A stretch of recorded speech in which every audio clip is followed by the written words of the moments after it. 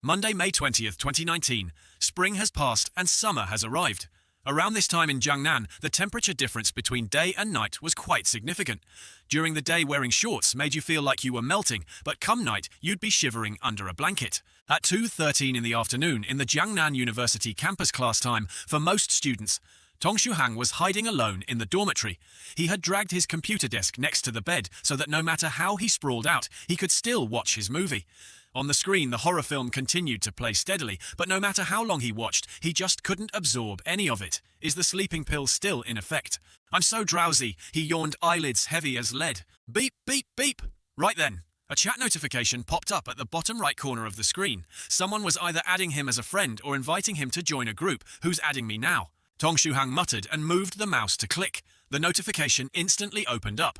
Huangshan Zhenjun wants to add you as a friend. A brief profile of Huangshan Zhenjun, male, 122 years old, currently residing in Huangshan. What a bizarre name. Is this one of my classmates messing around? Tong Shuhang wondered immediately, thinking of a few guys in class who, despite their age, still love to dream and roleplay. If it was them using a name like this, wouldn't be surprising at all, thinking that he clicked accept. Right afterward, another pop-up appeared. Huangshan Zhenjun invites you to join Group 9, Provinces Number 1. Group accept or decline. Tong Shuhang clicked. Accept again without much thought. Mountains of pressure. Shuhang joins the Group 9 Provinces Number 1 group.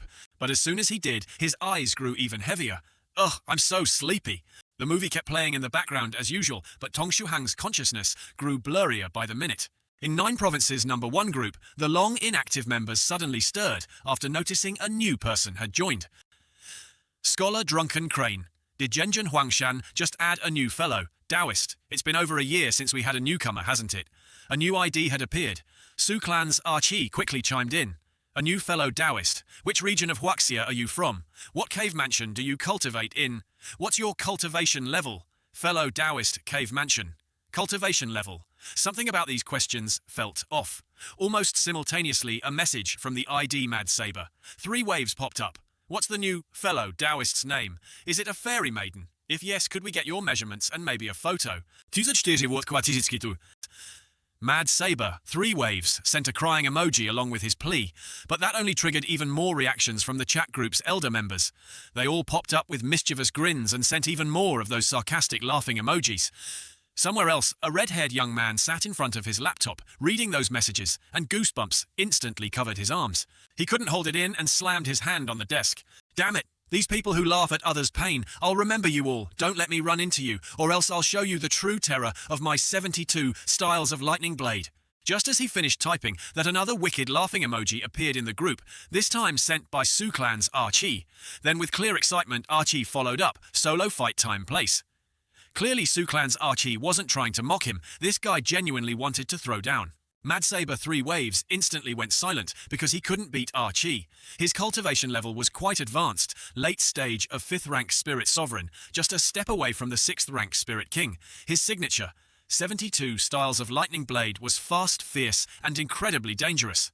His footwork was like lightning, and when enraged, even he feared himself, but it still wasn't enough to defeat Archie. He called himself Mad Saber when he went wild. He truly lived up to the name, even terrifying himself. But no matter how mad he got, he still couldn't win against Archie. After everyone in the group saw that Mad Saber 3 waves had gone completely silent, they didn't hold back one by one. They kept spamming, laughing emojis. This time, all Mad Saber 3 waves could do was send a single sorrowful line of ellipsis. The group buzzed with laughter for quite a while, but eventually someone noticed that the new member hadn't said a word. This aroused some curiosity. Scholar Drunken Crane finally asked, "Why hasn't the new fellow Taoist said anything yet?" Unfortunately, due to the lingering effect of the cold medicine, Tong Shuhang had already dozed off into a dazed sleep. Just then, Su Clan's Archie cheerfully sent another message. I looked it up, our new Taoist friends. Name is Mountains of Pressure Shushan. Ever heard of such a high-level expert with a nickname like that? The name kind of gives off a Confucian cultivator vibe, doesn't it? Really gets my hopes up. After that, Mad Saber 3 waves completely broke down. Meanwhile, in the private study of Pharmacist, another member of Group 9 Provinces Number 1, someone was sitting at their computer muttering, "Where's the AU key again?" Eventually, after some slow and painful typing, he managed to send a 2-character message. It was a vague, contextless message to True Monarch Yellow Mountain. About an hour later, Tong Shuhang groggily woke up. His head still felt foggy. I vaguely remember someone added me to a group, something like Group 9 Provinces Number 1. Casually, he opened the chat icon in the bottom right corner of his screen and pulled up the group chat window. Very quickly, the messages from the past hour appeared in front of him. Tong Shuhang skimmed through the whole conversation. Taoist friends, immortal abodes. Cultivation realms, senior experts. True monarch, this humble one. Chasing after a great demon hound. A whirlwind of Jianxia, immortal cultivation, terms the kind you'd only see in web novels. The member's way of speaking was oddly amusing. Half classical, half modern, half clear, half cryptic. It felt like modern people trying very hard to talk in ancient language. It seemed like this group was a Jianxia fan club. No scratch that this was definitely not an ordinary Jianxia fan club. Each member had their own Taoist alias. Their residences were called caves or immortal abodes. Even the group admin's lost pet was described as a great demon hound that ran away from home. Someone had even claimed they hadn't fought a Confucian cultivator in over 100 years. In other words, they were saying they'd been alive for centuries. Reading through it all, Tong Shuhang couldn't help but feel a bit awkward. This level of delusion. It's practically a psychological condition. More precisely, a very Huaxia-specific Xiangxia delusion. But it was fine, he liked it. Still, who exactly was this true monarch Yellow Mountain? I am Tong Shuhang, just an ordinary college student at Jiangnan University. But after this afternoon, my life will no longer be ordinary. There's a saying, a youth without fantasy is a youth wasted. Everyone goes through that phase to some degree. It's just that some wear it openly and others bury it deep in their hearts. You could call it overt delusion versus covert delusion. Tong Shuhang had always been a bit of an old soul. His phase came early and went away even faster. By the second year of middle school, while the kids around him were still dreaming of martial arts, heroes, superheroes, or celestial immortals waving around pretend swords, or practicing transformation poses, Tong Shuhang had already lost all hope and interest in that kind of thing. The laws of physics in this world were just too precise. Things like jumping 3 stories in one leap, or unleashing a dragon with a single palm strike, or those transformations in superhero shows. They were all just dreams. Yet somewhere deep inside, part of him still wished it could all be real. Maybe one day he hoped superheroes, aliens, or immortals might show up in real life. He knew it was impossible. But for some reason, the hope lingered. Maybe that's just a special quirk of the human species. Tong Shuhang chuckled and closed the chat window, but he didn't leave the group. He found the members of Group 9 Provinces. Number 1 intriguing. Their conversations, absurd as they were, had a peculiar charm. From the outside, it might all seem ridiculous, but to him, it was entertaining. So until the group admin noticed and kicked him out, he figured he'd quietly lurk, reading their bizarre chats during his downtime.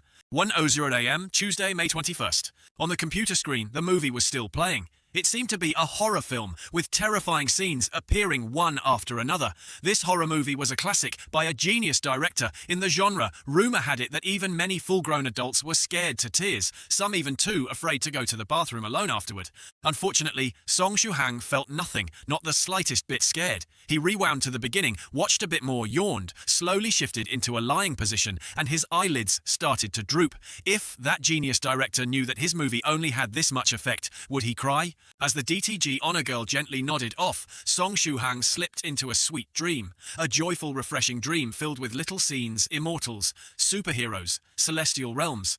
There were caped heroes in underwear saving the world, carefree cultivators roaming the earth with swords in hand. These were the dreams people had cherished since time immemorial. But with time, as people grew up, harsh reality shattered those dreams. People could only bury them deep within, never daring to think of them again. Dreams, after all, are just dreams. 1:00 a.m., Tuesday, May 21st, in the group chat, the group master Huangshan Zhenjun finally came online. As soon as he appeared, senior loose practitioner Beihe immediately asked Zhenjun, "Who is that stress of Mount Book you added yesterday? Where do they cultivate? You guys didn't talk to her. She's the daughter of an old friend of mine born in this era. Seems to have good aptitude already at postnatal stage, Tier 3 peak, and about to break through to Tier 4. Quite talented. Born in this era. Then she's probably under 40 at that age, reaching Tier 3. Peak in the postnatal realm, definitely a genius. But that Taoist name doesn't sound right. Just as loose practitioner." Beihe was puzzled. Huangshan Zhenjun suddenly exclaimed, my friend's daughter's Taoist name isn't Stress of Mount Book. What the heck is that name? Panic? It's not some weird phrase, it's the person you added yesterday. Wait, Zhenjun, don't tell me you added the wrong person. Let me check. A few seconds later, a string of cold sweat emojis appeared from Zhenjun. Let me double check. After a furious burst of typing crap, I really did add the wrong person. The ID differed by just 1 digit. I typed 9 instead of 8. I can't believe I made such a huge mistake. Loose practitioner.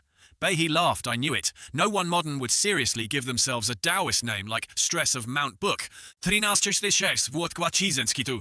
Waves instantly turned red with shame. He'd flirted with a girl only to run into her dad. There's no greater humiliation. He wanted to crawl into a hole. Luckily, the senior seemed kind, lightly brushing the incident aside. Then he greeted the others in the group, asked them to take care of his daughter, and promptly logged out, seeing the senior leave. 3 Waves exhaled deeply. Whew. He doesn't seem like the unforgiving type. Maybe one day I can still chat with soft feather Huangshan Zhenjun, loose practitioner, Beihee, even pharmacist. Normally silent as stone emerged with 4 words. Pray for yourself, huh? 3 Waves blinked, but pharmacist being stingy with words didn't explain further. Then loose practitioner. Beihee elaborated, those who don't seek death don't die, you still don't get it, 3 Waves. Look at the name of the newcomer, Lingdi Island. Sound familiar? 3 Waves frowned. Lingdi Island. Loose practitioner. Beihee followed up, yes, Lingdi Island. A senior, you should know. After a while, realization struck 3 Waves. The Lingdi Venerable. The Tier 7 cultivator with a sense of justice and pettiness. Petty, petty, petty, he shivered. Moments later, he typed frantically, anyone know how to kneel in the group chat? That Lingdi Venerable. The one who never lets things slide. Loose practitioner. Beihee's mouth twitched. Didn't I warn you? Huangshan Zhenjun sighed. Also, my friend never went offline. He was just AFK. 3 Waves nearly collapsed again. He could already see his future. Lingdi Wu newsy showing up, tying him up and torturing him for 3 days and nights. Oh, no, I was wrong. Zhenjun, please, plead for me. Zhenjun replied with a cold emoji everyone else ignored. 3 Waves, dog-like howls. Back to the earlier topic, loose practitioner. Beihee asked Zhenjun, what do we do about that Stress of Mount Book guy, Taoist?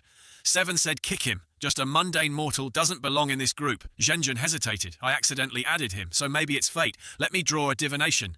He didn't want to immediately kick the guy. It would make him look bad. Better to use a reading as an excuse. Also, recently he'd taken an interest in divination, studying for nearly a month. Now he was addicted doing a reading before anything. He grabbed a Tang poetry book and started a fortune draw. Flip, shuffle, shake. He drew a poem, and for the first time ever it flowed perfectly. He looked at the result, and his face turned ashen, willing to be birds flying wing to wing in the sky, and trees growing intertwined roots on earth. That famous romantic poem by Bai Juyi, Winged Birds Entwined Trees. With that guy, he shuddered. Hell no, maybe my divination isn't strong enough yet. Try again, second draw. If love can last forever, why be together morning and night? Your grandpa's morning and night. This can't be right, try again. Third draw. Suddenly I turned around and saw you standing where the lamp had dimmed. Silence. Zhenjun slowly closed the book, looked up at a 45-degree angle gloom on his face, then calmly tore the book apart. Clearly I have no talent for fortune-telling. All those readings were nonsense, never again. He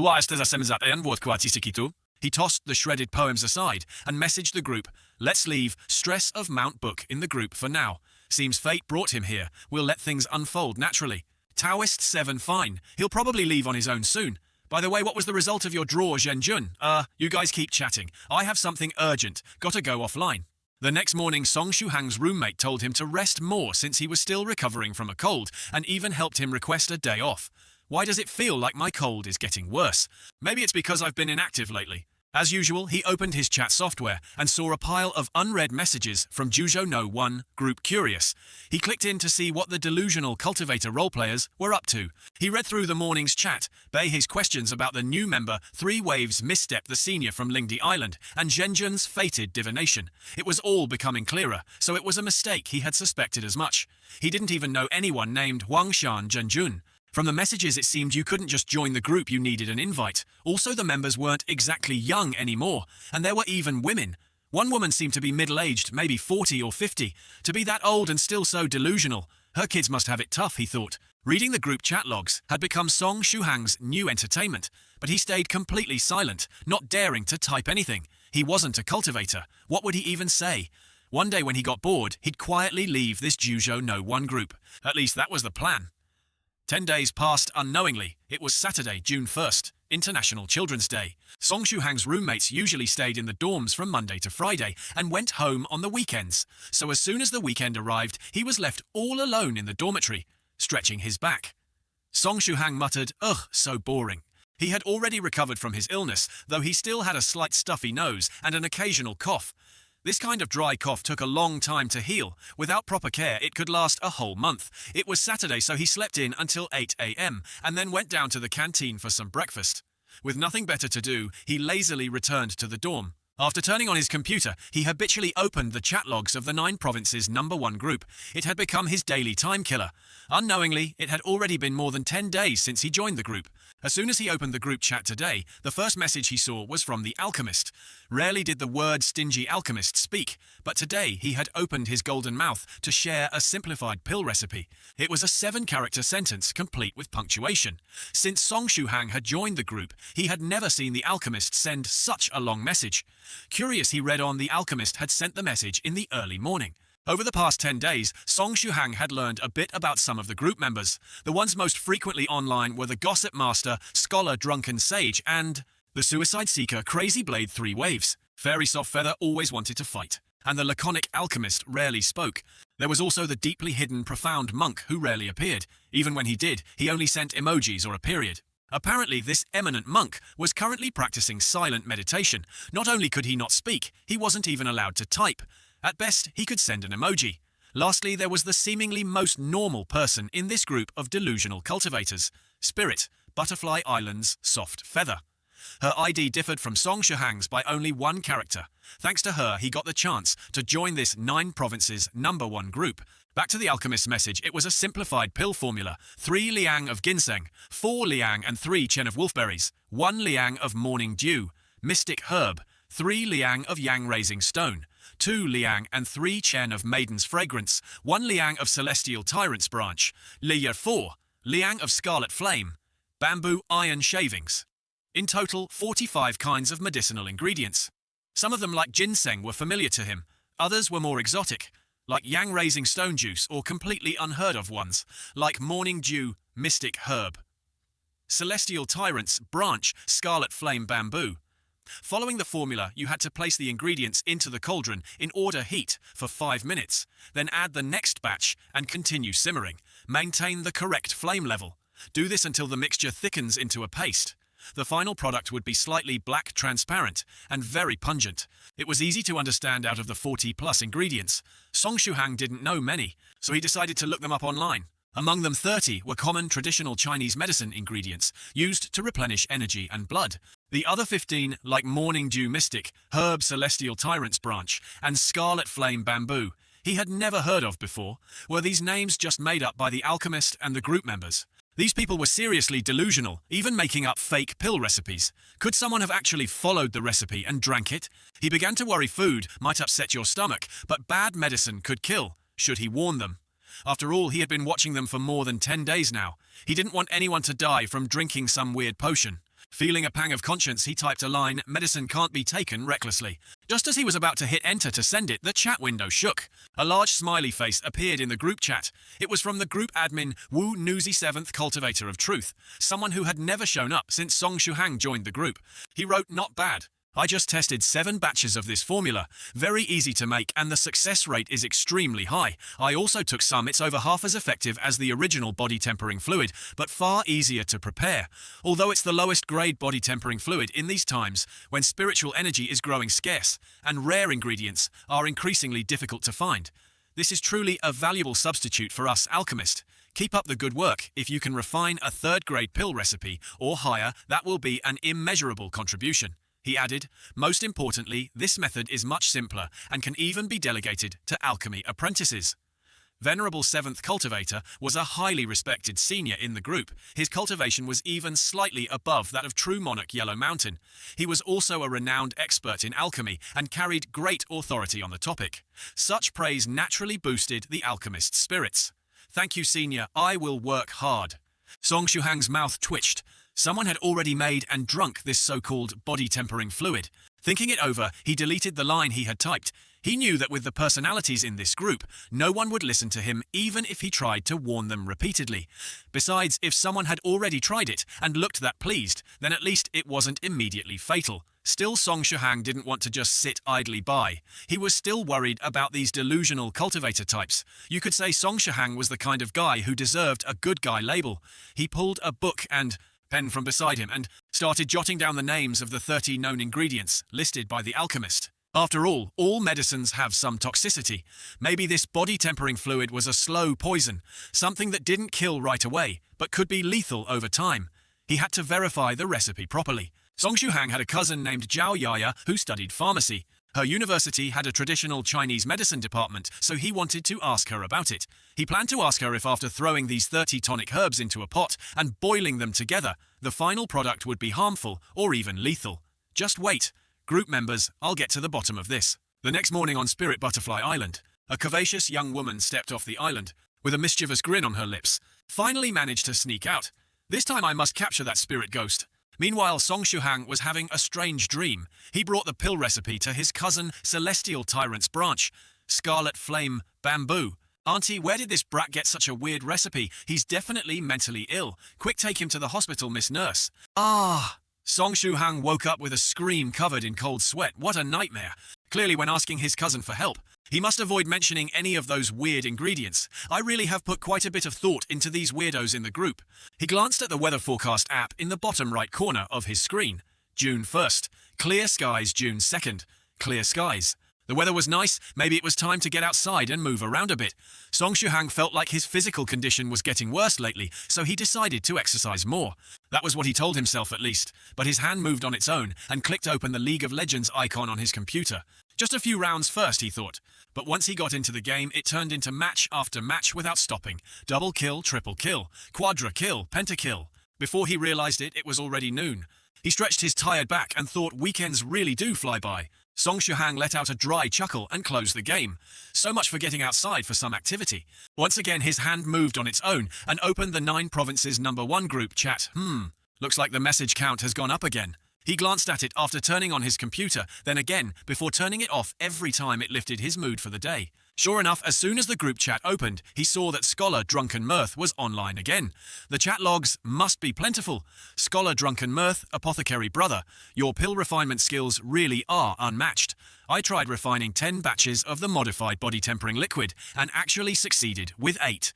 The medicinal effects were even better than I expected. Unfortunately, this version of the body tempering liquid only works for those new to cultivation, so it doesn't do much for someone like me, but it'll be a huge help to the disciples and students of the other seniors, like True Monarch Moon Saber of the Great Luo sect, once Senior Butterfly and the others. Get their hands on this recipe, they'll owe you a big favor. Apothecary Brother, even Hidden Wisdom, Monk who rarely surfaced, popped up with a thumbs up emoji. Scholar Drunken Mirth immediately laughed and said, I almost forgot. Master Tongxuan also raises a bunch of little monks. Apothecary Brother, looks like you've just gained another favor owed to you, wandering monk. Tongxuan replied with another smiling emoji, then went silent again. Scholar Drunken Mirth responded with a smiley face of his own, then walked to the living room and poured himself a cup of tea. He felt that this practice of silent meditation, or whatever it was called, truly tested one's patience. If it weren't for the group chat, allowing Master Tongxuan to at least send emojis, how would he even communicate with people? The Buddhist sect was always so troublesome, that's why he'd refused to join them in the first place. It was a good thing he hadn't been tricked by that old monk into becoming a little novice monk back then. About 10 minutes later, Mad Saber 3 Waves logged in. Fairy Soft Feather, Fairy Soft Feather. If you're online, please respond to me. He sent a flood of kneeling and crying ghost emojis. Scholar Drunken Mirth smirked. He already knows the answer, but he's still asking, hey fellow Taoist 3 Waves. You've been offline for days. Were you in closed-door cultivation or something? Mad Saber 3 Waves replied irritably. Closed-door cultivation, my ass. 3 days ago, Senior Lingdi Zhenjun came to visit me and stayed for 3 or 4 days. After that, well, you know, Scholar Drunken Mirth made it clear he had absolutely no sympathy. Anyone who walks straight into death on their own has no right to be pitied. 3 Waves tagged. Lingdi Island. Fairy Soft. Feather. Beautiful. Fairy. Soft Feather. Please come out and meet me just once, I really need your help. He added another begging ghost emoji. Fairy Soft Feather logged in and sent a question mark fairy. So glad you're here, I have a request. Please take your overly doting daughter obsessed, completely hopeless old man back. I beg you, I really do. He added another groveling emoji. Fairy Soft Feather sent a loud laughing emoji, then asked, daughter obsessed and completely hopeless old man. Cold sweat trickled down Mad Saber 3 Waves' forehead. Wait, something's not right. Old man, the heavens spun around him. Mother of mercy. That's not Fairy Soft Feather. It's Lingdi Genjun himself, using his daughter's account, Mad Saber.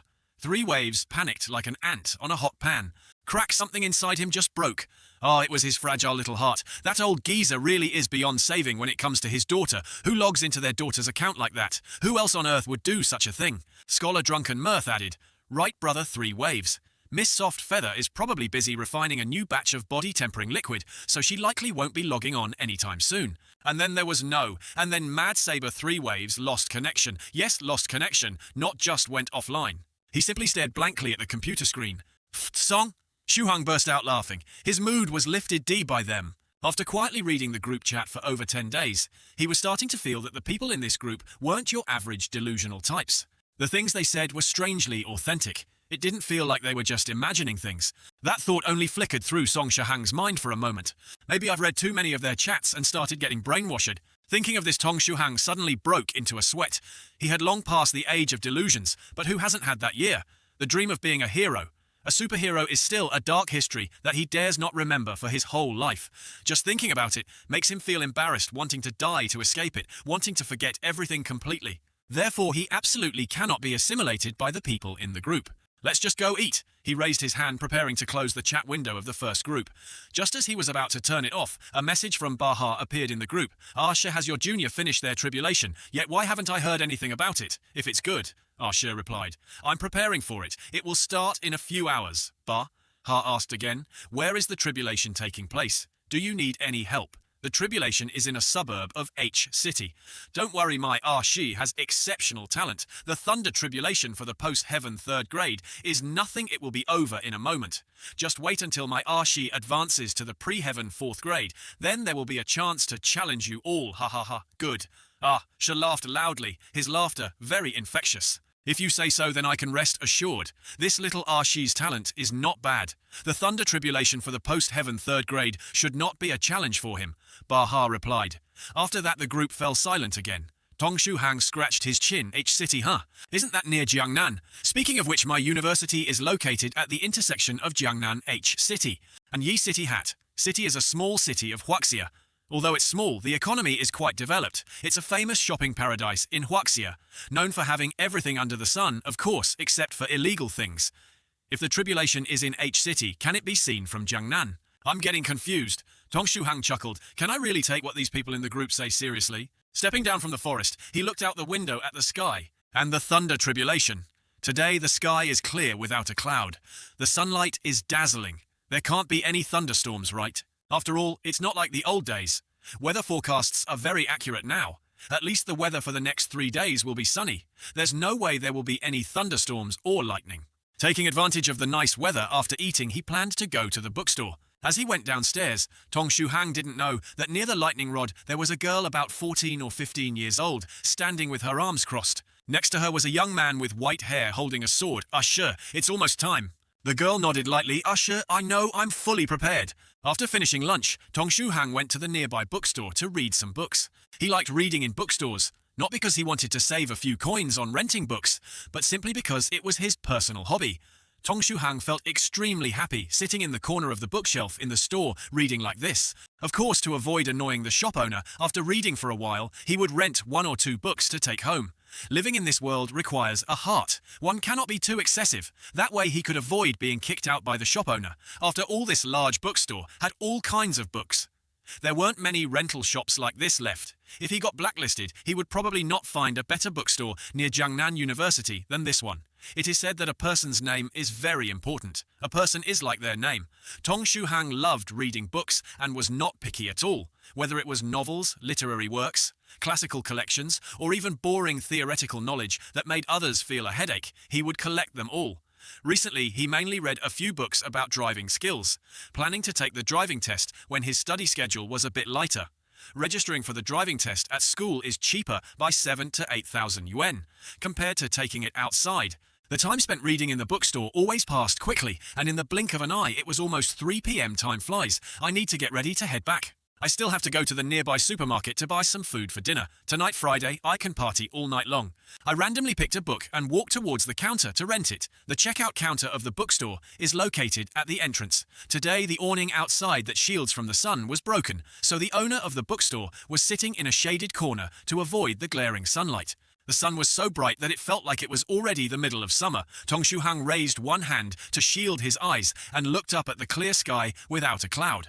He raised his right hand to present the book he intended to rent to the owner. The bookstore owner was a typical beauty from Jiangnan, delicate as if made from water.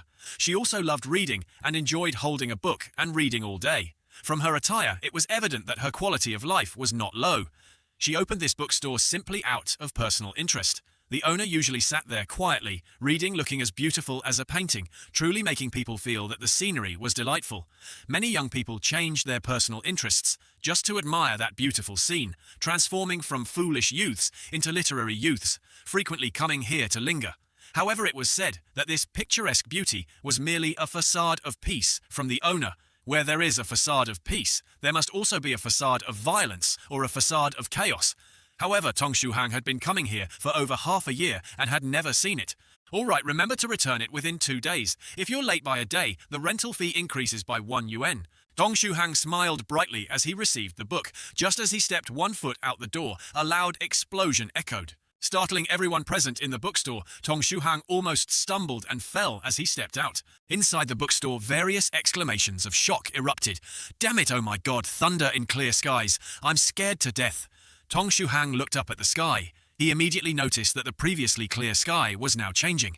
A dark cloud was gathering on the horizon, quickly covering the sky. It looked like a storm was approaching. It seems it's going to rain soon. Just now I was saying that the weather forecast from back then was unreliable. Whatever they say, it must be the opposite. If they say it's sunny, then I must definitely bring an umbrella when going out. I thought that after so many years, the weather forecast would have improved. Yet it still seems as unreliable as before. This is even worse than in the past. In the past, you just had to look at the weather forecast in reverse. Now you have to gamble on whether it's accurate or not. While lost in thought, he held the book he had just rented, preparing to take advantage of the clear sky to dash back to the dormitory. But Tong Shuhang hadn't even taken his second step out when another loud rumble echoed, making everyone's ears ring. The foot he had just lifted retreated back. In this Jiangnan region, the thunder used to be very loud, followed by a series of booming echoes. But now the thunder sounded like a firecracker with added explosives. Boom, rumble, boom. It was both loud and steady. Even the echoes were drowned out. Surely someone must have done something evil to be struck by heaven. What kind of heavy sin could lead to such a thunderous situation? Hearing 2 people whispering beside him, Tong Shuhang was stunned. Was it struck by lightning? Moreover, what caught Tong Shuhang's attention the most was that the dark thundercloud did not spread out. Instead, it remained concentrated on the horizon, with thunder rumbling continuously, but not spreading outward. The thunder lasted for more than 10 seconds without stopping, giving people a strong feeling that a storm was about to arrive. At the same time, at the place where Asher was, she had just gone through 3 rounds of tribulation. The corners of her mouth were still raised as if nothing had happened.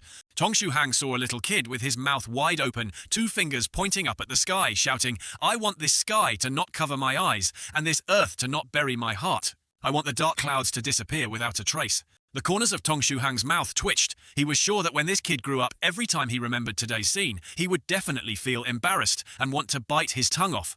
Moreover, such embarrassing moments would follow him for a lifetime. After a long time, when he finally felt he had forgotten this memory, it might resurface from some corner of his mind one day, making him wish he could scream, "Go die." He would hate himself for being foolish and doing something crazy back then, because he had also been through it. He understood very well. It was just that he didn't know why, upon seeing this comical kid, Tong Shuhang suddenly remembered the delusional group obsessed with fairy tales in the first group. Really, why do I feel so familiar with this, as if I've known it before? But just at that moment, the sky returned to a clear state without clouds, and the sunlight shone everywhere. It was as if the thunder and lightning from earlier were just a misunderstanding, or some kind of illusion. The little kid was excited. I've chased the dark clouds away. Tong Shuhang was stunned. What kind of situation is this? Could it be that the sound of thunder was like firecrackers? Was the image of the zigzagging lightning just now something I misheard, an illusion? Meanwhile, the little kid ran happily towards his mother. "Mom, I'm a fairy now." Tong Shuhang frowned. A fairy? He just didn't understand why. Upon seeing this comical kid, he suddenly remembered the delusional group obsessed with fairy tales in the first group H City, the Thunder Tribulation for the post-heaven third grade. The content of the conversation in the group flashed through his mind. No matter how strong Tong Shuhang's heart was, it skipped a beat. The gathering of thunderclouds just now seemed to be right above H City. Could it be true? The weather forecast said it would be clear, but suddenly the strange scene of thunder and lightning appeared. As Tong Shuhang thought about this, he suddenly felt a bit embarrassed. Ha ha ha, how could that be? How could something like this happen in the world? It must be a coincidence, right? Am I still a child to have such thoughts? What is this about tribulation? What about immortals? I must have caught the disease from those people in the group, and that kid in front is also getting scolded by his mother. What kind of immortals are we talking about, this fool? Tong Shuhang pondered in his heart. Although the content in the chat was quite amusing, he should leave the group as soon as possible. Otherwise, if he stayed too long, he would be assimilated. He planned to wait until he could verify the efficacy of that pill formula and confirm whether those tonics were harmful before leaving the group. In fact, these were just a few friends in the same chat group, and he had been added without understanding anything. Tong Shuhang could completely disregard the life and death of others, but he always felt that if he knew the medicine was poisonous and the other party took it, he would have to advise them against it, regardless of whether they listened to his advice or not. At least he wouldn't feel guilty about it. That's right, no guilt. Tong Shuhang stretched as if he had figured something out, but he didn't know that the one who had just gone through the tribulation, the girl named Sanshi Liu, had just brushed past him. The dark clouds in the sky were merely a coincidence. There was absolutely no such thing as a tribulation. Meanwhile, the girl Sanshi Liu had blood trickling from the corner of her mouth, with lightning flickering around her, gradually disappearing into the crowd. After returning to the dormitory, Tong Shuhang opened the chat app and sent the list of medicinal materials he had copied to his cousin. Sistanha Nha, for example. If we put all these medicines into a pot and boil them down into a paste, would eating that cause death? If you have time, could you check it for me? After sending it, Tong Shuhang leaned back in his chair, his mind blank. His cousin Tong Ha was different from him. She was interning and rarely went online. Sometimes she would only be online for a bit every few days, and it was very normal for her to reply only on weekends. If possible, Tong Shuhang didn't want to ask about this online. After all, some things are better said directly to avoid misunderstandings. If his cousin thought he intended to take that medicine and he didn't clarify in person, it could lead to a misunderstanding. He feared that his mother would fly over to see him and then give him a good scolding.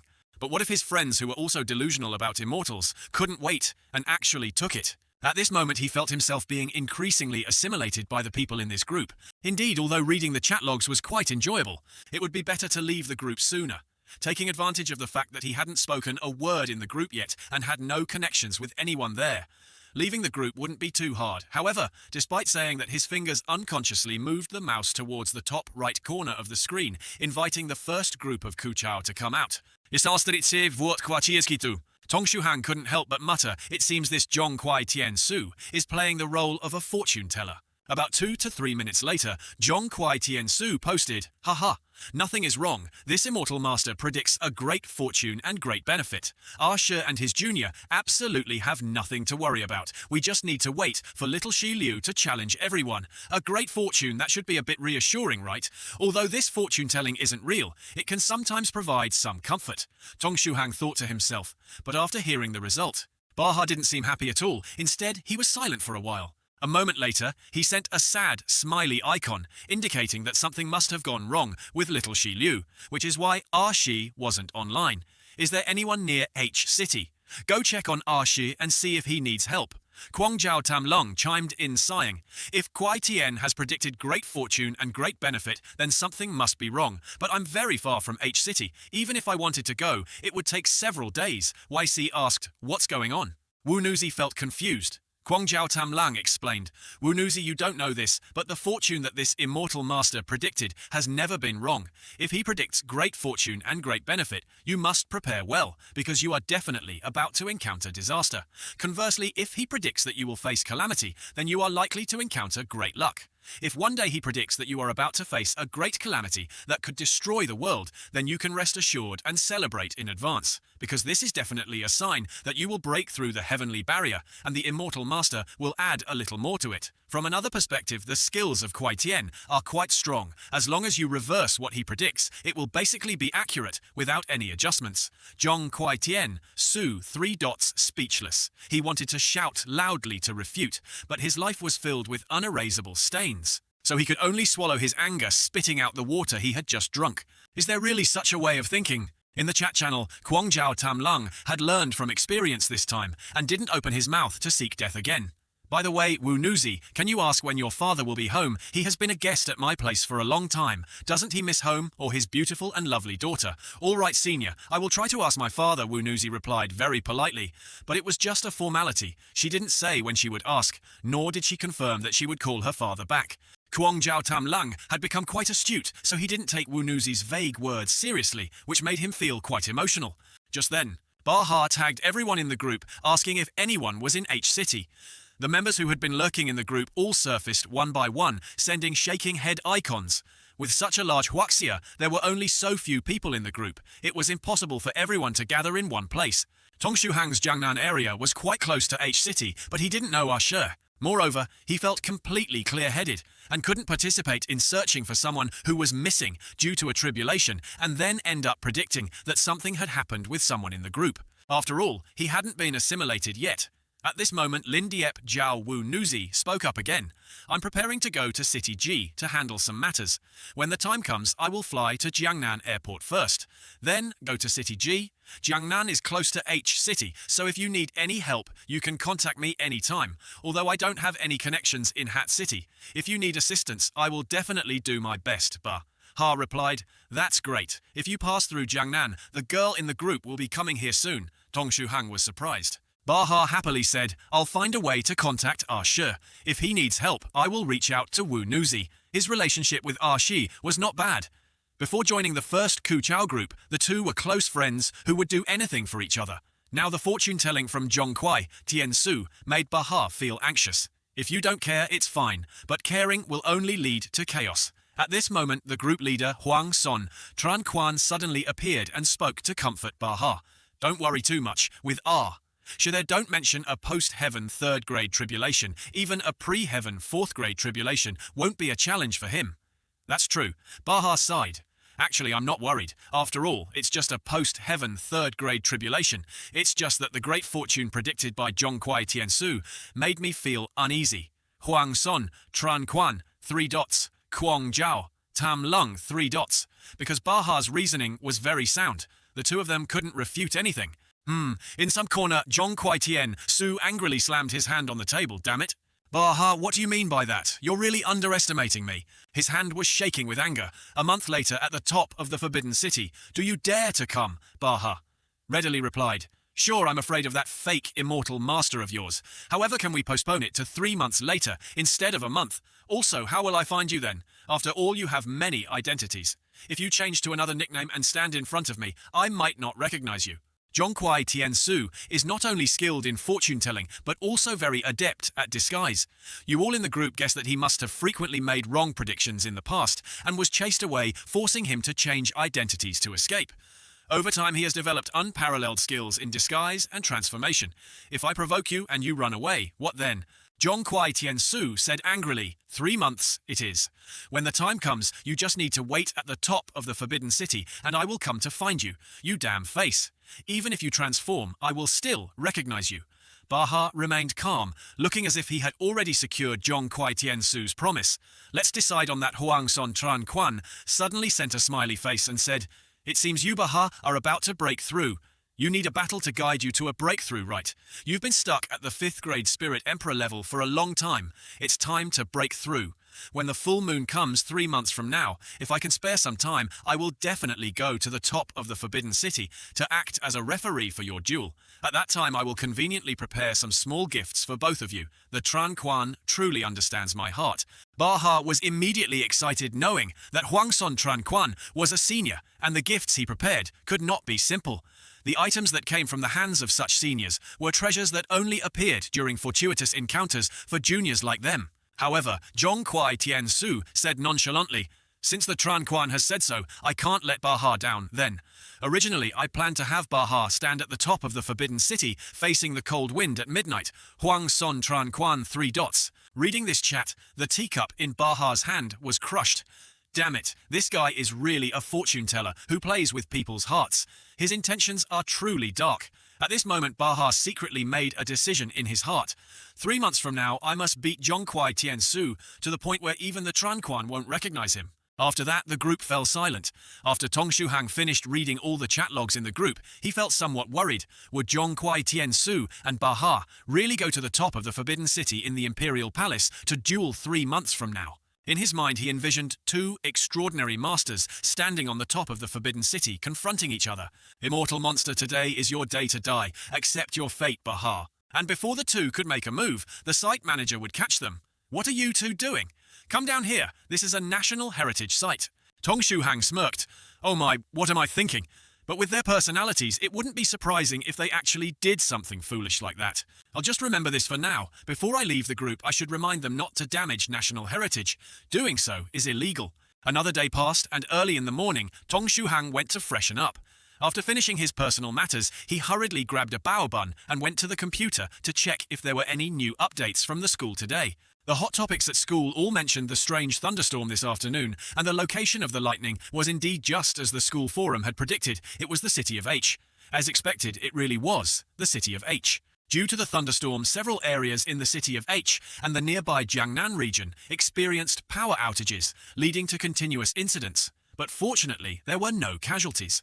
There were also some bits of news about the Jiangnan University area. For example, there were changes to the Handsome Boys board at school, and some academic prodigy had achieved national fame by winning first place in a national competition. There were also reports about how much a pair of shoes worn by a certain graduated senior was auctioned for, and all sorts of trivial matters like that. The school forum didn't interest him much. He just skimmed through it to have something to talk about later when chatting with others. Suddenly a notification popped up indicating there was new news piquing his curiosity. The school forum was buzzing with discussions. Some people commented gleefully, wondering who had done this, as the attackers showed no mercy, whether it was a group of fighters or some martial artists. Some speculated that the boxing team was training new recruits and organized a collective attack on the delinquents. Others added that all of them were knocked out and were being taken to the hospital. No one had regained consciousness yet, so it was unclear who had done it. Some recounted theories. According to shop owners in the alley, there hadn't been any major brawl, moreover. Even if there had been a fight, it wouldn't have ended with everyone lying flat like that. It couldn't possibly be a mutual destruction situation, so it was very likely that some expert had intervened, handling these delinquents swiftly, whether it was one person or a few. An expert, you say? Like one person taking on 80, haha. Some laughed, noting that the number of delinquents beaten was at least 80 if not 100. With such a large number being knocked unconscious in just a few minutes without a single one escaping was quite a feat. Only a hero from a novel could achieve something like that. Perhaps it was special forces from the military who had intervened. I heard that special forces can knock down ordinary people as easily as pie. In just 1 minute, they can take down dozens of people. Is the guy up there telling a joke? Even if special forces are that strong, they still have their own missions. Sending them to deal with delinquents is like using heavy artillery to swat a fly. Let's not talk about it anymore. Once those delinquents wake up, we'll know who did it. Song Thu-hang forced himself to stay on the website. After all, the matters concerning those delinquents had nothing to do with him. He casually skimmed through a few comments before closing the news window. Although Song Thu-hang was only 175 meters tall, he was quite strong. He was not someone who could be easily bullied, so he lived in a completely different world from those delinquents. Unless something unexpected happened, he would have nothing to do with them for the rest of his life. Stretching his shoulders, he closed the school website and sat back in his chair. The strange thundercloud from the day before still lingered in his mind. He clearly wanted to relax, but that image kept repeating in his head, making it impossible for him to calm down. Why does this keep swirling in my mind? I need to play some games to clear my head. The next day, Sunday, June the 2nd, at 7 a.m., the sky was clear. Song Thu-hang woke up early. He had intended to stay up all night, but a series of strange events yesterday made him feel odd. He had no desire to stay up late, so he took a shower and went to bed early. Tonight, his roommates would be back. After getting out of bed and washing up, Song Thu-hang habitually opened the chat window in the bottom right corner of the screen. His cousin still hadn't replied, so it seemed he would have to wait a few more days. If she still hadn't responded in 2 days, he would just call her directly. Sitting back down at his computer, he opened the #1 chat group out of habit. Every time he glanced at it, his mood instantly improved. However, if he looked too much, he might get too absorbed. He didn't want to open it, but since he had, he might as well see if there was any interesting news today. The first piece of news in the group came from Tothi A, that which worried everyone. There had been a little incident with Teothap Luke's thunderstorm, but I've already handled it. After the incident with Teothap, that she was a bit stubborn, however I managed to bring her back without causing any major issues. Just, a few dozen unruly kids were knocked out by Teothap, that near the city of H, and there were no fatalities. Next, I need to take Teothap. That back to the Tongmon in Toti. I probably won't be online for the next few days. In short, everyone don't worry. This message was sent at 3 a.m. today. Bak Hatan Han replied, immediately saying it was good that there were no issues, which put him at ease.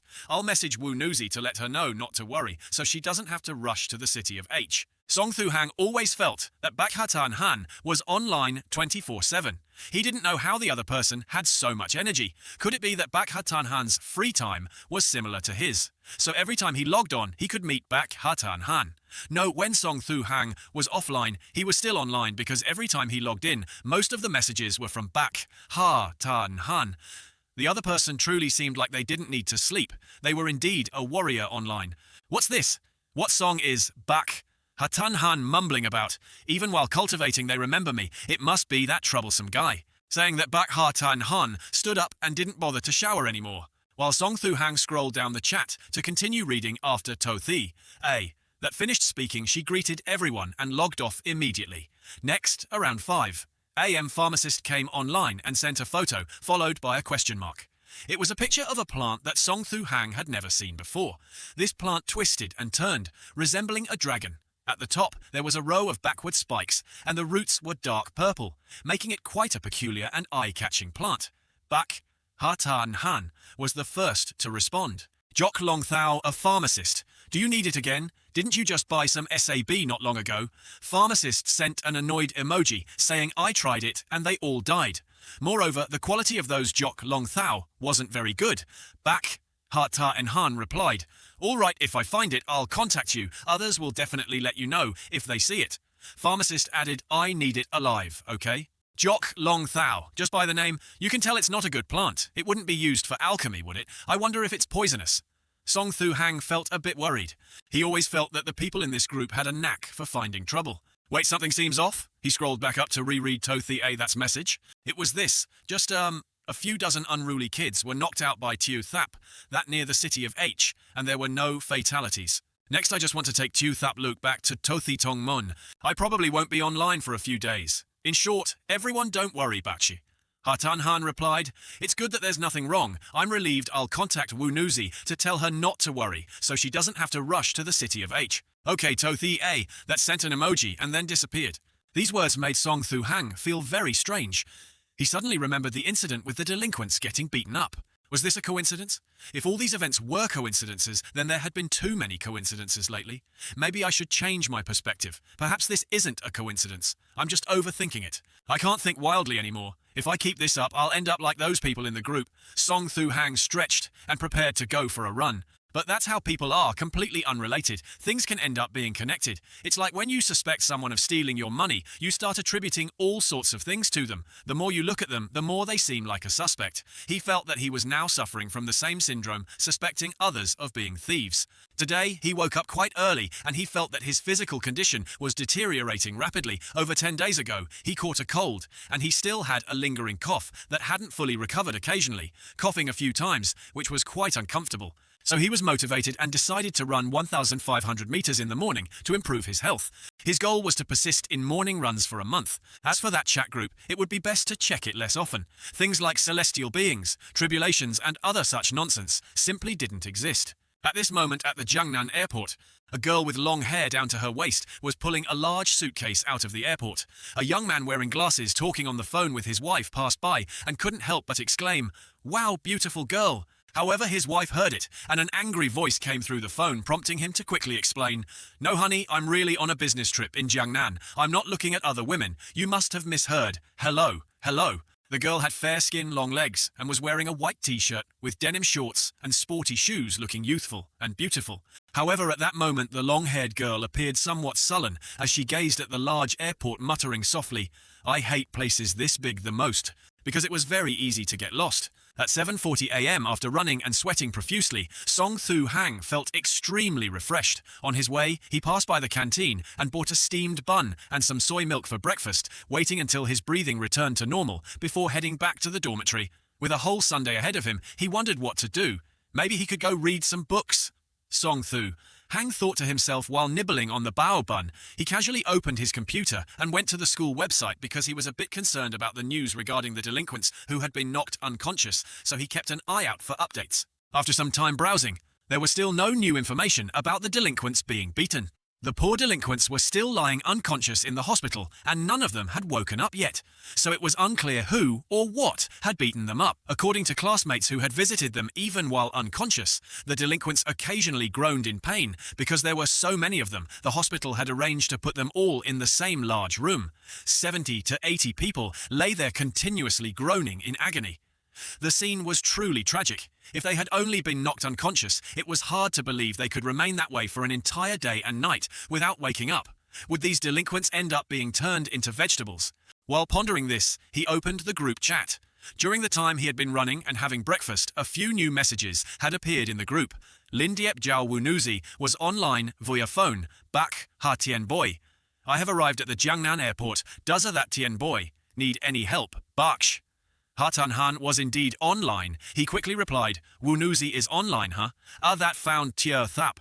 Luke early this morning and left the city of Hat already. You don't need to worry about them. Just focus on getting to City G for your work. That's good," Wunuzi replied, then added, "A, that has already left the city of H.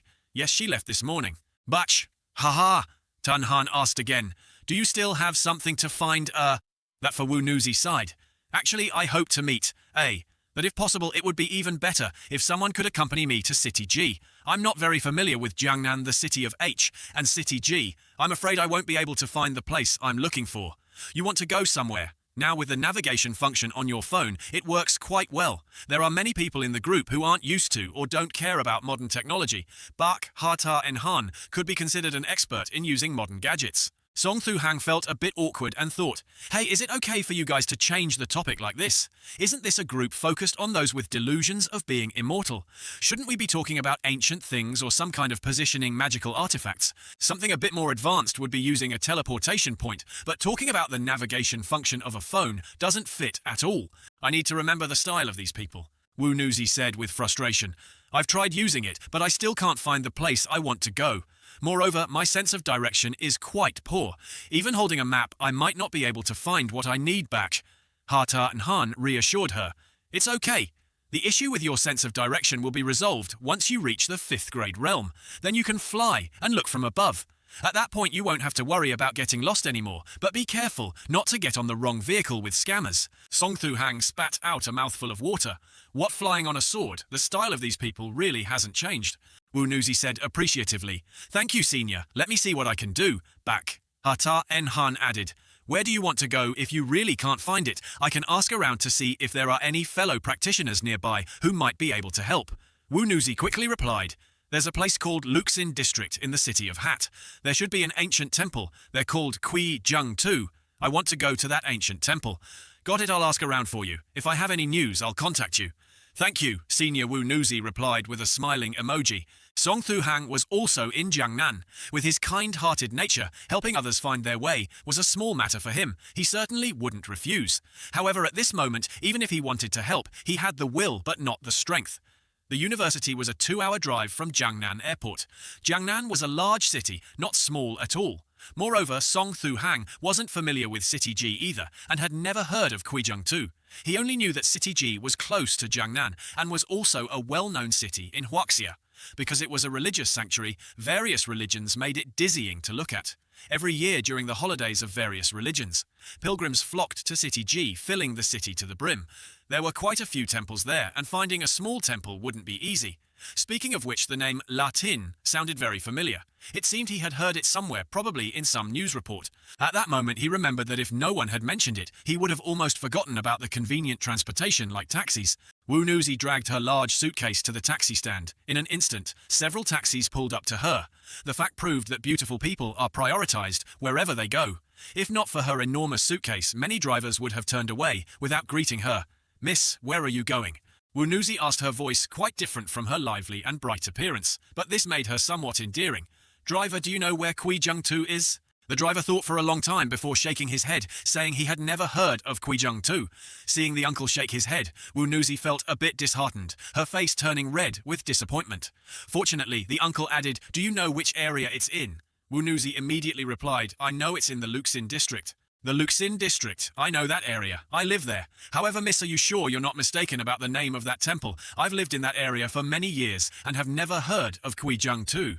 Driver, just take me to the Latin area," saying that Wu Nuzi lifted her enormous suitcase. This almost startled the uncle. This suitcase must weigh over 60 kilograms, maybe even more. It was comparable to the weight of an adult man. "Miss, you're really strong. Sit tight. Let's go." In the #1 chat group, Lin Diep Zhao Wu Nuzi was online via phone back.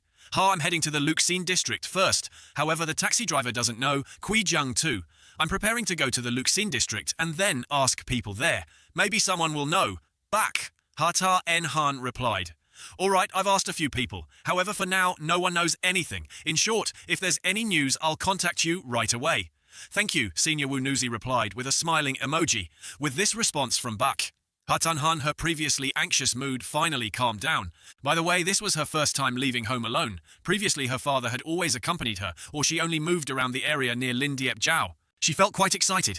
At this moment, Song Thu Hang didn't see this chat because he really had nothing to do, so he went for a stroll in the nearby area to relax. Speaking of places to unwind, he couldn't help but mention the food paradise next to Jiangnan University. The food paradise was a bustling area for food sales, about a 20-minute walk from Jiangnan University.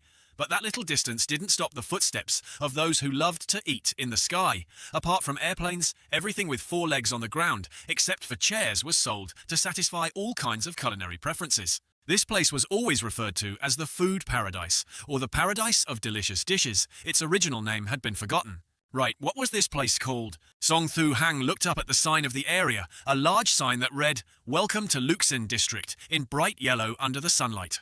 "Oh right, this place is called Latin area. What a nice name," Song Thu Hang thought as he walked inside. After taking a couple of steps, he suddenly stopped. Then he quickly backed up to the sign, staring intently at the bright yellow letters.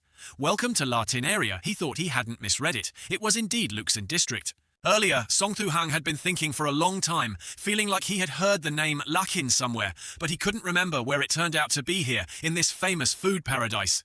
No, it wasn't the Lakin that Wu Nuzi mentioned in the group. That was in City G. This was Jiangnan. Could it be that Wu Nuzi remembered the place wrong, or did both City G and Jiangnan have a Luxin district? This was quite normal, only city and province names rarely overlapped. However, names of towns, areas, or villages often did. The Lakin that Wu Nuzi wanted to go to must be the one in City G. She probably wouldn't come to Jiangnan, since he was here to relax. Song Thu Hang didn't think much more about it. He walked and ate, eating while strolling around. He didn't know how long he had been wandering, but when he felt a bit tired, he casually sat down to rest in a seating area. Opposite the resting area was a large section of Lakin, bustling with people coming and going. The weather had just warmed up, but it couldn't stop. Women's love for beauty everywhere were tight-fitting dresses, crop tops, short skirts, low-rise pants, high heels, boots, and flip-flops of all styles. The long white bridge was mesmerizing, with ample bosoms and slim waists, adding various charms to the LT area. Just sitting in this resting area, he could see countless pairs of long, fair legs, radiating dazzling light. Song Thu Hang randomly chose a spot to sit down and rest, which was also the best place to admire beautiful women. 3 boys sat next to him, seriously rating the legs of the girls. One chubby guy with thick glasses pointed at a girl in a red dress and said, "Did you see that? The girl in the red dress standing at the bottom corner of the electronic screen. Wow, that figure. Just then, the chubby guy with glasses excitedly shouted louder, "Look over there, 100 points! 100 points!" The bright-faced guy immediately rushed over and grabbed the chubby guy's cheek, saying, "What are you shouting about? No way! 100 points!" But when he looked over, there was indeed a beautiful figure stepping out from around the corner beneath the large screen.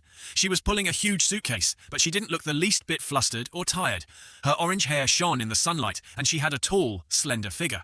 Even though she was wearing a pair of ordinary sneakers, it was clear that her legs were longer than those of the people around her. With each step she took, she covered double or triple the distance of an average person. She truly resembled a female lead from a drama standing still, yet exuding an aura that made her the center of attention. The beautiful girl with black hair walked quite quickly, catching up to the girl in the red dress that the three guys had been evaluating just moments ago.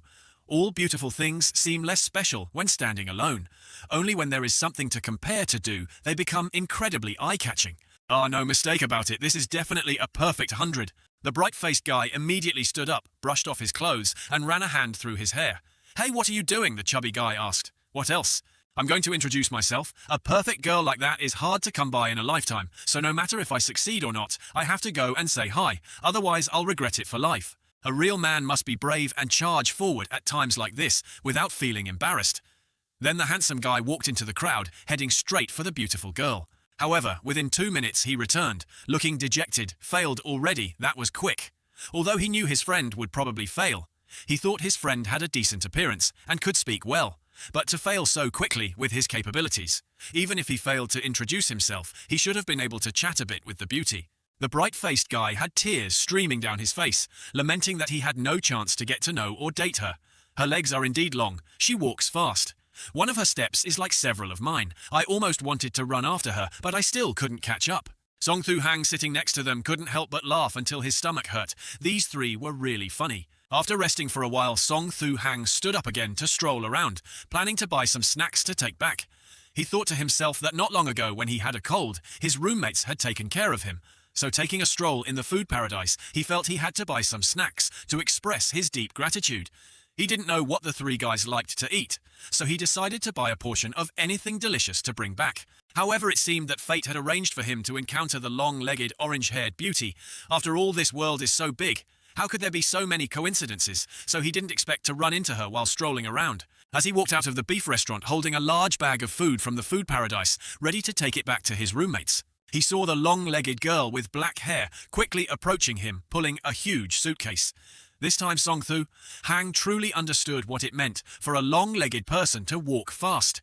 Clearly, when he first saw her, there was still a considerable distance between them, but in the blink of an eye she had reached him. What a coincidence! In the eyes of sorcerers, the future is like looking at flowers in the fog, always filled with mysteries and uncertainties. However, a very famous sorcerer believed that the future would also change according to the different choices of each person. But no matter how one chooses, it is never random, because nothing in this world is random. If it is merely a matter of course. Even when two people meet, it may seem coincidental on the surface, but in reality, it is a matter of course.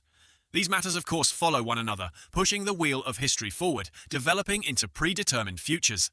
Saying all this, the only thing he wanted to express was that no sorcerer's predictions are wrong. If there is a mistake, it is only because the outcome predicted by the sorcerer represents a future that will certainly occur in a parallel world, and you, based on something that is certain to happen, will lead to a different future.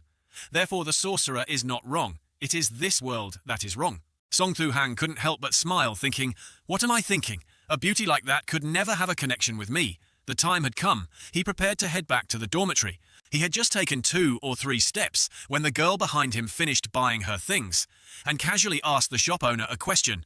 Song Thu-hang didn't intentionally eavesdrop on others' conversations, but he happened to overhear her question.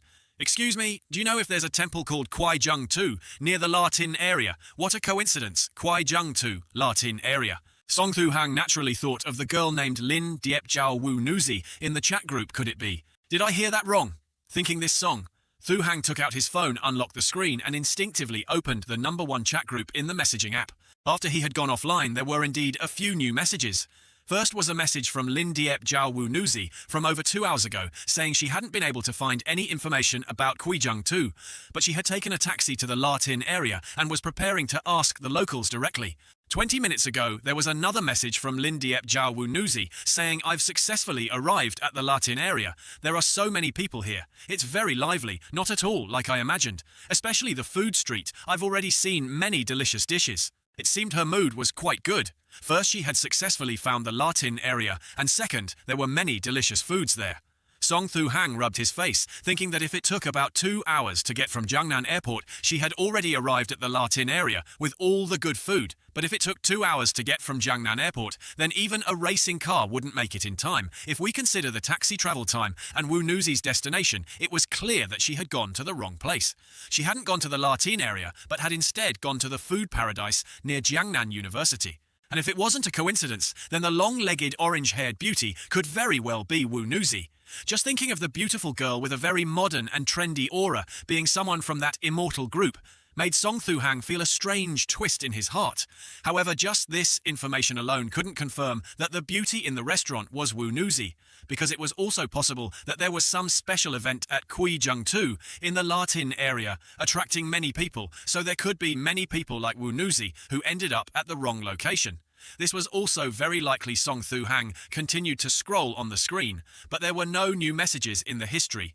Bak, Hata and Han was either not online or was busy asking for information about Guizhou. While Song Thu-hang was scrolling through the screen, Lin Diep Zhao Wu Nuzi sent a voice message. Song Thu-hang unconsciously opened that message. At the same time behind him, Wu Nuzi, tired, let go of her suitcase and stepped out of the restaurant, looking a bit disappointed. This was already the 12th restaurant. The previous shopkeeper had made a good suggestion, but whether it was a new or old restaurant, she had already asked them all. None of them had any information about Guizhou. She sighed, took out her phone, and with one hand opened the chat app, tapping into the #1 chat group. After waiting for a while, she still hadn't received a reply from Bak Ha. Since she was holding something in one hand, it was inconvenient to type, so she opened a voice message and spoke in a soft voice. Bak Ha Tian boy. Do you have any news about Guizhou? I've asked many shopkeepers in the Latin area, but no one knows anything about it. Please let me know if you receive any messages. She released her thumb and the voice message was successfully sent. By the entrance of the restaurant, Wu Nuzi saw the young man who had just given way to her earlier, now standing by the road. She saw him tapping on his phone, not knowing what he was doing. Wu Nuzi didn't pay much attention and continued walking forward. Just then, the young man's phone emitted a sound that Wu Nuzi found very familiar. Bak Hatien boy. Do you have any news about Guizhou? I've asked many shopkeepers in the Latin area, but no one knows anything about it. Please let me know if you receive any messages. Wu Nuzi instinctively turned her head to look back. Wasn't that her voice? Moreover, this was the voice message she had just sent. Wu Nuzi was first taken aback, then a feeling of indescribable joy surged within her. The young man in front of her was actually a senior in the #1 chat group. Wu Nuzi, who had been feeling down about being lost, suddenly felt like she had found a lifeline. She was still dazed by the soft voice, which was indeed very pleasant to hear. At that moment, a breeze carried a fragrant scent into her nose, a faint floral aroma that also resembled the scent of a young girl's body. Song Thu-hang turned around and saw the long-legged girl with orange hair standing behind him, her face beaming with joy. Her eyes fixed on him. In her soft voice, filled with the joy of meeting a familiar face far from home, she said, "Senior #1 chat group." Song Thu-hang stumbled and fell, and the long-legged girl sat down beside him, their eyes meeting. At that moment, Song Thu-hang truly didn't know what expression to use to face this girl. At this point, there was no need for her to introduce herself anymore. If Song Thu-hang still couldn't guess her identity, he might as well go to the market and buy some tofu to commit suicide. Song Thu-hang felt that his voice sounded very unnatural, extremely unnatural. Lin Diep Zhao Wu Nuzi. Wu Nuzi finally calmed down a bit and began to assess this senior. "It's me. May I ask what your Taoist name is?" In her memory, among the Taoist names in the #1 chat group, aside from Toti, a Thap Luke, who had just transcended yesterday, everyone else was her senior. This senior in front of her looked to be only in his teens. Surely, this couldn't be his real age. He was about 175 meters tall, with a gentle face that seemed easy to talk to. His kind expression gave off the vibe of a good person, making it easy for others to label him as such wherever he went. Moreover, she couldn't discern the cultivation level of this senior. His aura was completely restrained, as if he had blended into the world of ordinary people. Wu Nuzi thought to herself, has he already reached the level of true chi like my father? The term senior made Song Thu-hang feel a bit uncomfortable in his gut. This blonde girl looked to be around 20 years old, while he had just turned 18 not long ago. Did he really look that old, like a middle-aged man? And what about Taoist names? He immediately recalled the pile of nicknames in the chat group, all of which were something like Huang Son Tran, Quan, Beihe XX, Zhong Chu, and Fu Chu, which made him feel even more uneasy. Song Thu-hang didn't want others to think he was delusional. He said, "Ahem, you can just call me Song Thu-hang. And please don't mention Taoist names anymore." Wu Nuzi, feeling a bit embarrassed, replied, "Oh, I'm sorry, senior, I momentarily forgot. As a cultivator, it's common knowledge not to mention Taoist names in front of others. She had been too excited and had forgotten." Song Thu Hang coughed twice, feeling as if his cough, which was almost gone, was now flaring up again. He leaned slightly forward and waved his hands repeatedly, saying, "You don't have to call me senior, just call me Song Thu Hang." "Oh no, that's not very good." Wu Nuzi shook her head. Song Thu Hang insisted, "Please just call me Song Thu Hang, or Tu Hang, or Tu. Song, whatever you prefer." If Wu Nuzi called him senior one more time, he would feel very embarrassed. After all, this was the real world. Wu Nuzi, feeling awkward, still added senior, but internally calmed down, her face breaking into a smile. It seemed that this senior was a good person, and not the cold type. If that's the case, perhaps this senior would help her. Wu Nuzi cheerfully said, "Song Tien boy, are you here to help me?" Song Thu Hang was completely defeated. "All right, you can call me whatever you want." He lifted the large bag in his hand. The two of them, with such a big suitcase, were indeed blocking the way for others, so it was best to find another place to talk. "Let's walk and talk," he said, and Wu Nuzi immediately followed him to keep up. Song Thu Hang said, "I checked the history of the #1 chat group. It seems you wanted to go to the Latin area in City G." Wu Nuzi was very smart. From Song Thu Hang's tone and attitude, she guessed the truth and looked at him with pleading eyes. "Yes, that's right. The Latin area in City G. Wait a minute, senior. Could it be that this isn't the Latin area?" Song Thu Hang sighed and said, "This is indeed the Latin area, but it's the Latin area in Jiangnan, not in City G. You should check the navigation on your phone." Wu Nuzi tilted her head, took out her phone and started tapping, but as soon as she opened the phone, it rang with a pleasant sound, and the screen went dark. Wu Nuzi looked at Song Thu. "Hang Song Tien boy, my phone is out of battery." Song Thu Hang once again felt a sudden pang in his heart. This beautiful woman seemed a little bit silly. Still, he handed over his phone. "Here, use mine completely black." Wu Nuzi happily accepted the phone, chirping out her thanks, and then looking at it. Suddenly the phone rang out with a cheerful dingling before the screen went. Wu Nuzi once again lifted her eyes to look at Song Thu Hang Sr. "Song, your phone has also run out of battery." Damn, Song Thu Hang finally remembered when he went out earlier. His phone still had 6% left. After sitting around for almost 3 hours and browsing the internet just now, it was only natural for it to shut down. Song Thu Hang sheepishly took back his phone, then asked hesitantly, "Wu Nuzi, is the matter you're going to handle urgent?" Her voice was still as soft as before, not sounding too rushed, but she said it would be best to get there as quickly as possible because any delay could bring complications. If she didn't hurry, her father would return home from visiting Senior Kwong, Jiao Tam Lung, and take her straight home. That was why she had given only a vague answer when Senior Kwong Jiao Tam Lung asked about her plans in the group chat. If her father came back home, she wouldn't be able to sneak away anymore. Song Thu Hang suggested, "If you like, you can come to my dorm for now. I'll help you look up the way on the computer and you can charge your phone, but it'll take about 20 minutes to get there. Is that okay?" Song Thu Hang was a gentle, consistent young man with a warm, friendly face, a truly good person at heart. So he really wouldn't just leave Wu Nuzi alone without a care. In this world, aside from one's father, who would turn a blind eye to a beautiful girl like her. "Your dormitory? Is that the place where seniors go into seclusion?" she asked. If it's only 20 minutes away, then it's fine, but she also thought, no, this is a boys' dormitory, and bringing a beautiful girl there will surely cause a stir. The school dormitories were very strict for female dorms. Boys were absolutely forbidden to enter just one step inside, and they'd be facing a death sentence. But for female students, the boys' dormitory was like a garden, come and go as they pleased. So when Song Thu Hang brought a girl back to the dorm, no one stopped him. Besides, it was Sunday, so most students were out relaxing or holed up in their rooms. Gaming, bringing Vun Hu. Two back didn't attract much attention though. Song Thu Hang still felt a bit like a sneaky thief glancing around nervously. Finally they were safe, Vun Hu. Tu also glanced around curiously, realizing just how dangerous the boys' dorm could be. Fortunately, his roommates typically wouldn't be back until 3 or 4 p.m, or even later in the evening. The room was small, a 4-person room, but it had everything: a bathroom, a balcony for drying clothes, and a small kitchen. Song Thu Hang invited her to sit down. "Please have a seat, would you like something to drink?" She sat down and said, "I'd like a cup of Lin Mak Beach Tra." Huh, Lin Mak Beach Tra. Was she kidding, or was that some new drink he'd never heard of? Song Thu Hang froze for a moment, then quickly remembered the true identity of this beautiful, long-legged girl. Though she looked pure and sweet, she was actually a cultivator, completely immersed in her fantastical world. This Lin Mak Bitch Tra must be some kind of spiritual tea that the members of their group chat talked about. Song Thu Hang felt a faint pang in his chest. We don't have that here, but I have lemon water, mineral water, Coke, or milk. Please pick one. Vu Nu too seemed a bit surprised. How could a senior cultivator not have Lin Mak Bich Tra? She knew this tea was the most common hospitality drink for cultivators, with only a faint spiritual energy, but a rich aroma that lingered long after drinking. It wasn't as miraculous as medicinal pills, but it was far more affordable. Every cultivator would have some in stock. Then she realized, I understand.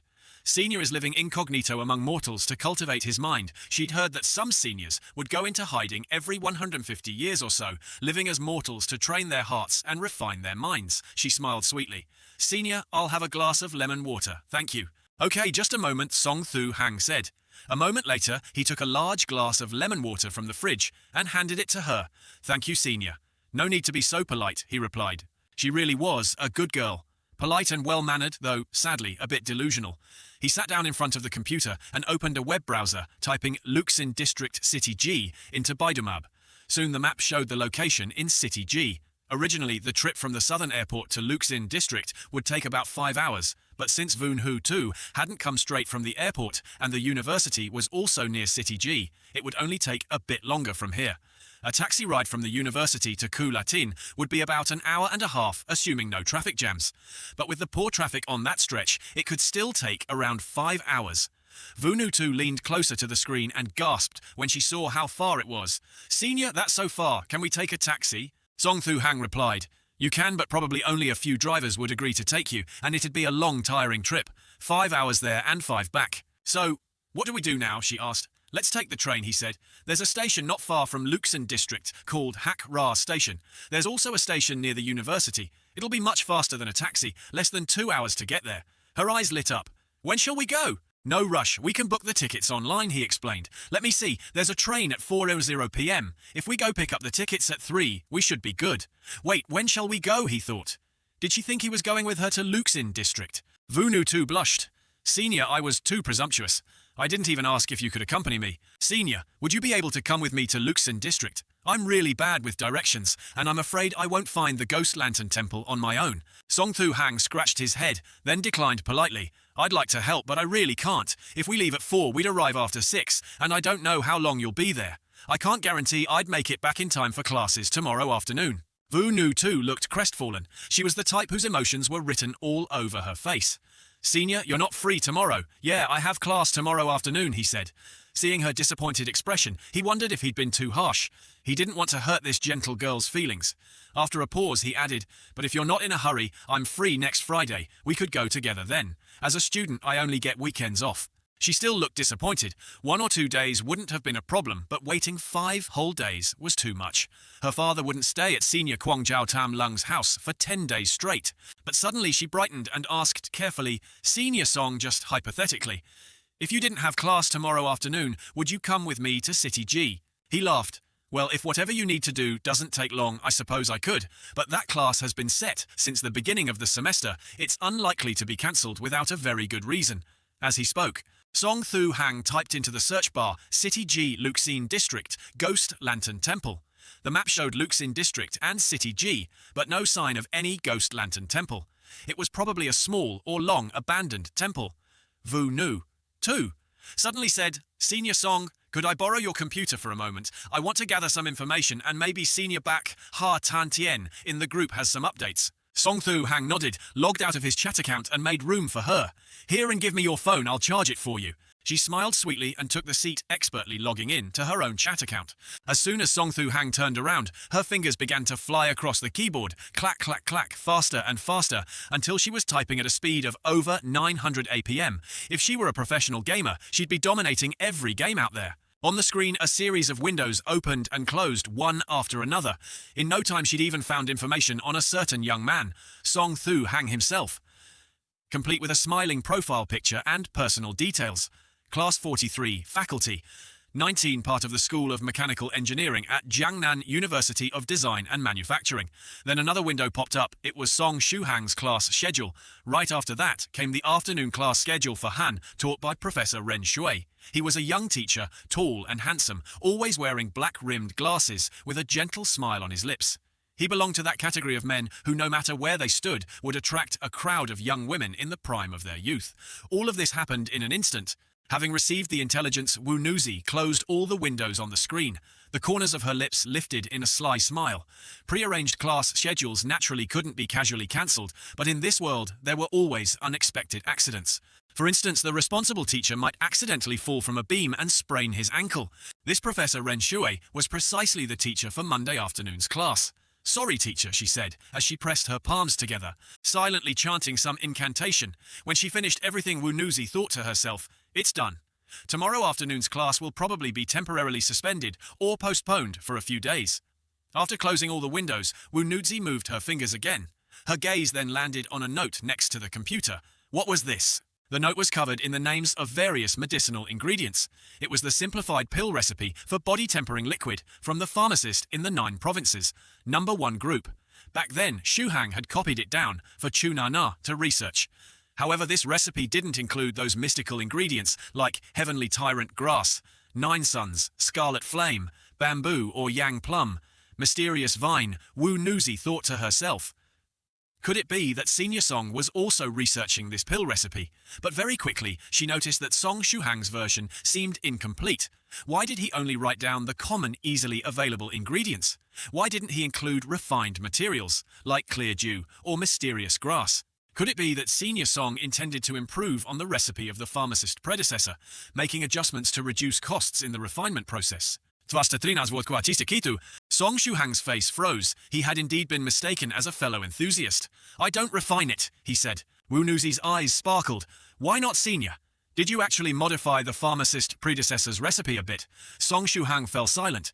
He had initially planned to bluntly explain that he wasn't at all interested in that fantastical recipe, but seeing the sparkling look in Wunuzi's eyes, he felt too embarrassed to crush her enthusiasm so directly. After a long moment, he found an honest answer.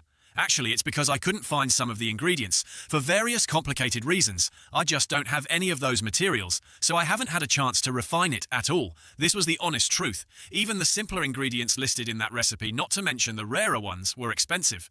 As a college student, he couldn't afford them at all. Even if he sold a kidney, he still couldn't buy them. "Oh, I see, Senior," Wunuzi said apologetically. She didn't really understand why he didn't have those ingredients, but on Lingdiep Island, such materials were as common as mountains.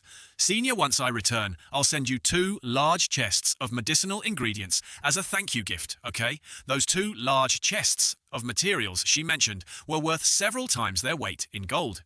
Too bad. Song Shuhang didn't realize just how valuable they were, otherwise he'd have prostrated himself in gratitude. Song Shuhang thought to himself, 2 large chests of materials. They're probably not that precious, so he nodded in agreement.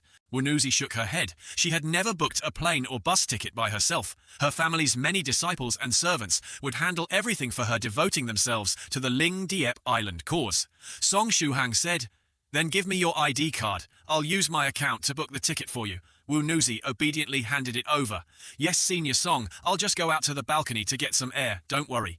What a polite and well-mannered girl. Though she seemed a bit scatterbrained, Wunuzi gave a shy smile and quickly walked to the balcony, her eyes drifting outside. From the east-facing balcony, she had a clear view of the main road and the school's flower garden. There was nothing to block the sightlines, so even from the 2nd floor the view was wide and open.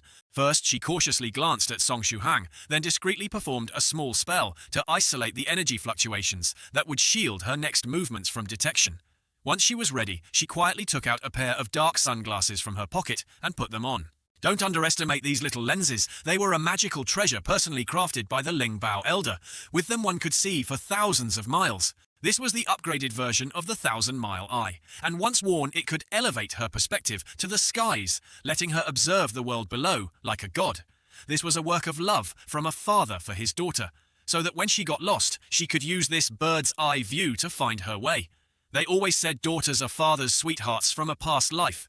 How true it was. If she'd been a son, the Lingbao Elder would never have gone to such lengths. After all, what self-respecting man would get lost? If he couldn't find the road ahead, he'd just blast a straight path through. A brave man who dares to take action is a truly romantic man. Vunu too quickly took advantage of the god's eye view provided by her magic tool and focused her attention on the faculty housing area of Jiangnan University. After scanning and cross-checking the data, she successfully locked onto Professor Nan Thui, a tall, thin man wearing black glasses. At this moment, Professor Nan Thui was innocently taking a nap with his 6-month-old daughter. Since sleeping with one's daughter might cause misunderstandings, it was crucial to specify the daughter's age again. She was only 6 months old. Good girl, go to sleep now. Here, let Daddy sing, Twinkle, Twinkle, Little Star for you. I'm so sorry, truly sorry. I will definitely make it up to you later. But for now, you'll have to suffer a dislocated leg and a trip to the hospital, Vunu Tu murmured apologetically. In her hand was a radiant, golden talisman, glowing faintly with magical power. Ordinary talismans could only be used once. Only rare high-grade ones could be used multiple times. Naturally, the talisman in Vunu Tu's hand was top-tier, something only someone with a wealthy cultivator father would dare to squander on a trivial matter like this. High-grade talismans were difficult to craft. Though reusable, they still had limitations, losing power with each use. Vunu Tu activated the golden talisman with precise control. Far away in his apartment, Professor Nan Thui was still half asleep. Suddenly he was yanked off his bed by an invisible force. Unfortunately, he landed at exactly the wrong angle for his leg crack. There was the clear sound of a joint popping out of place. 10 minutes later, the wail of an ambulance cut through the air. Poor Professor Nan Thui was carried away on a stretcher. Done, Vunu Tu said with satisfaction, carefully putting away the golden talisman. Her objective was achieved. Professor Han Thui would be taking sick leave, meaning there would be no class tomorrow afternoon. No class meant Song Shuhang would be free. If Song Shuhang was free, he could accompany her to City G Simple. She walked back inside and saw Song Shuhang booking tickets on a travel website. In a soft voice, she said, "Senior Song, perhaps you should book a ticket for yourself too. Who knows, maybe there really won't be any class tomorrow." Song Shuhang chuckled, "Haha, if there's no class, I'll just book another ticket later."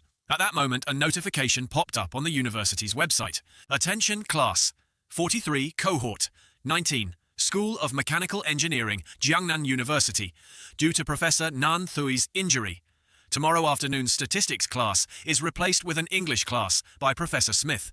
Please inform each other and prepare accordingly. Thank you. Song Shuhang grumbled, Professor Nan Thui's in the hospital. What a coincidence. But then he frowned. An English class with Old Man Smith tomorrow. Ugh, standing next to him, Vunu Tu's eyes gleamed. This was like the saying, when the devil is 1 foot tall, the Tao is 10 feet taller. A girl from Lin Diep Island wouldn't be so easily defeated. She'd already put one professor in the hospital, why not add another? Her eyes flashed with resolve and a faint, killing intent. Smiling slyly, she quietly returned to the balcony and put on her magic tool again. Before long, she locked onto her new target, Professor Smith, who was out for a walk along the campus river. Strangely, a cold wind suddenly swept over the elderly British professor. He pulled his coat tighter, puzzled by the sudden chill. "I'm sorry, truly sorry. Once this is all over, I'll make it up to you." And Professor Nan Thui Vunu Tu murmured softly as she activated another golden talisman in her hand. Meanwhile, Song Shuhang had just finished booking Vunu Tu's high-speed train ticket. Right then, another update appeared on the university website. Attention class, 43, cohort 19, School of Mechanical Engineering, Jiangnan University. Because Professor Smith has also been injured and hospitalized, tomorrow afternoon's English class is cancelled. Class 43 will have the entire afternoon off. Please inform each other and review the relevant materials. Thank you. Reading that, Song Shuhang felt as though tens of thousands of horses were stampeding through his mind. What the hell is going on today? He turned to see Vunu Tu smiling brightly like a flower.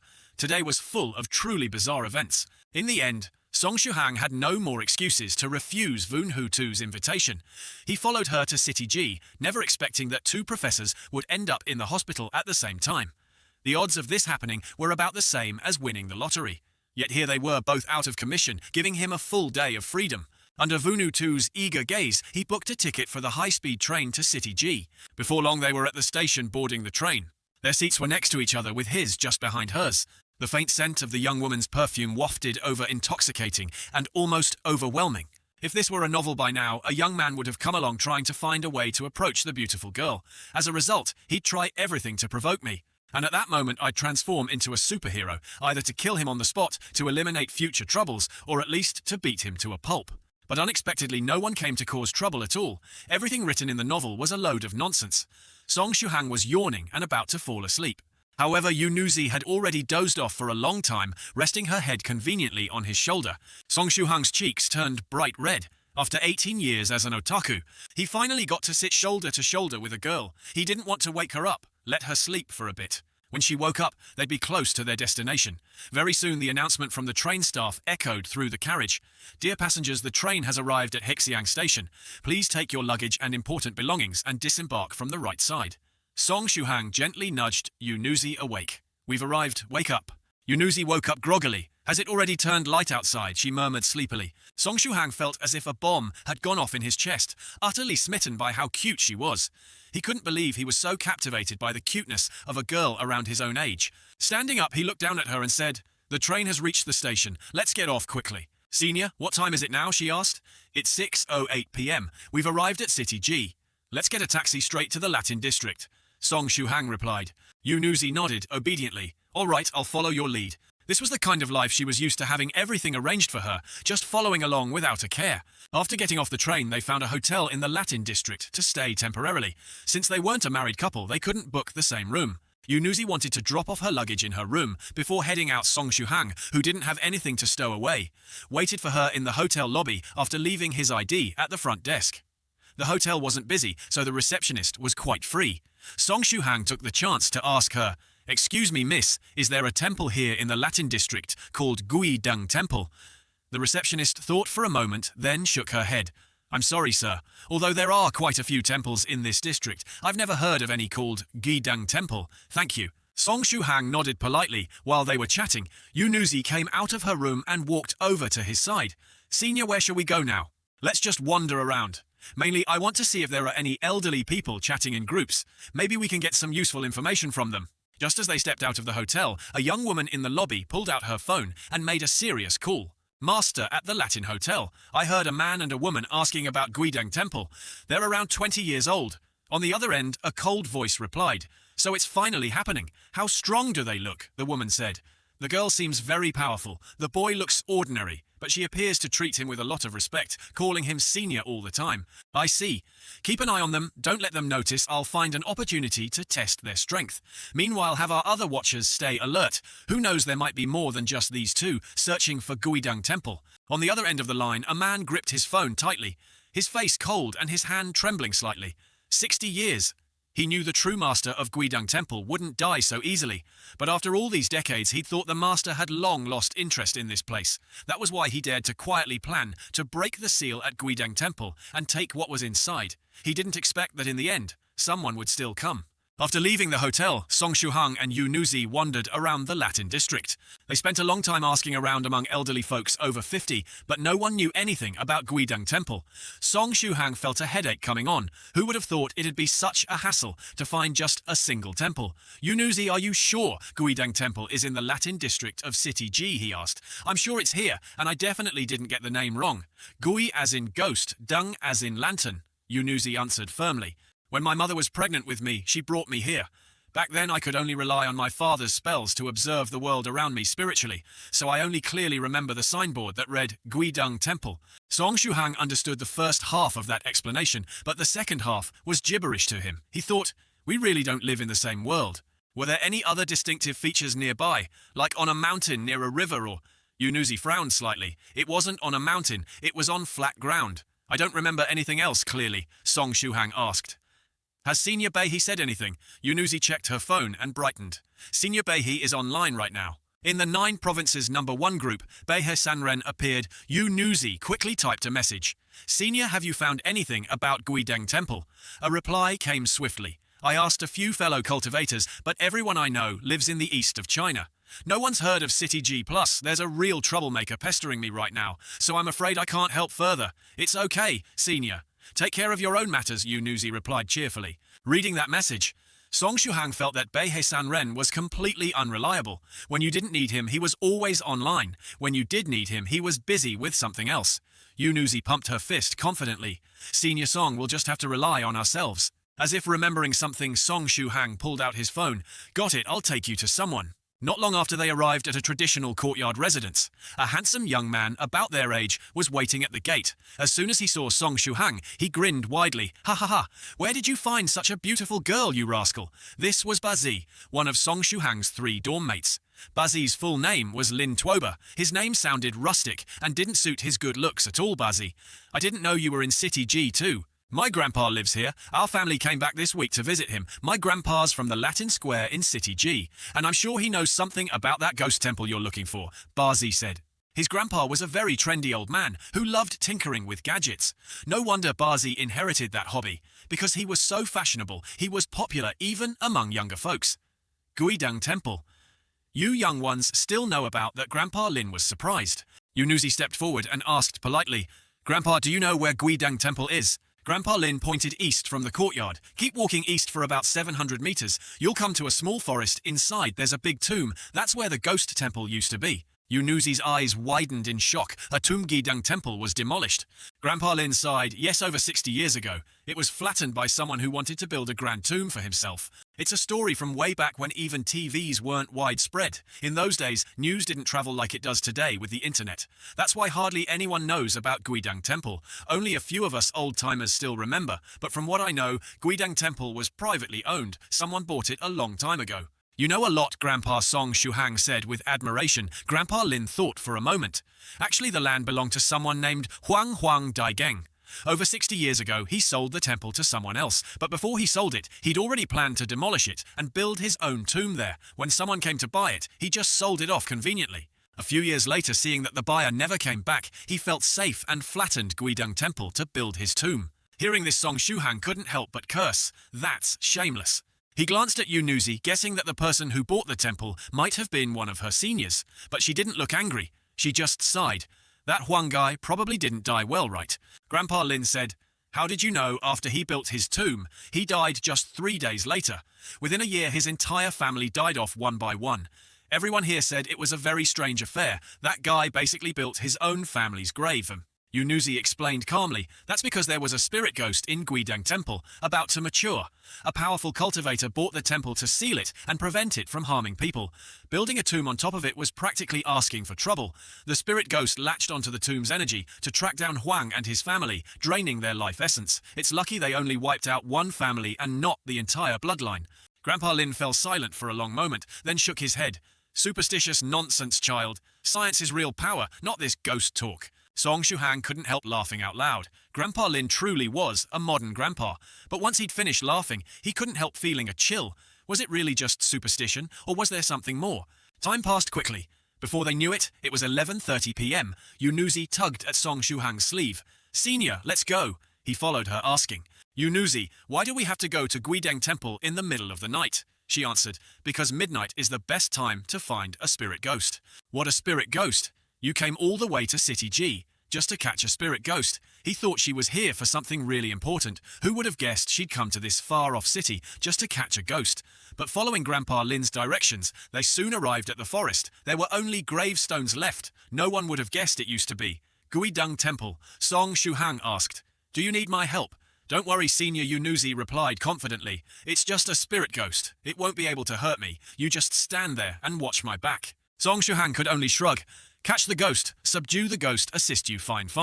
Before long, they reached the old tomb that had replaced Guidang Temple. Song Shuhang tightened his coat, thinking he might really see a ghost tonight. Yunuzi had already begun her preparations. She opened her large suitcase, revealing a sparkling array of magical tools. She took a deep breath. Even though there was no wind, her long black hair fluttered around her like a warrior's banner. Song Shuhang found a clean rock to sit on and watched as Yunuzi started her ritual. Just like that, the drowsiness in him grew stronger and stronger, and he felt his eyes start to blur. It was true. Why on earth would someone follow a girl in the dead of night to catch ghosts? He was so sleepy, he thought he might die of it. Who knew how long had passed, but when Song Shuhang blinked his blurry eyes open, he saw Yunuzi gracefully swaying around an ancient grave. Her figure was elegant, each movement like fine silk, making her seem absolutely captivating. With that figure and those curves, it would be a waste if she didn't become a supermodel. But still, in the middle of the night dancing by a grave, what a peculiar hobby she had.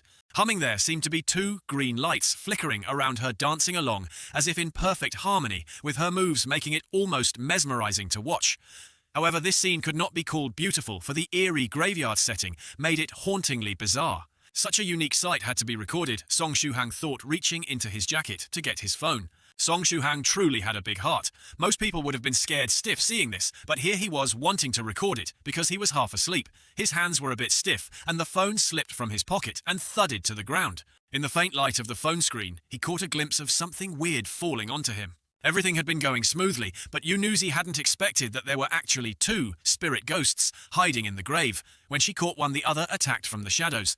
Her father had only sealed one spirit ghost. Why were there two who had put the other one there? There were two ways to subdue spirit ghosts. One was to win them over, coexisting with them, until they formed a bond deep enough for the ghost to be subdued naturally. This required charisma and courage. If one's charisma was too low, not only would it fail, but the cultivator could end up as the ghost's next meal. The other way was to use brute force. Simply put, whoever was stronger won. This method was brutal but straightforward. Beat the ghost into submission, but not to death, and then it could be subdued. The sneak attack startled Yunuzi, but she quickly regained her composure. She softly chanted, and with a flick of her hands, sent two golden talismans flying at the spirit ghosts. Normally she didn't use talismans, but this time she wanted to capture them as quickly as possible.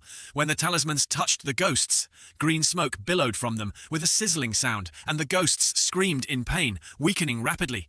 Yunuzi was using the brute force method. She was a third-rank postnatal battle king. Her chi as vast as a river, her fists deadly. Moreover, her father was a mighty cultivator, and she wore equipment of the highest quality. She had fought enough battles to know how to handle ghosts. Using this chance, she pressed her attack both hands, striking the spirit ghosts repeatedly. With each strike, she could feel their bodies crack and break, but she was careful not to kill them. She wanted to subdue them, not destroy them. If she used her full strength, a single palm strike would have obliterated their souls. Pushed to their limits, the two ghosts finally revealed their trump cards. One let out a sharp cry, and a golden shield appeared in front of it as it lunged at Yunuzi. The other let out a roar, and a red light enveloped it, doubling its size instantly. These were innate ghost techniques. Clearly they were above the average mid-grade level. Yunuzi's eyes sharpened. She clapped her hands together, forming a butterfly seal. If this is all you've got, then submit. The butterfly dance technique she used was a second-rank spiritual skill, designed to shatter protective barriers. For an untrained spirit ghost, using an innate shield, it was no match. Her strike shattered the shield, and the ghost that had created it fell to the ground, covered in cracks. She only needed to form the contract to subdue it now. But at that moment, the red glowing ghost lunged forward, grabbed the fallen ghost, and bolted for the exit. Yunuzi's strength was great, but her battle experience was lacking. She had let them escape. The red glowing ghost had grown in power after doubling in size, but it smashed right into the ghost sealing formation Yunuzi had prepared earlier. The formation broke, and the two ghosts turned on. Song Shuhang instead, wanting to absorb his life force to heal themselves before deciding whether to fight or flee. The two ghosts didn't even consider leaving this place. They had been here for over 60 years. If they could leave, they would have done so long ago. These mid-grade ghosts were not stupid. At that moment, Song Shuhang was bending down to pick up his phone. Not good, Senior Song. Yunuzi's heart tightened. She stomped the ground, transforming like a butterfly, racing to intercept the two ghosts. But the ghosts had already awakened their innate talents and exploded in speed, ignoring Yunuzi's attacks as they hurtled towards Song Shuhang. They were determined to take him down with them. Seeing the two ghosts about to pounce, Song Shuhang didn't panic. He calmly picked up his phone first and shone its light around, in the brief moment before he had caught a glimpse of a strange plant. When the phone light revealed it, he saw a plant coiling like a dragon with small thorns and a faint metallic hue. Wasn't this the poison dragon grass that the alchemist in the 9 Provinces #1 group had mentioned? He decided it was best to keep it hidden from Yunuzi for now. If she saw it, she would probably give it to the alchemist, who would refine it into some deadly potion. He quickly yanked the plant out of the ground. As he uprooted it, he heard a heavy sound. But when he looked up, there was nothing. Only Yunuzi stood nearby, staring at him in astonishment. In her heart, Yunuzi thought truly impressive. From what she saw when the two savage spirit ghosts charged at Senior Song, he hadn't even flinched. He calmly picked up his phone and pulled out the poison dragon grass, as if the two ghosts were no more threatening than buzzing flies. This poison dragon grass wasn't particularly rare, but this one had clearly been planted long ago as part of a formation's core. Once pulled, it triggered an invisible shield. The two ghosts slammed into it like bugs flying into a bug zapper, convulsing as they collapsed to the ground, completely defeated. No wonder he's called Senior Yunuzi. Thought I have so much to learn. But I can't let him look down on me. She quickly pulled 2 soul-suppressing beads from her bag. These soul-sealing beads were treasures used to contain spirit ghosts. Once sealed inside, she could perform the necessary formation to establish a contract with them. Yunuzi didn't want to repeat any mistakes, so she had brought many soul-sealing beads. She pressed the beads between her fingers, formed a series of intricate hand seals, and softly chanted seal. The 2 weakened ghosts had no power to resist, and were sucked into the beads. Song Shuhang watched in wide-eyed wonder as the green lights of the ghosts swirled around Yunuzi before being absorbed into the beads. It was a sight no science could explain. He gulped. His worldview, built up over 18 years, was now halfway shattered. Could ghosts really exist in this world? Just like in the ancient legends? After sealing the ghosts, Yunuzi looked at him gratefully. "Senior, I truly must thank you. If you hadn't helped, those 2 would have escaped, and once they left this place, finding them again would have been almost impossible." "Ha ha!" Song Shuhang forced a laugh. There was nothing else he could say. "Senior, there were 2 spirit ghosts here, and I only needed 1. Please accept the other one as a gift. With your cultivation, you might not need it, but you could pass it on to a disciple or future generations." Yunuzi was very generous. She handed over a mid-grade spirit ghost, worth a fortune without hesitation. Song Shuhang, staring at the bead, thought, "Oh my god, there's a ghost in this bead." Even though he was still half skeptical, what if it was really a ghost? Yunuzi was sincere and didn't give him a chance to refuse. "Please, Senior, accept it. You helped me greatly tonight. If you don't accept it, I'll feel uneasy and it might affect my cultivation." The bead felt ice cold in his palm, an eerie chill on this warm night. If this thing was really sealed, surely it wouldn't come out soon. It was her token of gratitude, so he accepted it. Spirit ghosts had become nearly extinct in the modern world. Now that they were subdued, they could head back. The 2 of them walked side by side, back down the path. Just this level of insight and confidence, together with the senior-like demeanor, made the branch leader's legs feel weak. He was originally a cautious and meticulous person, or rather a coward. Precisely because of his caution, he had been able to cultivate the demonic arts of summoning spirits and crafting evil ghosts for over 170 years and still live safely, but he was unwilling to let it go. He had spent 60 years on the Ghost Lamp Temple and these 2 spirit ghosts, plotting various schemes and waiting bitterly for this moment. Now everything had gone to waste. No matter how timid he was, he couldn't accept this outcome. The branch leader felt unbearably stifled in his chest. He lifted his head to look at the sky, his voice filled with grief. "You're taking my spirit ghost away, fine, but you should at least leave one behind." Among the 2 spirit ghosts in the Ghost Lamp Temple, one had been sealed by Wu Nuziling Dian, but the other belonged to this branch leader. With just 1 spirit ghost, he would have the chance to break through the bottleneck of the 2nd stage and reach the 3rd stage of the Walking Realm. His lifespan, already nearing its end, would be extended by another 100 years. Even if he had to offer everything he had, no price would be too high to pay. Finally, he turned to look once more at the tomb of Huang Dakan, surrounded by the formation. The branch leader felt a pang of pain in his heart, turned around and left, step by heavy step.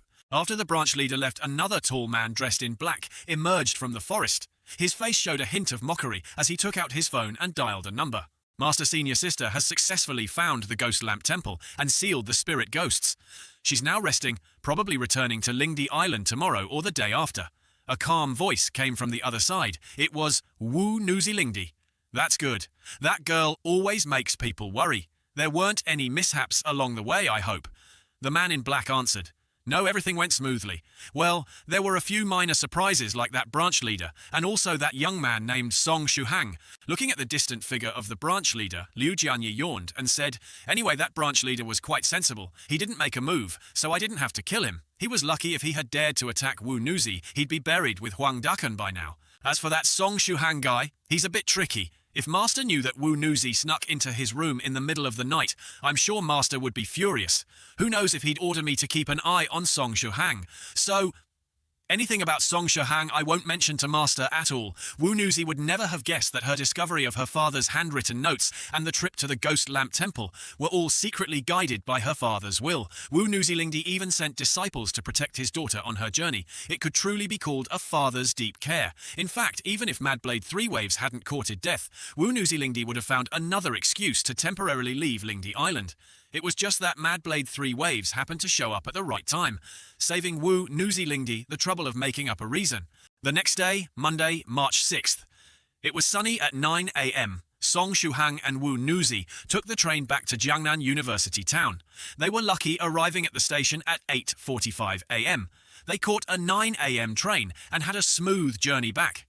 By the time they reached Jiangnan University town, it was already noon. Out of courtesy, Song Shuhang asked, "Do you want to come to my place to rest for a bit?" Wu Nuzi politely declined. "Thank you, senior. If I have the time later, I'll definitely come find you. But for now, I need to head home quickly to make a contract with the spirit ghost.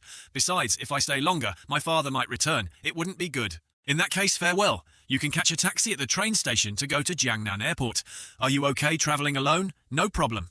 Besides, I've already booked my round-trip ticket. I just need to get to the airport to head home. Oh, senior, what's your address? I'd like to send you 2 trunks of medicinal herbs." Song Shuhang said, "No need. Let's talk about it another time." Wu Nuzi was very earnest. "Please don't make me break my promise. Senior, on Lingdi Island, we always keep our word, all right?" Like, Song Shuhang saw that he couldn't refuse, so he took out the small notebook he always carried and wrote down his address for Wu Nuzi. Wu Nuzi carefully put away the slip of paper, then waved goodbye. Song Shuhang watched her leave and finally let out a long sigh of relief. It's finally over. She probably won't show up again. He scratched his head and smiled wryly. Time to go home later. Song Shuhang would have to thank Wu Nuzi for her persistence. If she hadn't insisted on giving him those 2 trunks of medicinal herbs, his life might have remained completely ordinary. Graduate from university, find an ordinary job, marry a kind wife, have a child and live an unremarkable life. But because of Wu Nuzi's persistence, everything was about to change. In the 9 provinces. 1. Group Bei Hesanren, Wu Nuzi. Did you find the ghost lamp temple Wu Nuzi on her phone? Yes, I found it and completed the mission successfully. I'm on my way back now. Earlier I went to the wrong place, to the Luoxin district in the south, but I was lucky I met a very powerful senior Song from our group. Thanks to his help, I found the real Luoxin district in City G and the Ghost Lamp Temple. I wouldn't have been able to complete the mission without him. Bei Sanren senior Song from our group. There are a few Song seniors in the chat. What's his Taoist name? Wu Nuzi. I did ask him, but he didn't tell me. Then I forgot to ask again, but I do know his real name. Song Shuhang. Bei Sanren thought for a while. Song Shuhang, the name sounds familiar. Anyway, congratulations on completing the mission. I feel a bit embarrassed since I said I'd help you, but couldn't do much in the end. Wu Nuzi replied, "Thank you, Senior Bei. You've already helped me a lot. I have to get on the plane now. See you later." The next day, Tuesday, June 4th, it was blazing hot in Jiangnan University town. The 14 ceiling fans in the activity room could only blow out hot air, making everyone feel lightheaded. The teaching assistant was soaked in sweat, his voice barely audible. Song Shuhang sat upright in the classroom. Despite the sweltering heat, his mind felt unusually clear. The female classmate sitting 3 seats away, who normally never came near, was now leaning closer to him. It wasn't because of any newfound charisma on his part, but because of the faint, cool air emanating from his body like a walking air conditioner. Song Shuhang looked down at the bead hanging around his neck, the frozen soul ice pearl that Wu Nuzi had given him the day before. As soon as he put it on, it dispelled the oppressive heat around him and formed a layer of cool air. What's more, he felt mentally sharp. Able to remember English vocabulary, he usually had to read 3 or 4 times to memorize. Now he only needed a glance. This was truly a scholar's divine tool. With this, it would be easy to become a top student. This level of miraculous effect was far beyond the scope of science. He thought back to the scene of Wu Nuzi sealing the spirit ghost. Could such things really exist? Song Shuhang was lost in thought. The miraculous frozen soul. Ice Pearl made him half believe in the existence of cultivation. If it was real, did that mean there really were immortals who could command the wind and clouds, move mountains and fill seas? One question after another flooded his mind. If it was all real, then the people in the 9 provinces 1 group, were they all truly immortals? Song Shuhang had never been so eager to read the group chat's messages. He wanted to see the cultivators' discussions and witness the world of cultivation. Why isn't this class ending yet? Please hurry up. Ding ding ding. The bell rang for the break. The classroom erupted as the students dashed out to get some fresh air. At that moment, a loud voice rang out at the door, catching everyone's attention. "Excuse me, is student Song." "Shuhang here." Song Shuhang looked up and saw a man in a suit with a fierce, intimidating appearance, but a broad smile on his face. He didn't recognize him. "I'm Song Shuhang, can I help you?" The suited man grinned broadly. "Haha, I'm a courier. I have an urgent express delivery for student Song Shuhang sent overnight by air. Because it's from a very important sender, you need to sign for it personally." He respectfully handed Song Shuhang a business card. Song Shuhang glanced at it. It read, Feng Express Delivery Service Limited Liability Company. The express delivery card from Sima Jiang was extremely simple, with no job title or phone number. Just the name of the company and the sender. Nowadays, even delivery workers have their own business cards, huh? Song Shuhang held the card with a sense of doubt. What could be so urgent that it needed to be airmailed? As he thought about this, an image of Wu Nuzi, smiling shyly, appeared in his mind. Song Senior, I also wanted to send you 2 more stalks of medicine. Thinking of this, Song Shuhang said seriously to Sima Jiang, Hello, little Jiang, may I ask where the package is? Little Jiang. The man in the suit's cigarette smoke curled slightly. It had been many years since someone called him that. Unexpectedly, there was still a chance to hear it again, especially from a young man. Nonetheless, he smiled and said, It's already been delivered to your dorm's medicine room. You just need to go there to check and confirm it. Very quickly, the 2 of them reached the entrance of the southern medicine room. 4 men in black suits stood guard over 2 large crates each, about 80 x 80 centimeters, with stern expressions. Song Shuhang clicked his tongue and asked, Does your delivery company always work like this? It's so flashy, completely like the triads in the movies. Haha, we aim to serve meticulously and thoroughly. Besides, this time the customer is special, so we're even more thorough. If everything's in order, please sign here, Student Song. Song Shuhang nodded, approached the crates, and looked at the delivery form. As expected, the sender was listed as Wu Nuzi, though the address had been left blank. Well then, goodbye, Student Song. Have a nice day. Sima Jiang waved his hand, leading the 4 men in black away. These crates probably contained the materials needed to refine the simplified body tempering liquid that Wu Nuzi had mentioned. Song Shuhang carefully opened one of the small compartments inside the crate and saw over 40 kinds of medicinal ingredients, all neatly arranged. Some he recognized ginseng wolfberry, yang-raising stone maiden's fragrance, and some he'd never seen before yet. Just their scent alone made his entire being feel refreshed, as if the aromas of various herbs were seeping into his body. There were also rare ingredients, such as celestial tyrant's branch and scarlet sun, chisel thorn slices. Using these herbs and following the method that the alchemist had shared in the 9 Provinces No. 1 group, he should be able to refine the simplified version of the body-tempering liquid by carefully cooking and controlling the heat. Just how effective would this body-tempering liquid be? Could it truly be like what was described in the Cultivation novels, remolding one's body? Perhaps he could rely on these materials and the alchemist's prescription to test if cultivation really existed. A thought suddenly emerged in Song Shuhang's mind, like a spark spreading across a grassland. He couldn't shake it off. First things first, hide this stuff, and hope the roommates wouldn't mind him tinkering with these materials. All right, time to start refining the medicine, Song. Shuhang was the type who, once he decided on something, had to act immediately. If he was going to refine this potion, he'd need a pill furnace, wouldn't he? Obviously, the city's stores wouldn't sell pill furnaces. Maybe he could find something online, but whatever was available would surely be just ceremonial decorative stuff. So buying a proper furnace this afternoon was not realistic. He'd have to improvise. Song Shuhang went into the kitchen to search. Very quickly, he spotted something that might work: the electric rice cooker. But this thought was dismissed immediately. No, this was too different from a pill furnace. He'd never actually seen a pill furnace before. Didn't know if it looked like those in the movies, but it had to be a proper furnace, not a rice cooker. Putting the rice cooker down, he kept searching the kitchen, but found nothing suitable. There were pressure cookers, kettles, chopping boards. Nothing that could substitute for a pill furnace. The pressure cooker was thick, but it had to be sealed when cooking, while he needed to add new herbs every 5 minutes during the refining process. In the end, the closest thing was still the rice cooker. Well, as long as it can cook the herbs, maybe it's worth a try, he thought. Opening the small compartments, Song Shuhang carefully compared the herbs to the simplified body-tempering liquid recipe. The formula was divided into 4 equal parts, each with about 10 herbs. Ginseng wolfberry yang-raising stone maiden's fragrance. Over 30 of these ingredients could be found online, but things like celestial dew, grass, celestial tyrant's branch, scarlet sun, chisel thorn didn't show up in any search, probably only found in fantasy games. Thankfully, Wu Nuzi was so thoughtful. The herbs in the box were already arranged exactly as per the recipe, from left to right, top to bottom. Even the amounts had been measured out. Girl's thoroughness really was unparalleled. Song Shuhang let out a sigh of relief. That meant he wouldn't have to bother the group chat's experts for help right away. According to the recipe, he just had to add the herbs, simmer for 5 minutes, then add the next batch, repeating until the liquid condensed into a black, transparent, strong-smelling body-tempering liquid. The alchemist had said so directly. It sounded simple, just be careful, and anyone should be able to make it. Song Shuhang opened the rice cooker, added the first herbs.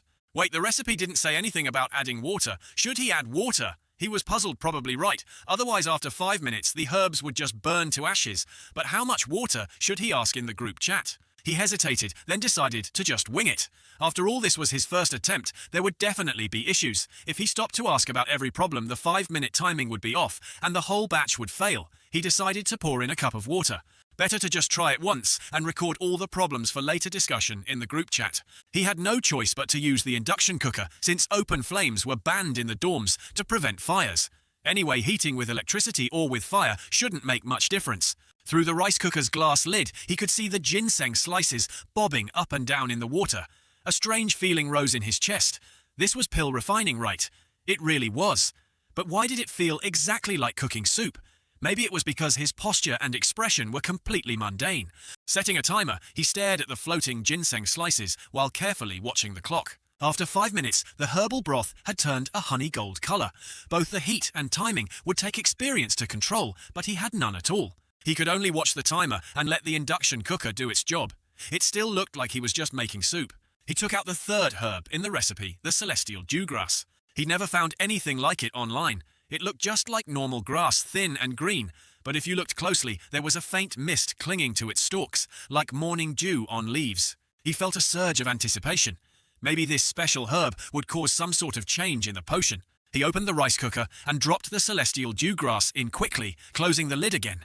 Even if this fails, he thought, at least I'll learn something, and maybe prove that cultivation really does exist. The celestial dewgrass floated in the boiling liquid, just like the 2 herbs before it.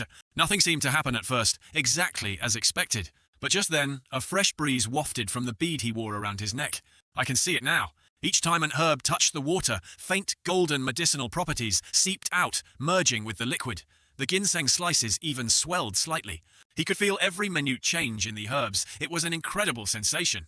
Hold on, he realized the heat was too low. The celestial dewgrass needed higher heat, so he put his hand on the induction cooker's control and turned it up without hesitation. The water boiled fiercely, the lid rattling as steam rose, and the celestial dewgrass quickly began to melt away. Song Shuhang didn't know how long it would normally take to melt a single herb like this, or what the exact heat level should be.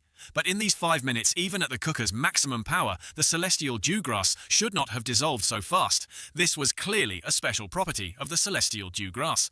He also realized that maybe the original recipe didn't need added water at all.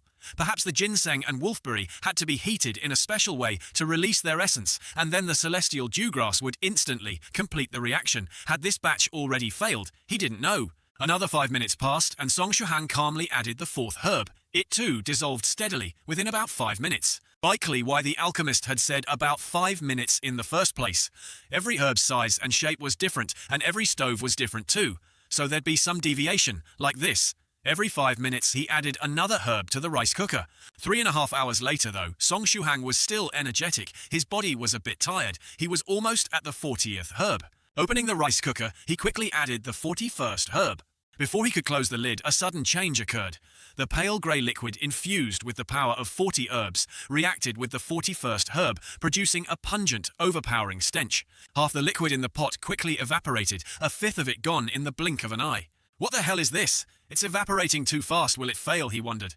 No, not a total failure yet. It was just evaporating too fast. He had to slow it down somehow. Adding more water.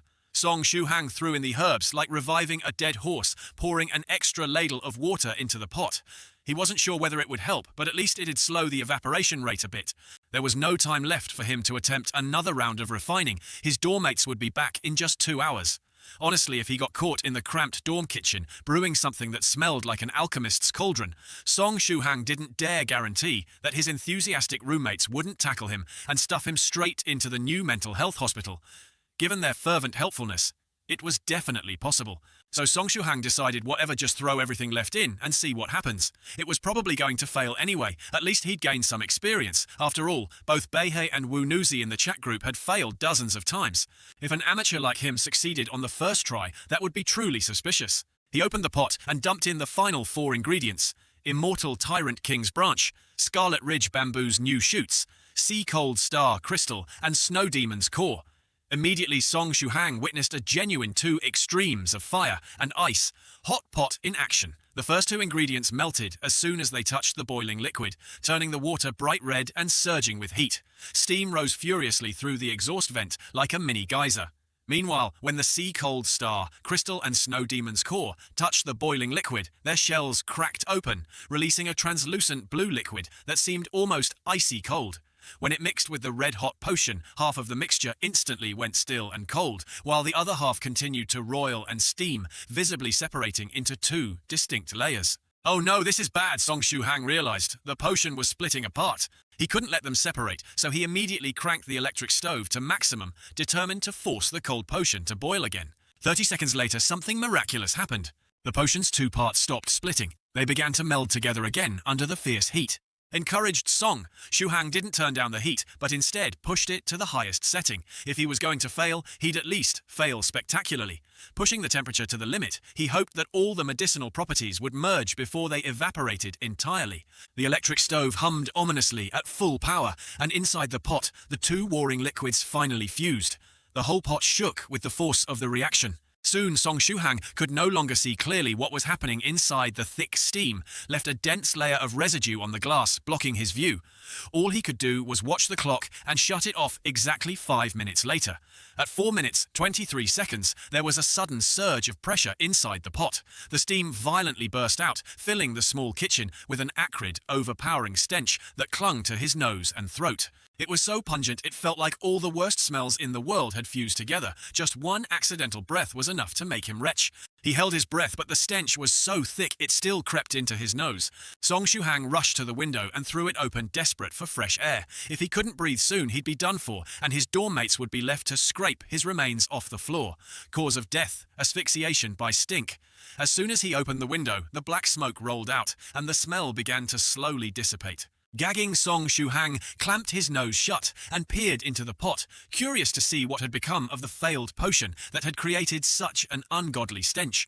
In the pot, only a thin layer of dark, viscous liquid was left, black and transparent, reeking to high heaven. Wait, this seems familiar. He suddenly remembered something and grabbed his notebook of pill recipes. Black, transparent, pungent-smelling liquid. This matched the simplified description of body-tempering liquid from the notes of a professional alchemist. It looked a lot like what he'd just cooked up, so had he succeeded or failed? Song Shu-hang stared at the potion for a long moment. Well, maybe I should just try it. It's the result of 3.5 hours of hard work after all. One gulp wouldn't kill him, right? After hesitating for a bit, his curiosity about real cultivation overrode any fear of the unknown potion. At worst, he'd just end up in the hospital with stomach pumping. He wasn't stupid. He opened his phone and called his roommate, Tuoba, just in case. If anything went wrong, he could instantly call for help. He'd thought about calling emergency services, but worried he might not even be able to speak if things went south. The operator might think it was a prank. Better to call someone who knew him well. If he started screaming in agony, his roommate would get the message. Finally, he scooped up a small spoonful of the potion and blew on it to cool it down. In the end, only 5 spoonfuls of the thick potion remained out of all those expensive herbs, easily worth over 10,000 yuan. This is sesame oil. Just think of it as sesame oil, he told himself. Steeling his resolve, he closed his eyes, held his breath, and swallowed it. Surprisingly, despite its horrifying stench, the potion tasted weirdly medicinal, not nearly as bad as he'd feared. But as soon as it went down his throat, a fiery pain erupted, as if it were burning him from the inside out, like he'd swallowed molten lava. He reached out to grab his phone, determined to call for help. But before his fingers could even press the screen, the searing pain vanished. The exploding sensation turned into a warm, soothing heat that spread from his throat to his stomach. He felt his whole abdomen fill with comforting warmth, so pleasant he almost let out a moan. But he was a man, he wasn't going to moan out loud, no matter how good it felt. It didn't stop there, using Song Shu-hang's belly as the center. The spiritual energy surged along his meridians, spreading throughout his entire body. At first, only his belly felt warm and comfortable, but soon every part of him was filled with an intense, overwhelming heat. Song Shu-hang couldn't help but feel an irresistible urge to moan. It was just too intense to bear. But when he opened his mouth, he found it sealed tight, unable to utter a single sound. No matter how he tried, no sound came out of his throat, and yet he felt like he had to release something, or he would explode. So he mustered all his strength, opened his mouth wide, and tried to push the sound from his belly out through his throat. He held it in for a while, and finally, boom, a clear sound echoed out. But to his shock, it didn't come from his mouth. Instead, it came from his rear end. He'd been clenching for so long and finally let out a massive burp, but from the other end, Song Shuhang was completely speechless. Yet at that moment he felt as if all his internal organs had been cleansed by a warm current. His mind became crystal clear. His whole body was completely refreshed, as if he were standing in a dewy forest at dawn, with the cool air gently entering his mouth and nose, comforting him to the very core of his being. With that belch, the spiritual energy within him exploded entirely, spreading everywhere in his body in endless waves. The spiritual energy just kept surging and surging. 5 minutes later, on the balcony of the girls' dormitory, a young woman peeked out and called her roommates over. "Hey, come look at this! There's some crazy guy running laps on the track in this weather." Of course, the crazy guy she was talking about was none other than Song Shuhang. The cleansing process had left him with an unbearable itch to move, so he ran straight out of his dorm to the sports track. Sweat poured down his body and he casually stripped off his shirt, tying it around his waist as he ran. The girls in the dorm immediately switched to fangirl mode. "Wow, his body is amazing, so manly. Is he a student here? He looks so thin with clothes on, but when he took them off, damn those muscles." When Song Shuhang looked at his shirt, he realized it wasn't just soaked with sweat, it was also streaked with black impurities. What the heck is this? He wondered, could these be the bodily impurities expelled along with his sweat? Looking down at his own body, he found specks and grains of black filth stuck to his skin. He wiped his belly and was stunned to discover that his long-lost abs had reappeared. For nearly a year, ever since he started cramming for college entrance exams, he'd lost those abs under a layer of fat. Yet now, after just a few laps, they'd come back. What's more, all the minor ailments in his body had vanished, the dull ache in his shoulders from sitting at the computer too long, the stiffness in his neck from poor posture, all gone. Even his eyesight had suddenly become crystal clear. He used to be slightly nearsighted because of all the studying, but now his eyes felt completely healed. In fact, his vision was even sharper than before. When he focused his spiritual energy, he could even see the leg of a dead fly in the basketball hoop 10 meters away. This is insane. After his run, Song Shuhang took a shower and found that his skin had become noticeably whiter and healthier, glowing with a rosy shine that made even girls envious. Holy crap, he thought, when my roommates come back and see how pale I've become. In just one afternoon, how the hell am I going to explain it? Say I used some fancy skin whitening lotion. But whatever, this wasn't the point. What mattered was that the people in the 9 provinces #1 group were all actual cultivators. For real. How could he possibly stay calm about that? Who could stay calm when faced with something so shocking? A group he'd always thought was full of second-generation cultivators, playing at being immortal, suddenly turned out to be genuine cultivators. Real cultivators, lofty and beyond comprehension. This was even more thrilling than winning 5 million in the lottery. Compared to real cultivation, 5 million was nothing but a speck of dust. But what should he do next? After all, Song Shuhang was a man of the AAA type, someone who knew no fear. Only those who knew too much would become fearful. He walked over to his computer, logged into his chat account, and took a deep breath. His cursor hovered over the 9 provinces' #1 group chat window. Those who did not know fear would only become afraid when they learned more. His cursor finally rested on the group's icon, clicking on it. This time felt completely different from before. At this moment, the door that separated the mortal world from the world of cultivation was right at his fingertips, right on his computer screen. He had 2 choices: remain an ordinary person, living an ordinary life, or step into the world of the cultivators in the 9 provinces. #1 group becoming one of them, entering the dangerous and boundless world of cultivation. Song Shuhang hesitated for just a second, then firmly clicked on the 9 provinces #1 group's icon. Cultivation was fraught with dangers. At the very least, there were heavenly tribulations to face. That thunder tribulation that had descended on True Monarch. A 6's transcension in City H was terrifying, and that was just the heavenly tribulation for a new first-rank cultivator. Even with True Monarch, a 7 by her side, she had still failed the transcension and was gravely injured. Without such a powerful senior by his side, Song Shuhang would be turned to ashes by such a terrifying tribulation. But could an ordinary mortal life ever compare to the grandeur and excitement of that world? Life and death are decreed by fate, so what if he died? He wasn't going to let this opportunity slip through his fingers. Only those who had no ambition or were as timid as mice would turn away from an opportunity like this. Just then, someone was chatting in the 9 provinces #1 group. Wu Nuzi was recounting her experiences in City G to Beihei, talking about how she had encountered a ghostly spirit, how she was blackmailed by a ghost, and how she managed to capture it. Seeing Wu Nuzi online made Song Shuhang feel much calmer. His fingers flew across the keyboard, and he typed out his first message in the 9 provinces. #1 group. With a click of the enter key, he sent it, his heart pounding with anticipation. Hello seniors, this is Thrice Refined Pressure Cooker. It was just a simple greeting, but as a newcomer that was enough to break the ice.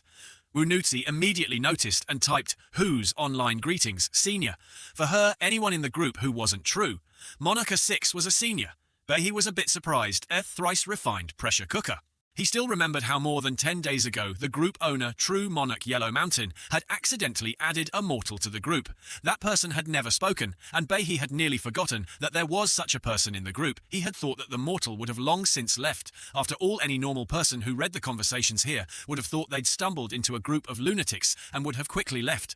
Yet this thrice refined pressure cooker had stayed all this time. And now he was even greeting everyone as seniors. Could it be that he had already realized something special about the group interesting? Behi replied, Thrice refined pressure. Cooker greetings, Wu Nuzi happily typed back, Thank you for the materials you sent. Senior, oh my, it's senior.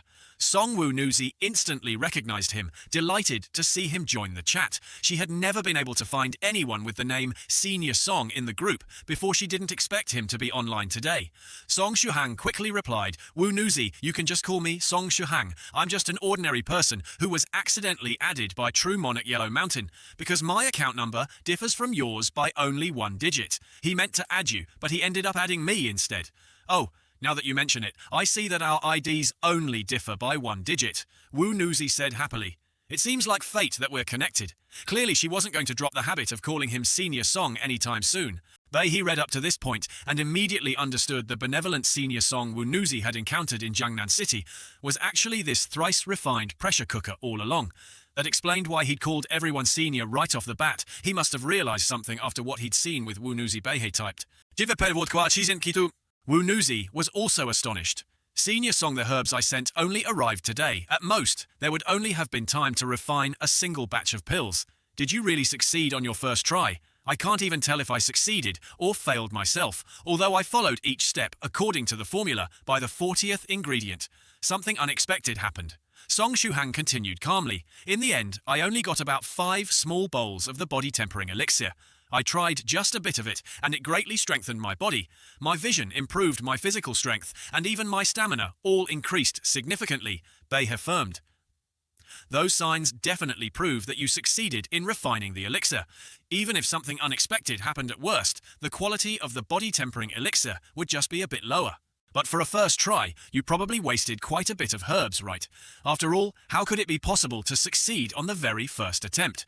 Thinking of this, Behi asked, Honestly, I really want to know how many batches did you refine and how many succeeded? Song Shuhang answered sincerely, batches. There was only one, since I only have one induction cooker to work with. As soon as this was said, Wu Nuzi chimed in. I think Senior Song only refined it once. After all, my herbs only arrived 5 and 6 hours ago. Behi was utterly shocked. Only once, and you succeeded on the first try. He suddenly felt like his scalp was about to split open, and he wanted to kneel down and cry.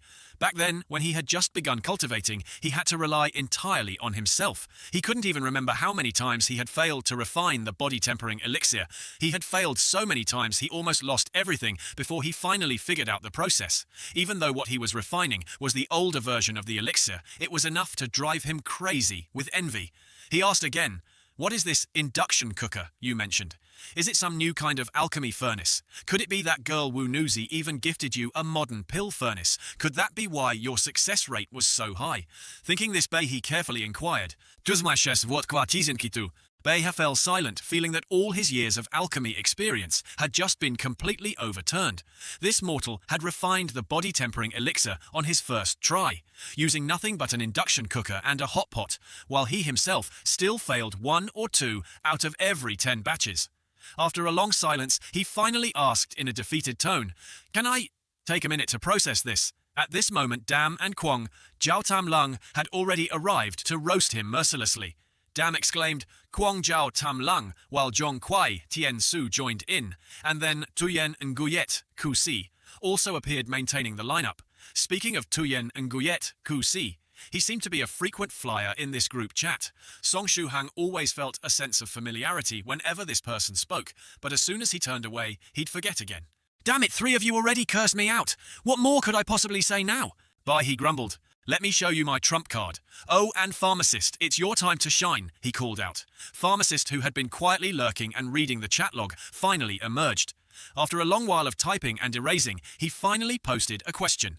Little friend, can you describe the entire refining process, especially that unexpected event you mentioned with the 40th ingredient? Wu Nuzi's eyes lit up. Oh, Senior Song, I really want to know about that step too. I failed so many times there. With Wu Nuzi present, Song Shuhang was easily able to join the conversation in the 9 provinces #1 group without any difficulty.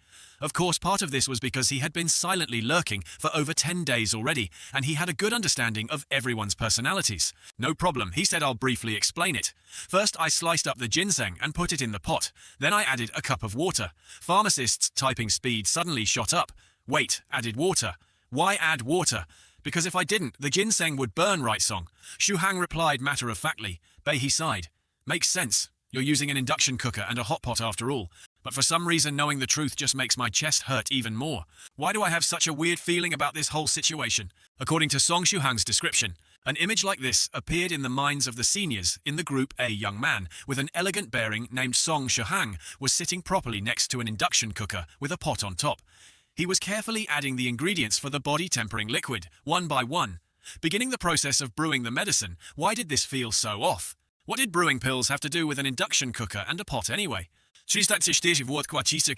I saw the liquid evaporating too quickly, so I added another cup of water, hoping to slow it down. You added water. It might not be perfect, but it did slow the evaporation a bit. And then, even with the water, it only addressed the symptoms, not the root problem. So I directly added the last 4 ingredients at once and increased the heat to its maximum. In the end, the pot lid was blown off, and I was left with about 5 spoonfuls of body-tempering liquid. Pharmacist was stunned. 5 spoonfuls. If it's not a child's spoon, that's already quite a lot. How effective was the liquid compared to before? I forgot this was my first time making body-tempering liquid, Song. Shuhang said, let me try brewing it, using your method once, and then I'll give you my thoughts. As soon as Pharmacist said that he logged off, Bei Lu's practitioner chuckled and said, Pharmacist is always so impatient when it comes to pill refining. Once he's finished, if it turns out that your simplified version of the body-tempering liquid works, everyone in the group who uses your method will owe you a favor. That's a very valuable asset for you. Song Shuhang speaking up in the group meant that he was interested in engaging with the cultivation world. In fact, after refining and using the body-tempering liquid, he was already halfway into the cultivation path. Thinking of this, Bei Lu's practitioner said, then little friend Shuhang, let me officially welcome you to 9 provinces #1 group. Normally, this would have been explained by the group leader Huang Shan, true monarch since he was the one who added Song Shuhang and kept him around. But his family's pet microbe was throwing a tantrum today, so Bei took over. Song Shuhang was speechless, so Huang Shan, true monarch's pet microbe, was quite the character.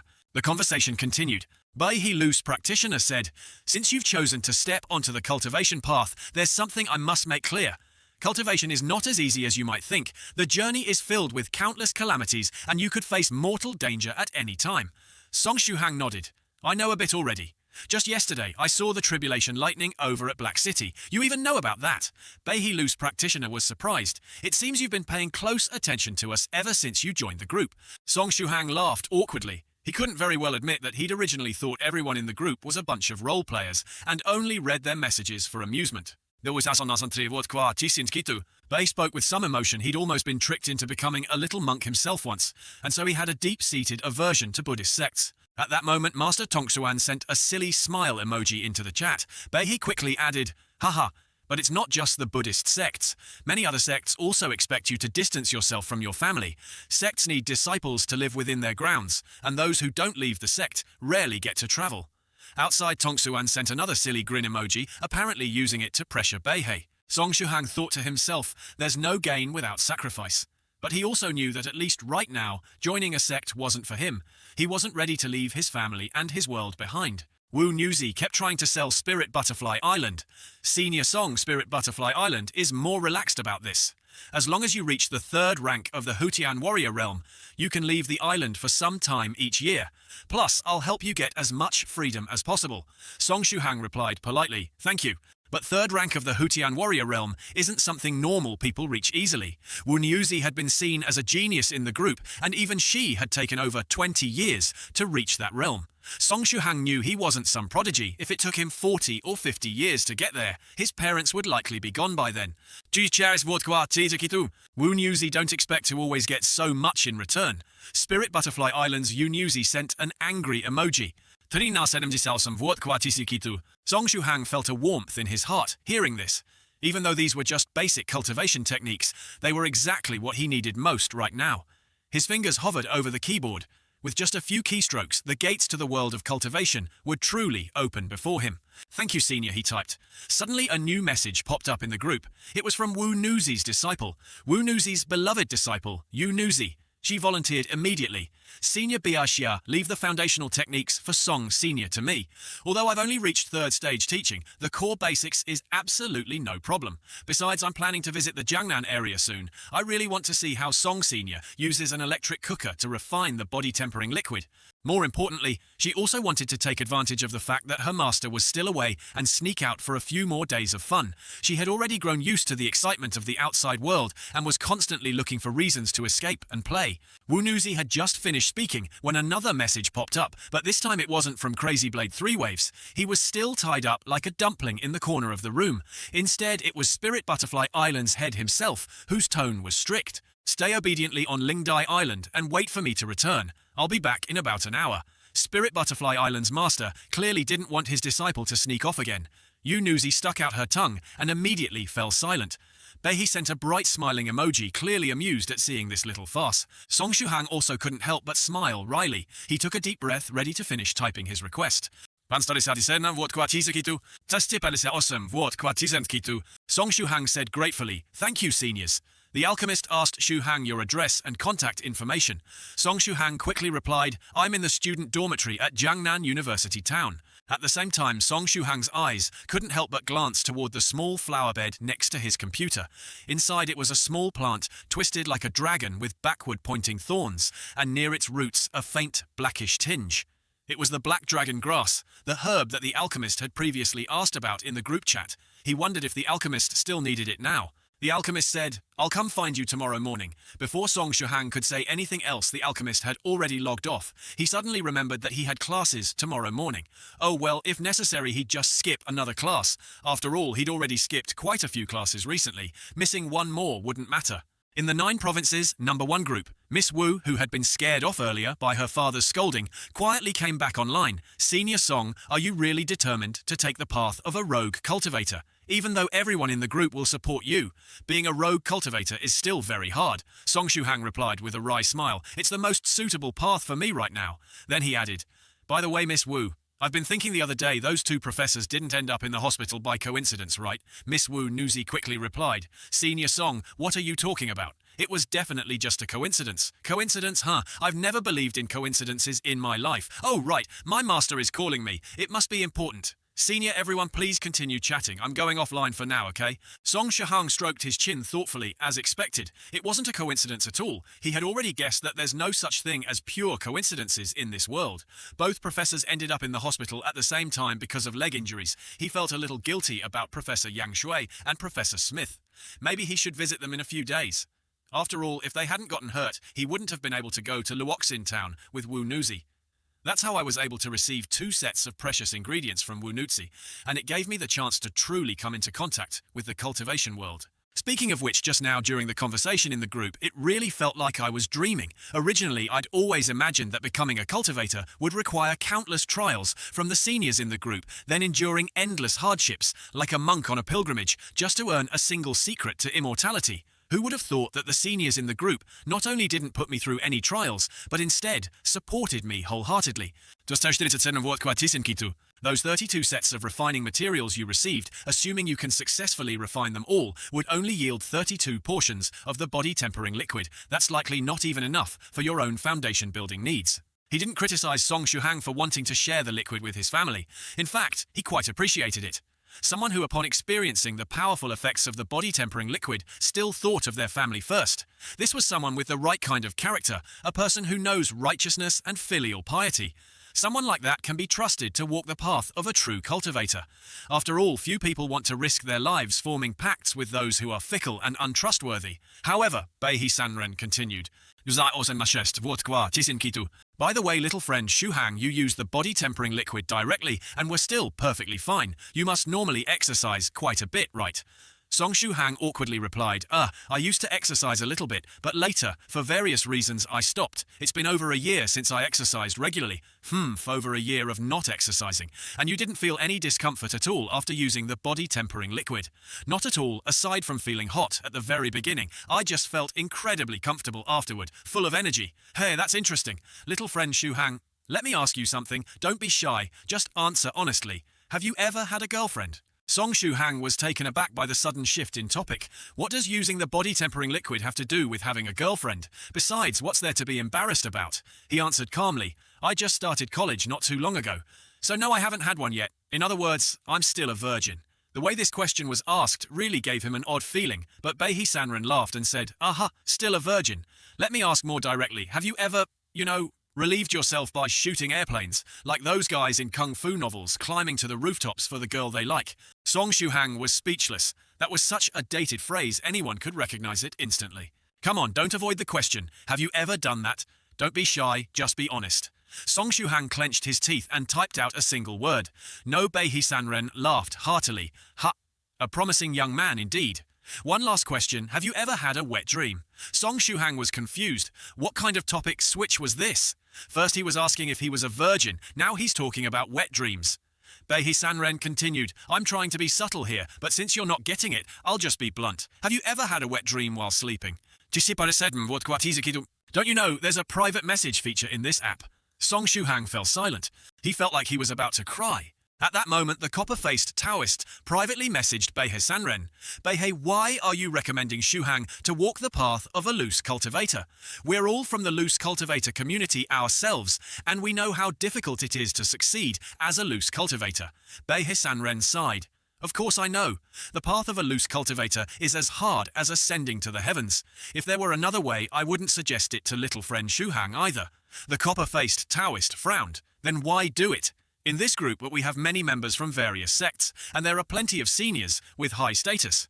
If they recommended him to join a sect, it wouldn't be hard to find a place for him. Don't forget his age, Bei Sanren explained. He's already 18. For ordinary people, that's just the start of adulthood. But for cultivators, it's already past the prime age. For foundation building, the best age for foundation building is recognized to be around 4 or 5 years old, when the child's bones are still soft, and they still have some of the innate spiritual energy they were born with.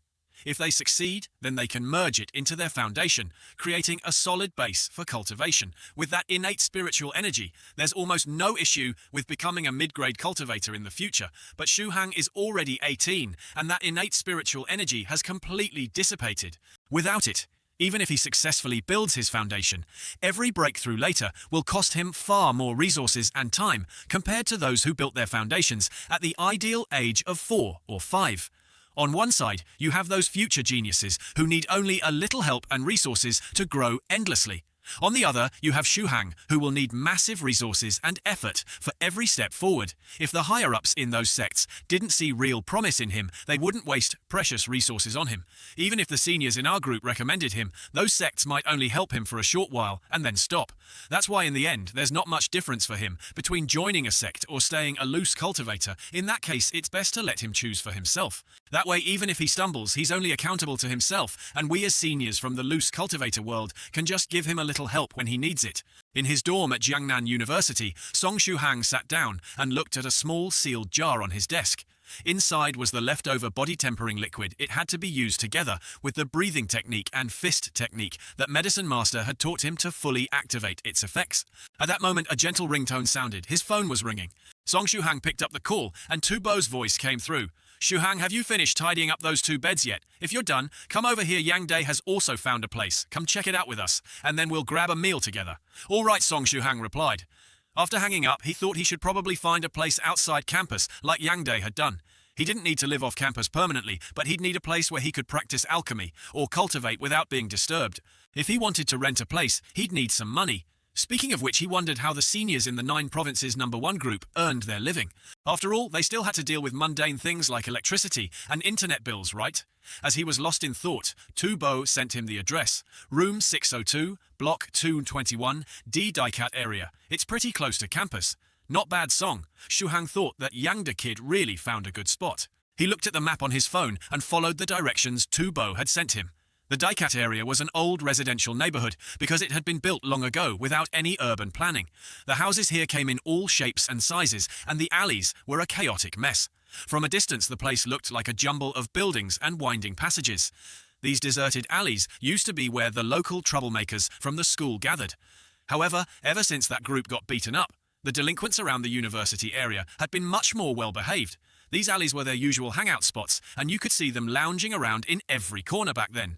But in recent days, their numbers had dwindled significantly.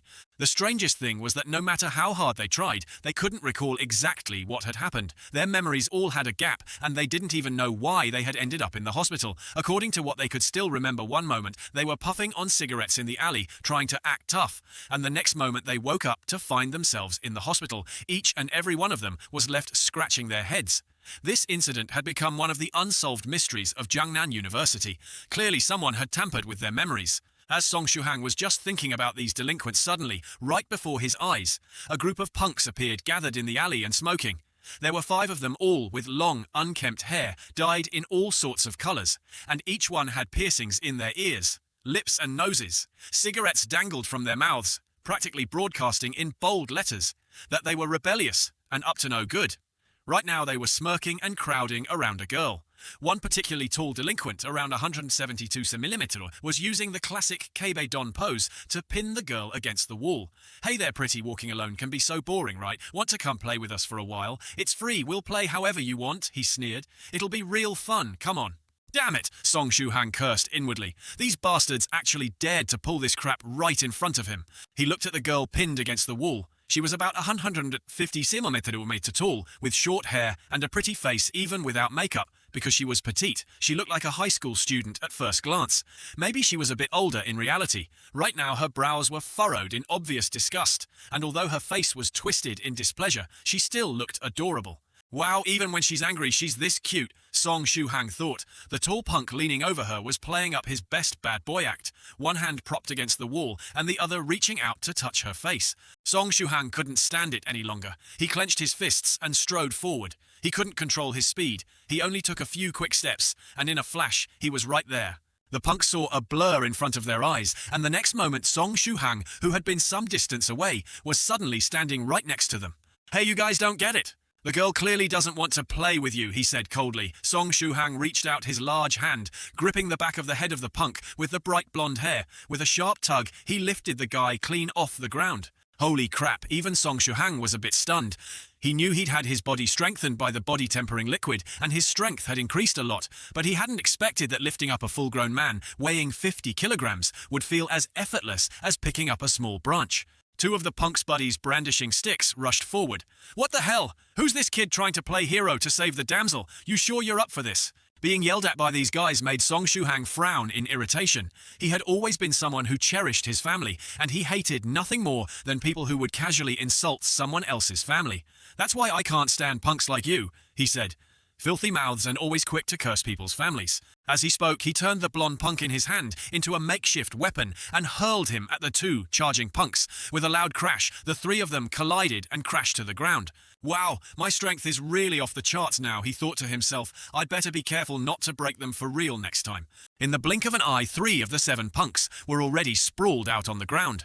The remaining 2 couldn't help but swallow hard, their bravado instantly vanishing. They finally seemed to understand that this guy was no ordinary person. Song Shuhang glanced at the 2 punks still standing. Seeing their pale faces and how they no longer dared to make a move, he lost interest in fighting them.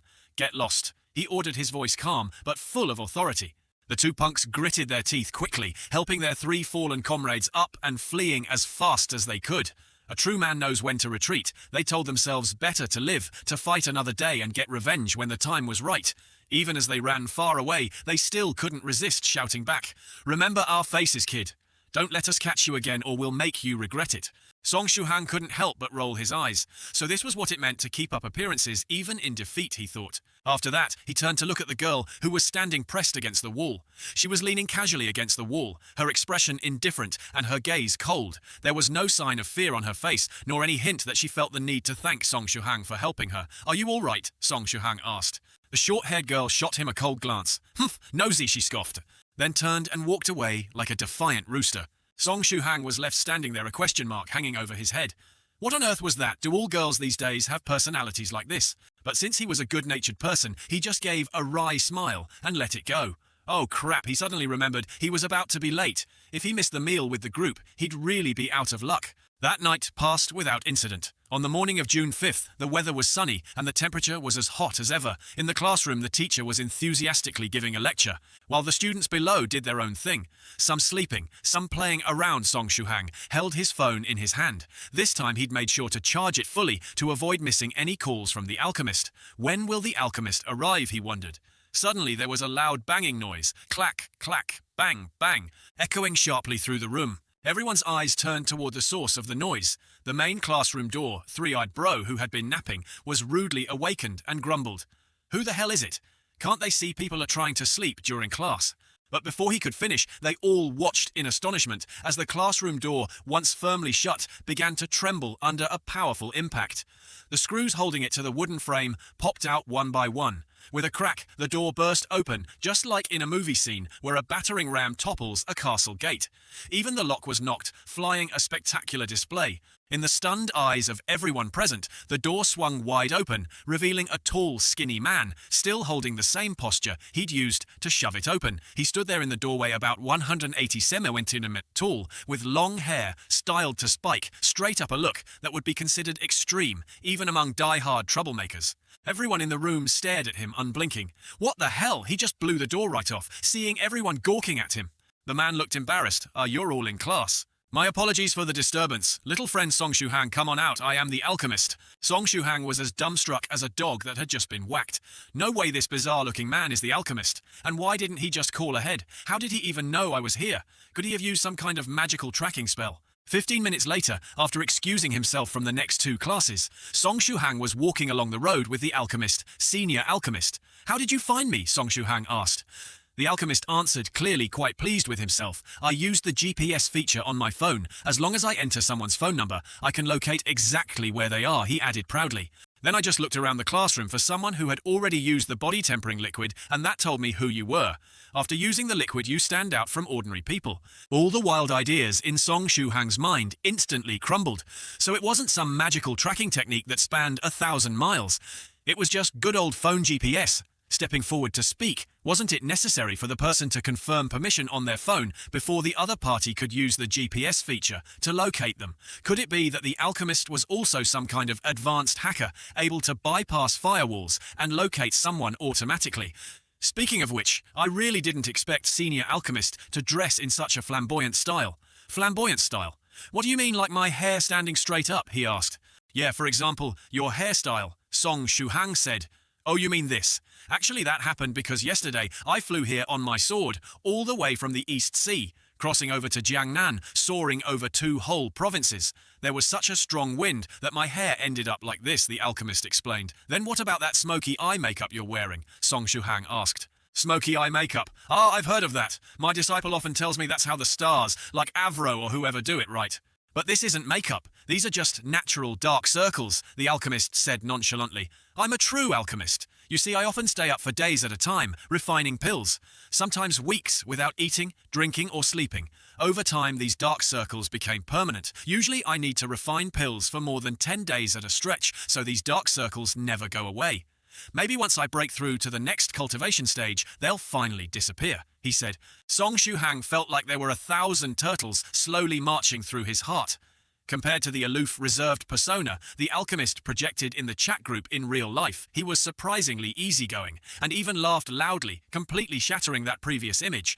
Soon they arrived at the boys' dormitory. So this is where you live. Where's the alchemy lab? The alchemist asked. Song Shuhang pointed to the kitchen alchemy lab. Well, this is it, I guess. Huh, isn't that just the kitchen? The alchemist said. Yeah, you said you only used an electric stove and a hot pot to refine the body tempering liquid, so naturally you'd be using the kitchen.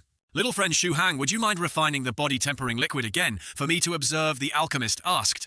Right now, Song Shu Hang asked back. The alchemist looked puzzled. Is there a problem? It's just, I don't think I'll have enough time. I have class this afternoon, Song Shu Hang explained. The alchemist smiled, a faint glow of spiritual energy flickering across his hand. Class, huh? I keep forgetting you're still in school. All right then, who's your professor this afternoon? This question made Song Shu Hang nervous. Senior, please forgive me for speaking frankly. Although I trust your character, I still want to ask first. You're not planning to put my afternoon teacher in the hospital, are you? The alchemist said casually. Ha ha ha, you thought of that too. Not a bad idea at all. If I send your professor to the hospital, you'll be free this afternoon. He even gave himself a thumbs up. Don't worry, I'll be careful. Just break a leg or two. No big deal. Song Shu Hang's eyes filled with tears as he quickly waved his hands in protest. Please, don't do that. 3 days ago, Wu Nuzi had already sent 2 of my teachers to the hospital. One is still there now, and the other was that English teacher you saw earlier, the one with the crutch. If you send any more teachers to the hospital, people will definitely think something's up. Huh, Wu Nuzi already did it. The alchemist clicked his tongue. That's tricky. If I send another one, it'd really be too much. He stroked his chin, looking regretful. What a pity it was. Such a clever plan too, but someone already used it. Song Shu Hang felt like cursing him. Clever plan my ass, are all cultivators this scary? The alchemist sighed. That's the trouble with mortals, they're just so inconvenient. But really, you're sure you can't skip this afternoon's class? If you want, I could cause some sort of unexpected accident that would cancel school for the whole day. He offered helpfully. That way no one would suspect a thing. Song Shu Hang was speechless. Was this some kind of terrorist plan that would just make things even more complicated? Senior alchemist, please don't do anything so frightening, Song Shu Hang said seriously. I can just request leave. I already wrote out my request form. Perfect then, let's find somewhere to refine the body tempering liquid, the alchemist said. Or maybe we should go off campus and see about renting a place. We should lure this danger far away from the classrooms. The alchemist nodded. That's reasonable. Yes, we really should rent a place. I might be staying with you for a few days. Not having a place to stay would be no good. Shall we go now? Let's go, Song Shu Hang agreed. But why are you carrying that broom? You're not some witch, are you? The alchemist laughed. All right, let's go.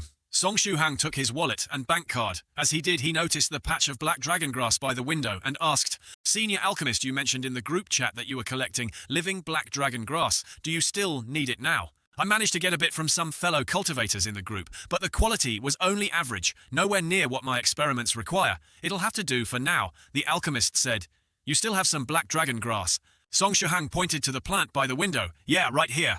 The alchemist only now noticed the purplish-black black dragon grass. Interesting, he said. I've been in this room for quite a while, and I didn't even notice it. I've been dealing with spiritual herbs for over a century, and even in the densest forests I could find spirit herbs, with my eyes closed. Yet this black dragon grass was right by the window, and I completely missed it. This specimen must be special. He examined it carefully. Not bad at all. This black dragon grass has grown in a place where both spiritual energy and ghostly energy are rich for the past 60 years. It was also used as a formation's eye to anchor a formation. Its quality surpasses top-grade specimens. Because it served as the formation's eye, it seems to have mutated slightly and has some ability to conceal itself. I almost missed it too. Song Shu Hang asked, Does this black dragon grass meet your requirements? Senior alchemist? It's perfect. The alchemist said, then looked at Song Shu Hang and asked, But are you planning to sell this black dragon grass to me? He smiled faintly. I must tell you this first. Black dragon grass is already a rare spiritual herb. The quality of this particular plant is even more extraordinary. The 2 boxes of body tempering liquid that Wu Nuzi gave you aren't worth even 1/10 of this plant. So, are you sure you want to sell it to me? I don't have any use for it myself, Song Shu Hang replied earnestly. Besides, if you hadn't posted the body tempering liquid formula in the group for free, I never would have gotten the chance to experience the cultivation world at all. Senior, please accept it.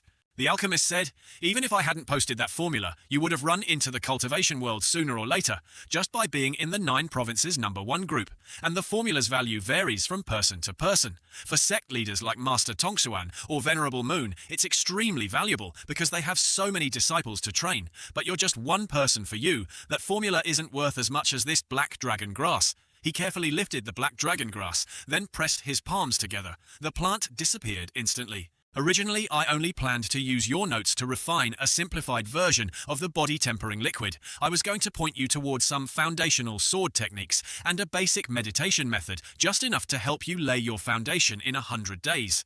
I didn't expect you to prepare such a generous gift for me. Now, using only basic sword techniques and a simple meditation method to repay you would be a bit too meager. Wait a moment. The alchemist said. He pulled out his phone and painstakingly typed a message to the 9 Provinces #1 group, typing each word slowly and carefully. 5 minutes later, he finally managed to send it. Wandering monk, Tongsuan master.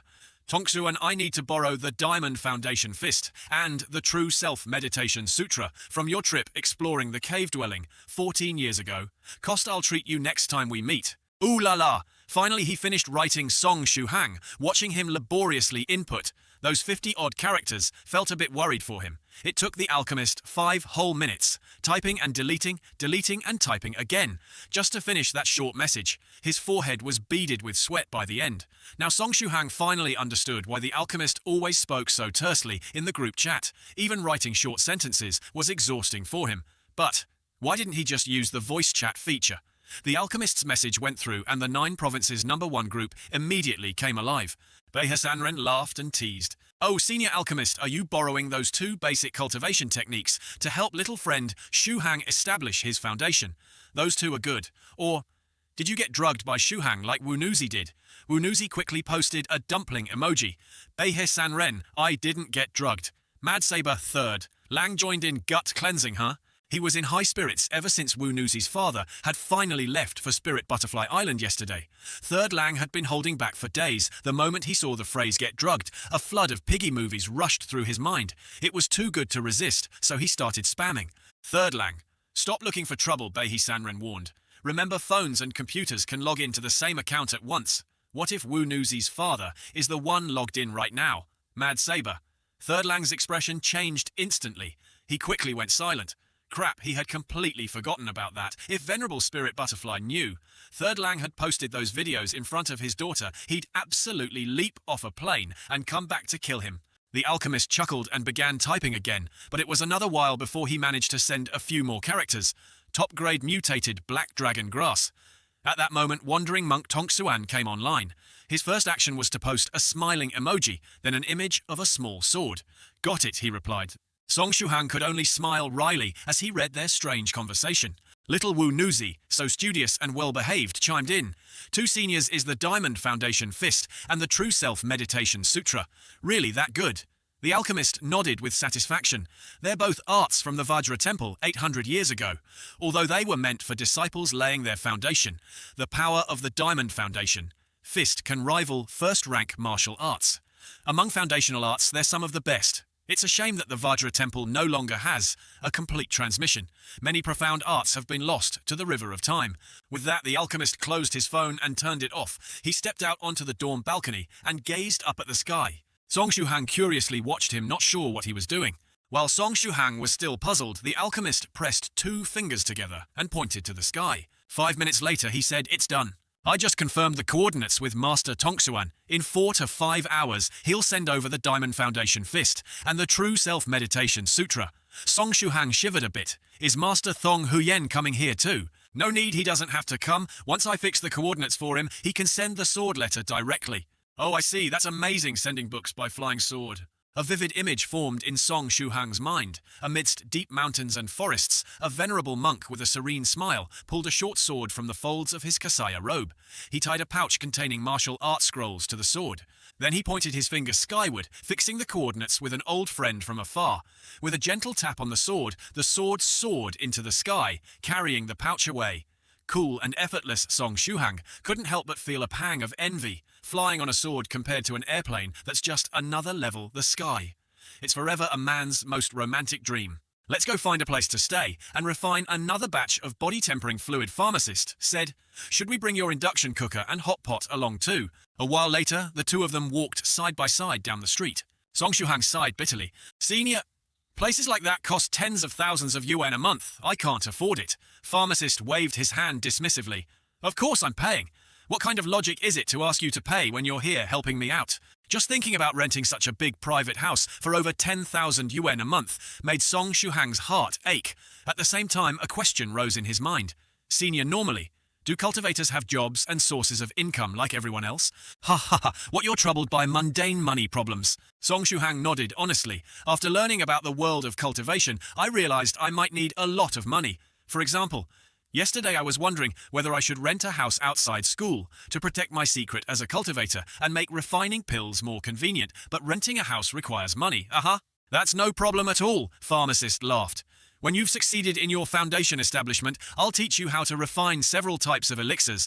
At that point, I'll take you out to earn money. No, I'll take you out to fly, Song Shuhang smiled wryly. Thank you, senior. Soon they arrived at the same alley where just yesterday, Song Shuhang had played the hero to rescue a damsel.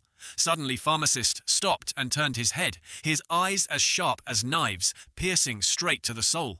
But the alley was empty. Song Shuhang asked in confusion, Senior, what is it?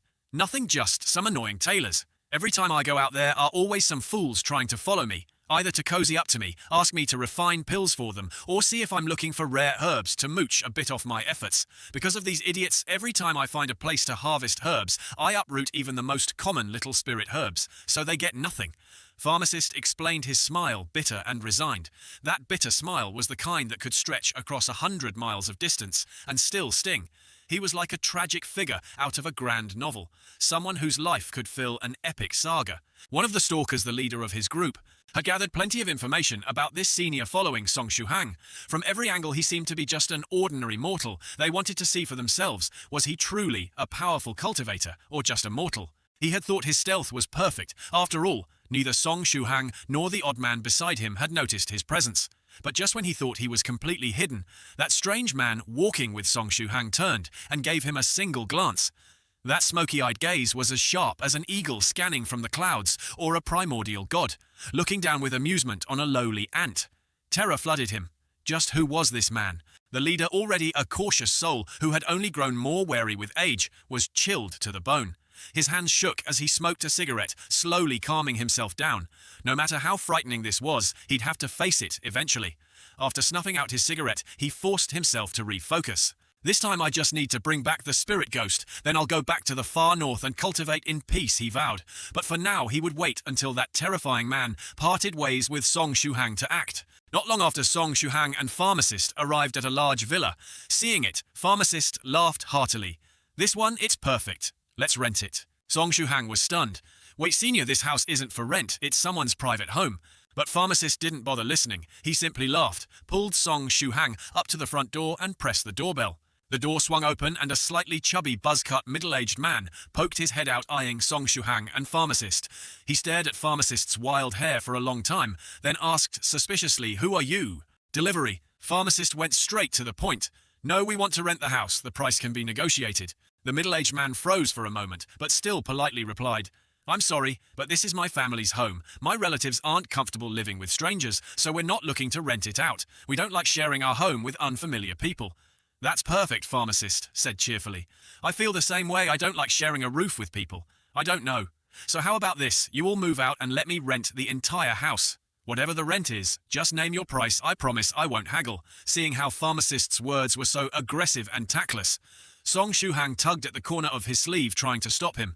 "Don't say that." Sure enough, the veins in the middle-aged landlord's forehead bulged and his face turned cold. "Sorry, I don't need your money. This house is not for rent. Please find another place," he said firmly. But Pharmacist wasn't ready to give up. "Come on, think about it. Really, money is no object." Song Shuhang had already pictured the scene of the landlord losing his temper completely and throwing them out, panicking. He grabbed Pharmacist's arm and tried to forcibly drag the senior away. "All right, little friend," Thu Hang the Pharmacist said. "Let's start with the first refinement process again and see how it goes." Song Thu Hang smiled sheepishly, closed his eyes and carefully recalled his first time concocting the body-refining liquid. Since it had only been yesterday, and because it was his first ever attempt, he remembered it clearly. Add water, first pour in a kettleful, then add sliced ginseng and simmer for 5 minutes. Next came the goji berries, simmer another 5 minutes. The Pharmacist silently observed every move, eyes sharp, but mouth closed, not disturbing the process at all. Even though he'd mentally prepared himself, he still couldn't fathom how Song Thu Hang's pill refining actions could be so creative. The pharmacist sighed inwardly. Time to think about modernizing the pill refining setup, at the very least for processes that didn't need alchemical fire or special flames. Modern equipment would make controlling the temperature much easier. With the help of the ice pearl Song Thu, Hang entered a state of deep concentration. His mind held nothing but the refining process. In the pharmacist's eyes, a hint of appreciation flashed. Though he was a bit older, maybe Song Thu, Hang had real talent for alchemy. Time, a priceless yet easily wasted commodity, slipped away whether you wanted it to or not. Refining and refining soon, it was nearly 3:30 in the afternoon. The body refining liquid had reached its final stage, and just as the pharmacist was wondering, there was a loud boom. The immense pressure in the pot caused the lid to fly off. Thick, black smoke billowed out a stench beyond words, filling the room in an instant. Song Thu Hang had already braced himself, holding his breath, though he couldn't figure out how the foul stench managed to sneak into his nose anyway. Even so, plugging his nose helped a bit. Ugh, what is that smell? The pharmacist's senses were far keener than normal, his sense of smell 300 times sharper. The noxious reek assaulted his nose and mouth, making him feel physically unwell. Good grief, this stuff could practically be a biological weapon. Ordinary people would probably faint outright, foaming at the mouth from nausea and dizziness. Did it work? He asked. Song Thu Hang replied. With a stench like this, how could it be considered a success? The pharmacist, holding his nose, peered into the pot and saw a thin, translucent, and utterly foul-smelling medicinal slurry. He hooked out a droplet and let it fall into his mouth, carefully testing the explosive medicinal properties. A satisfied smile spread across his face. Indeed, it was just as he thought, roughly half as potent as the simplified body-refining liquid he'd made himself, which was actually safer for a beginner. Seeing the pharmacist's pleased smile, Song Thu Hang sighed in relief. Maybe he could truly perfect this simplified pill recipe for the pharmacist. Not that easy, the pharmacist said. This successful batch only proves my theoretical modifications are feasible. He pulled out a thick notebook and recorded all the data and details of the experiment next. I'll need you to cooperate with some adjustments to your refining methods. I'll do my best, senior. Song Thu Hang agreed. Truly, behind every genius's success are drops of sweat no one else can measure. He glanced at the pharmacist, hesitating for a moment, then finally couldn't help but ask senior earlier. You said the flying sword message from Master Thong Huyen would arrive in about 4 to 5 hours. Isn't it about time? The pharmacist chuckled. No rush. The flying sword message uses me as a coordinate. It'll give a reaction when it's close. Let's head back to your dormitory. It's the original transmission point, so if nothing unexpected happens, the flying sword should arrive there. Besides, I need to record more of the feasible points. I observed in your refining process. All right, Song Thu Hang nodded. I'll head back and wait, senior. Go on then. The pharmacist said, tossing him a set of keys. This is the key to the house. I won't need all 5 floors by myself. Take the top floor as your own place, so you don't have to rent. Song Thu Hang accepted the key with a grateful, thank you, senior, and left. 5 minutes later, he arrived at an alleyway in Jai Cat district. Key in hand, a little smile on his lips. He needed a quiet place. This solved that worry. But then he blinked in surprise. Just ahead, about 10 meters away, was a scene both unfamiliar and oddly familiar. 11 gang members loitering about. They had dyed hair-pierced hands, rings in their noses and lips, arms covered in strange tattoos, and the familiar raucous noise of street punks. A tall, burly leader was pressing a girl against the wall, a wicked smile on his face. On his arm was a tattoo of an adorable little Muscovy duck. The girl he was pinning was as pretty as a flower, around 1.5 meters tall. Short-haired, delicate, even without makeup, she looked like a high school student, small and cute. She leaned against the wall, expression cold and calm. Hey, pretty girl, the punk sneered. Standing here alone. Must be lonely. Want to have some fun with us? Song Thu Hang cracked his knuckles and strode forward. Just then, the short-haired girl also noticed him. For a second, her icy demeanor cracked, and the corners of her mouth twitched faintly. These busybodies, she thought with a cold snort, but then she suddenly reached out and grabbed the Muscovy duck punk by the neck, yanking him in close. The punk thought he was about to get a kiss. He even puckered up his slobbering lips, ready to taste the icy beauty's lips. But there was no kiss. A dull crack echoed out as her forehead smashed into his skull, sending him reeling, vision going black as he slumped unconscious. In his daze, he felt something warm flowing from his nose. Must have been blood from the blow. The other punks screamed and swarmed the short-haired girl. You bitch, you're gonna pay for this. We'll show you real pleasure. She snorted coldly, and raised a leg, though not particularly long. It was enough. With a single powerful stomp, the ground cracked apart, chunks of stone flying straight at the thugs. Song Thu Hang, who'd been about to rush in to help, froze in place, mouth agape. Holy shit! he thought. Her movements were fluid and fierce, beautiful, and absolutely badass. Just one word: quality. Song Shuhang stroked his chin and nodded seriously, so it turned out he really was meddling in someone else's business. No wonder she was so angry. The short-haired girl patted the dust-free, tight-fitting capri pants she wore, then tilted her head back at a 45-degree angle and glanced at Song Shuhang, snorting coldly. She turned around and left with the air of a proud rooster, her steps light and confident. Watching her back, Song Shuhang stroked his chin and thought, leaving without even a word of farewell. Well, it does seem so. After 2 days in a row of being cornered by hooligans, did this girl have some special physique or innate talent that attracted them? But anyway, he had more pressing matters to attend to. The only trouble was that his roommates might already be back. If the flying sword message came through now and they saw it, how was he supposed to explain? He'd barely just returned and hadn't even entered the room yet when a loud voice called out, "Gal Momo, it's you again. Of everyone I know, you're the only one with experience dating a girl." So what did he want to say to him? "Stay away from me, your face is really too much to look at right now. Spit it out quickly, I've got things to do." Gao Momo retorted. Song Shuhang frowned. Gao Momo was back, but there was someone else too. Who was this person? Standing in front of him was a mixed-race student with blonde hair, wearing Jiangnan University's uniform. At first glance, this person looked like a bright, androgynous girl, but upon closer inspection, they seemed more like a beautiful boy who was a bit too coquettish. Overall, they were the type whose gender was impossible to guess just by looking. Now, this gender-ambiguous classmate wore an eager, frustrated expression, inching closer to Gao Momo. "Here's the deal today. I'm going on a date with Xiao Mai." Gao Momo was startled, a bit flustered. Then isn't that very good? But the mysterious classmate suddenly flopped to the ground and started rolling around dramatically. "Then I'll hold her hand and it'll be so fun," they said with a grin, leaving Gao Momo speechless. "Don't go rolling around in other people's rooms."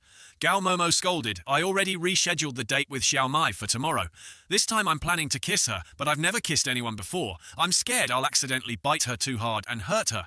What should I do?" At this, their dewy eyes shimmered as they looked at Gao Momo. For some reason, Gao Momo's heart skipped half a beat, and embarrassment rushed straight to his head. "So you came to me to learn how to kiss, didn't you?" "Yeah, from a certain angle, that's exactly it. Among all my close friends, you're the only one with a long-term girlfriend, so you must have kissed a lot already. Teach me how to do it, show me how to get it just right, so I can be well prepared." Gao Momo shivered. Wait a minute, did I hear that right? You want to kiss me?" "Yeah, a French kiss. Let's try it out." But Gao Momo firmly rejected him, pushing the classmate away. "Sorry, but no, I'm not into guys. Besides, I already have a girlfriend. You'll have to find something else to practice with. Like a pillow, a bolster, whatever you want." "No, I've tried pillows, body pillows, even inflatable dolls. But there's no real feeling at all. I want a real wet experience to practice with, especially for the tongue action."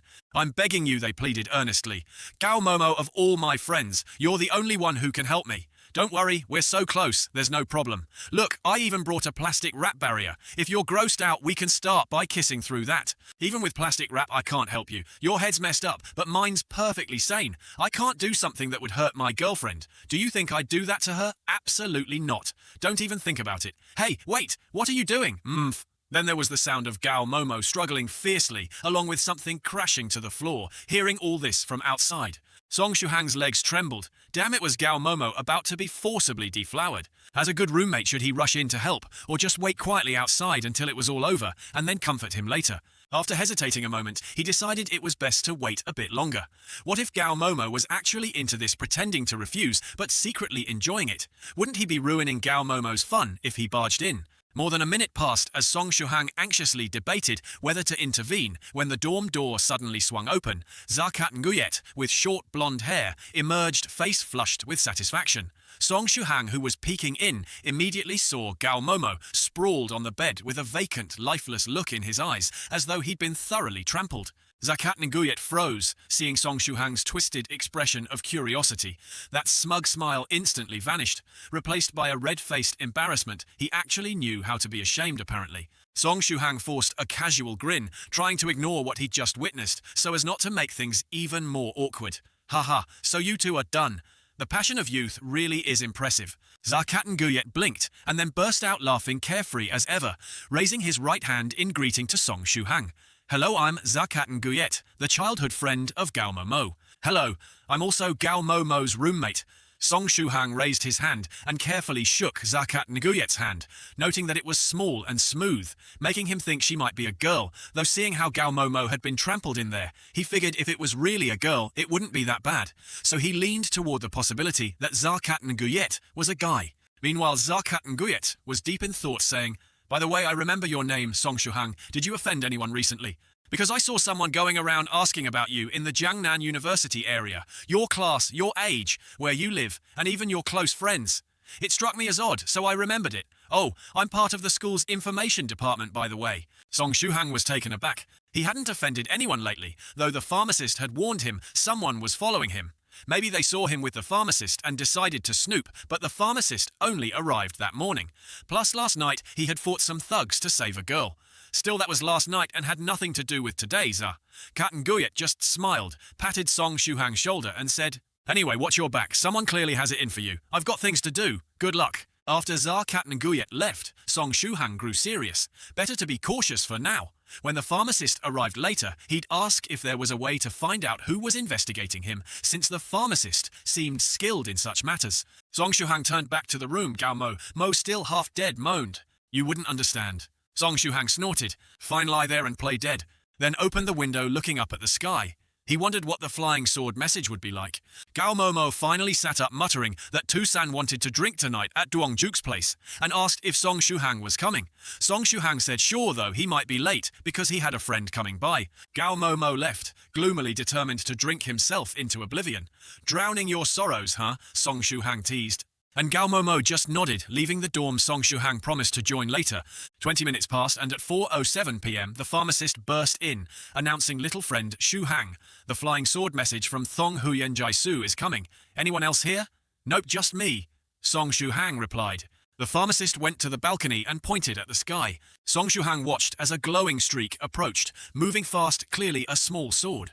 Damn, he thought they're using flying swords for messages this openly. No illusions or disguises. He realized this probably explained all the UFO sightings. Cultivators' flying swords, not alien ships. The sword soon hovered in front of the pharmacist's outstretched hand, a sleek black blade floating, unsupported, defying physics. Song Shuhang wondered, where's the actual manual? Did it fall off during flight? But the pharmacist pulled a thumb-sized object from the sword's hilt. It looked like a jade slip. Song Shuhang exclaimed, "Is that a jade slip for transmitting techniques?" The pharmacist shrugged. "No, that stuff's way too precious. This is just a USB drive. Human tech is so advanced. Now tiny USB sticks can store an entire library, even videos. Very handy for us cultivators." Song Shuhang winced at having his illusions crushed. The pharmacist handed him the USB and said, "Take the flying sword too. Tomorrow I'll give you Thong Huyen Jaisu's address so you can mail it back to him. Mail it back.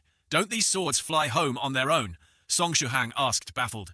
The pharmacist laughed. "Of course not. No self-return function here. It flew here because Thong Huyen Jaisu powered it up, but flying back, too much energy. Besides, only Thong Huyen Jaisu can control this sword. No one else can recharge it.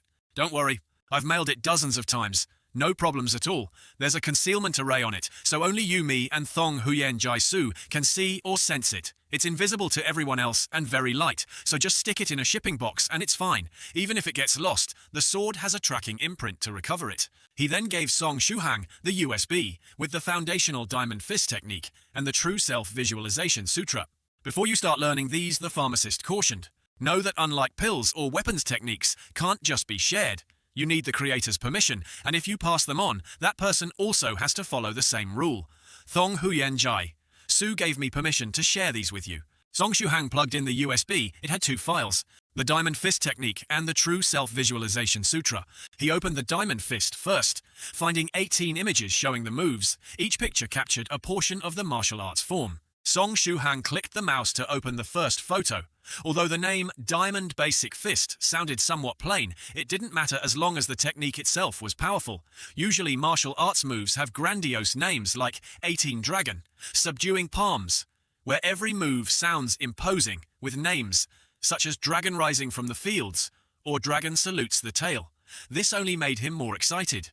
But when he looked at the name of the first move, it was simply Basic Fist Technique 1. Song Shuhang's eyes widened in disbelief. There wasn't even an embellishing title like Diamond Demon Subduing Fist or anything. Just a plain Basic Fist Technique 1. He opened the second photo, Basic Fist Technique 2. Still unwilling to accept this fate, he quickly clicked on the third image, Basic Fist Technique 3. The senior pharmacist noticed Song Shuhang flipping through the images so quickly and curiously, asked, "What are you doing? Checking the move names," Song Shuhang admitted.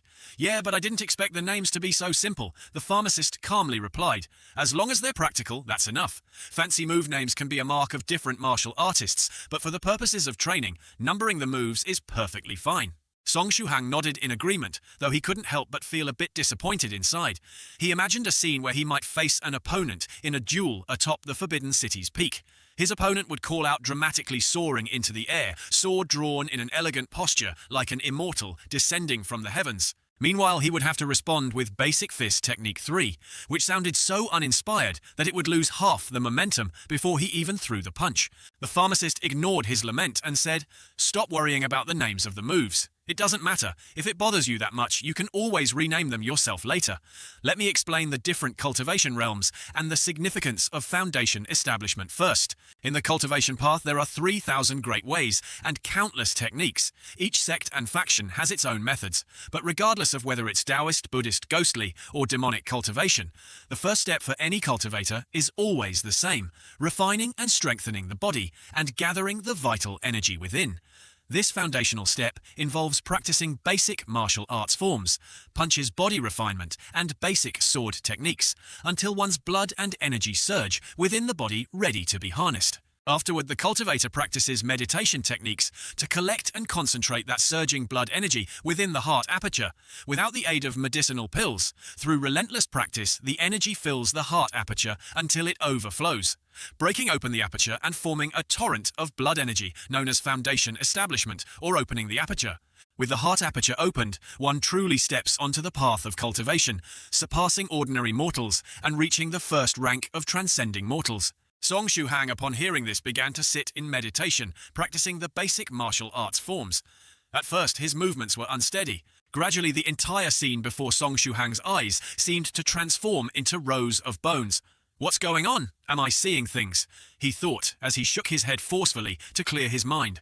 After that, his eyes suddenly brightened, and he found himself staring at a vast, boundless grassland. "What's happening? Is there something wrong with my eyes? Why am I seeing illusions like this?" While he was puzzling over it, a lone figure appeared on the empty grassland.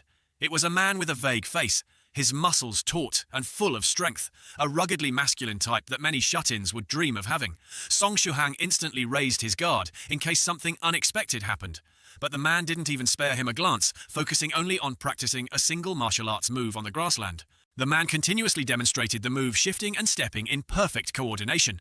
It was just one move with 3 variations, yet in this man's hands it became endlessly transformative. Every motion of his fists seemed to interpret the hidden principles of the world. Though Song Shuhang couldn't understand what was happening, he realized this was a rare chance, so he widened his eyes and tried to memorize every detail of the man's movements. He didn't know how long had passed when he finally heard a faint voice in his ear, telling him he had firmly imprinted the 3 variations of that move into his mind. With a few more days of practice, he could probably master the basics. When Song Shuhang opened his eyes again, his familiar computer screen was in front of him, and the senior pharmacist was grinning proudly beside him. "Senior pharmacist, what just happened? I saw someone practicing martial arts." The pharmacist chuckled and explained it was a basic low-level hypnotic technique, something that only cultivators who haven't even reached the entry stage can be affected by. The images you saw on the Diamond Basic Fist Technique sheet, the 3 figures demonstrating the moves in the corner, along with the carefully arranged text. All of it was meticulously designed. Every character, every stroke and every figure worked together to form a simple, hypnotic image. Then, if you focused your mind and truly wanted to engrave the contents in your memory, you'd eventually fall under its spell. Comparing what you remembered with what was shown in the images would eventually trigger the illusion that the creator of the Diamond Basic Fist Technique intended for you to see. Song Shuhang was amazed. "That's incredible. I completely immersed myself in that world and watched a martial arts master demonstrate the technique firsthand." However, nearly 2 hours later, Song Shuhang sat on his chair, rubbing his temples. That single hour had left him more exhausted than 4 hours of physically training with the body tempering fluid. His mind was tight and worn out. The pharmacist asked, "All done?" Song Shuhang nodded. "All done. Let's go find a place to practice." 5 minutes later, on the dormitory rooftop, the pharmacist began to explain. The Diamond Basic Fist Technique consists of 18 moves. Normally you just need to practice the entire set in order once, and your body's vital energy and blood will feel full and vigorous. Afterward you can sit and meditate to refine that energy, drawing it into your spirit. Song Shuhang nodded and, closing his eyes, carefully recalled all 18 moves from start to finish. Then he assumed the opening stance of the Diamond Basic Fist technique. He had to admit that intense teaching method from earlier was shockingly effective. As soon as he performed the first move, he felt a familiar sensation as if he had practiced it countless times. His body flowed naturally through the 3 variations of the first move as smooth as water. He completed the entire sequence from Basic Fist Technique 1 through Basic Fist Technique 18. Effortlessly, it felt just like following along to an exercise video. But something strange happened even after finishing the set. He didn't feel any surge of vital energy in his body, let alone a sense of fullness. Perplexed, Song Shuhang turned to the pharmacist. "Senior, what's going on?" The pharmacist chuckled. "Little Song, the foundation-building body-tempering methods of cultivators aren't just for show. That's why I told you earlier, even if someone else copies the movements, it doesn't matter. The most important part is the incantation. Do it again. Don't just focus on making the moves look good. You have to chant the incantation correctly and coordinate your breathing with it. And when you punch, use your full strength. Stop trying to look graceful. Start again." Only then did Song Shuhang realize that his earlier practice had been off. No wonder the Diamond Basic Fist technique had felt like nothing more than an exercise routine. He immediately started again, this time muttering the obscure incantation under his breath as he moved. He stopped worrying about perfect form and focused instead on matching the power and flow he had seen in that man's demonstration, drawing from his memory of the man's explosive, powerful punches. With his eyes fixed forward, his feet stepped firmly. His waist powered the movement, and he channeled his entire body's strength. As his fist shot out like a cannonball, he heard a deep dong sound echoing in his ears as if an ancient bell had rung. In that moment, he had the illusion that the air before him had exploded from the force of his punch. He paused to savor that feeling. What was that, he wondered? The pharmacist's eyes, narrowing with satisfaction, explained, "Ha ha, you're finally sensing the mystical energy of the world, aren't you? That's what separates cultivators from mere martial artists. You can call it spiritual energy. It was just a name using. It would make you feel more familiar. What is this? What spiritual energy is?" "Indeed," said the pharmacist with a smile. "You can't draw in the spiritual energy of heaven and earth. You can't lay a foundation, and you can't cultivate. That's the basic, most crucial step in cultivation. But don't stop or overthink it now. You've already mastered the most basic move. Quickly move on to the second. Don't let your body rest. The more tired you are, the better the foundational moves will work." Song Shuhang resumed his practice with renewed determination, the effects of the body-tempering fluid even clearer than before. He felt the spiritual energy of heaven and earth swirling around his fists and shoulders. After throwing out 10 punches in a row, his fists felt impossibly heavy, as if weighed down by iron. The whoosh of his punches cutting the air was clear. The pharmacist watched intently. For a complete novice like Song Shuhang, even after drinking the simplified body-tempering fluid, how many moves could he manage? Since Master Tong Xuan created the Diamond Basic Fist technique, none of the elite disciples chosen had ever managed to perform the whole set in one go. Song Shuhang had missed the prime age to build his foundation, and his long-neglected body was nowhere near as fit as those elite disciples. The pharmacist doubted he'd even reach the 5th move. While the pharmacist pondered this, Song Shuhang had already completed the 4th move. He was panting like a bull, his hair soaked as if in a rainstorm, and his clothes stuck to his skin. Now not just his fists, but every part of his body felt as though crushed by a mountain. Even lifting his arms or shifting his stance brought sharp discomfort. Every muscle screamed in protest. "How many moves have I done?" "The 4th, I think." "But the Diamond Basic Fist technique has 18 in total. Can I finish them all in one go?" Sweat streamed down his face, and he blinked to clear it from his lashes. "I can do this." "I will do this," he vowed. A breath like a soul's exhalation left his lips, white vapor visible despite the hot day. Stepping forward and lowering himself to sweep his leg, then forming fists and punching ahead, he reached the 6th move. By then, Song Shuhang was utterly spent, trembling from sheer exhaustion and on the verge of collapse. The body-tempering fluid's energy had long since run out. More than 12 hours had passed since he drank it, and only the barest trace remained to carry him to the 5th move. Could he endure longer if he took more of the fluid mid-practice? "Show me the greatest depth of your resolve," the pharmacist thought. "If you can finish the whole set in one go, the value of this simplified body-tempering fluid will at least double." He took a small porcelain bottle from his robe containing the simplified fluid Song Shuhang had helped him prepare. As soon as Song Shuhang completed the sixth move, the pharmacist called out, "Little Song, open your mouth." Song Shuhang's mind was almost blank, but instinctively he obeyed. The pharmacist flicked a black pill into his mouth, and instantly Song Shuhang's throat erupted in searing pain. Next, the medicine erupted into a warm current that flowed down Song Shuhang's throat to his stomach, wrapping him in a comforting heat that made him want to moan with pleasure. The enormous medicinal power felt like it was about to burst his body apart, yet it also provided him with immense strength. With that support, he successfully executed the seventh move of the Diamond Basic Fist technique, followed by the eighth, then the ninth. His progress was as smooth as cutting bamboo, but each punch left him more exhausted. Still, as long as he endured, the medicine replenished his strength, dissolving the fatigue. "I must do this, I have to complete the full set of the Diamond Basic Fist technique." Finally, after tremendous effort, he finished all 18 moves, which brought a satisfied smile to the pharmacist's lips. He really did it from start to finish. What a surprise. All right, before your blood and energy fade, sit down and begin meditating with the True Self Visualization Sutra. This visualization technique focuses the mind to eliminate stray thoughts, making one's spiritual force clear and calm, like a deep well, and gradually manifesting spiritual power. Song Shuhang took a deep breath to quiet his excitement, sat cross-legged, and began. Though the Diamond Basic Fist was from Buddhist tradition, the True Self Visualization Sutra was different. It emphasized visualizing one's truest self. This true self wasn't fixed. It evolved with age experience, cultivation, and status. It could be a child, a wandering swordsman in white, a fierce warrior, or even a calm elder, shifting like the tides of life, even turning into a sea of blood under hatred. Unlike other visualization methods that were unwavering, like a lake, or serene, like an ancient tree, the True Self Visualization Sutra was uniquely tailored to oneself because it was the self. Who am I really? Will my true self become the peerless swordsman I've always dreamed of? Song Shuhang opened his eyes and finally saw it. His true self looked just like him. Plain shirt, black pants, sitting cross-legged and smiling gently.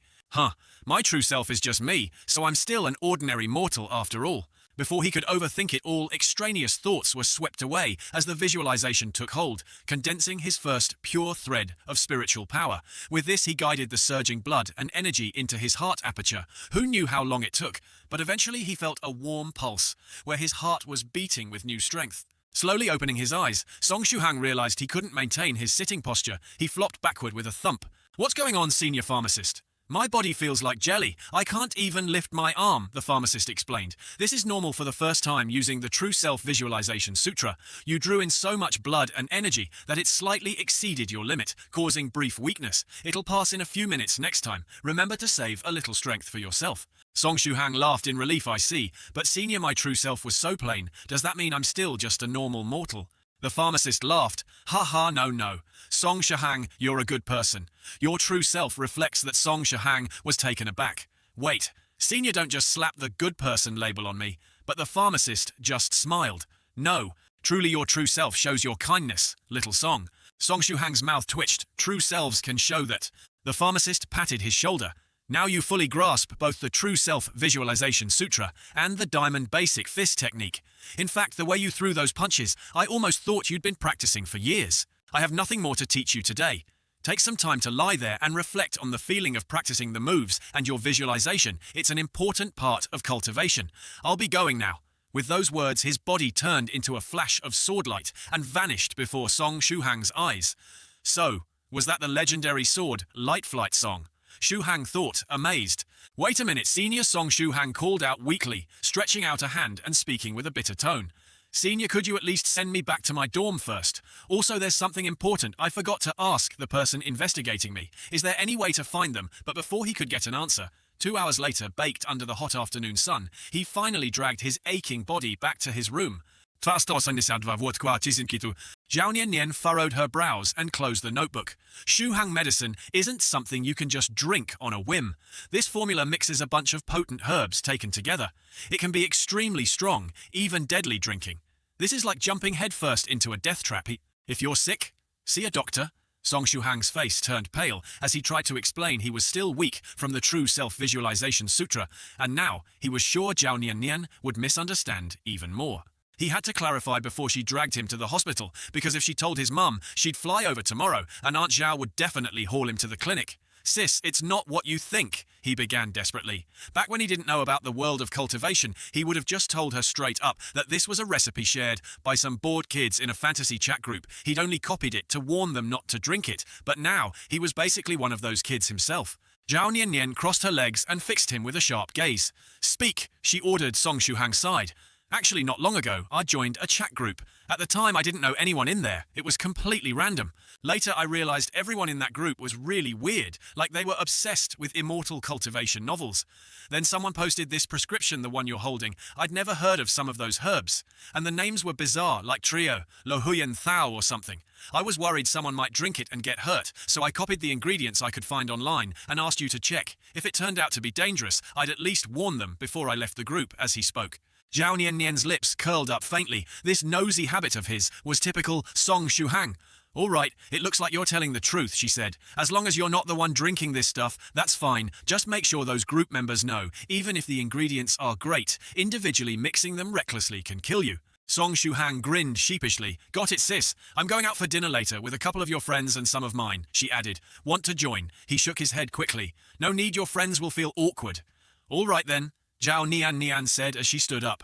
Take care of yourself, and remember what I said. With a wave, she was gone. Song Shuhang let out a huge sigh of relief. Thankfully, she hadn't discovered his cultivation secret. Time flew by quickly. After a shower and a change of clothes, it was already 6 p.m. Song Shuhang stepped out of his dorm and headed toward Li Yudong's place. When Song Shuhang arrived, Lin Tuoba and Chao Momo had already drunk quite a bit. The two of them were hugging each other, with Chao Momo occasionally wailing in a pitiful manner. Lin Tuoba was hugging him tightly, speaking words of comfort in a loud voice, repeatedly trying to soothe him, although they were clearly speaking Mandarin Song.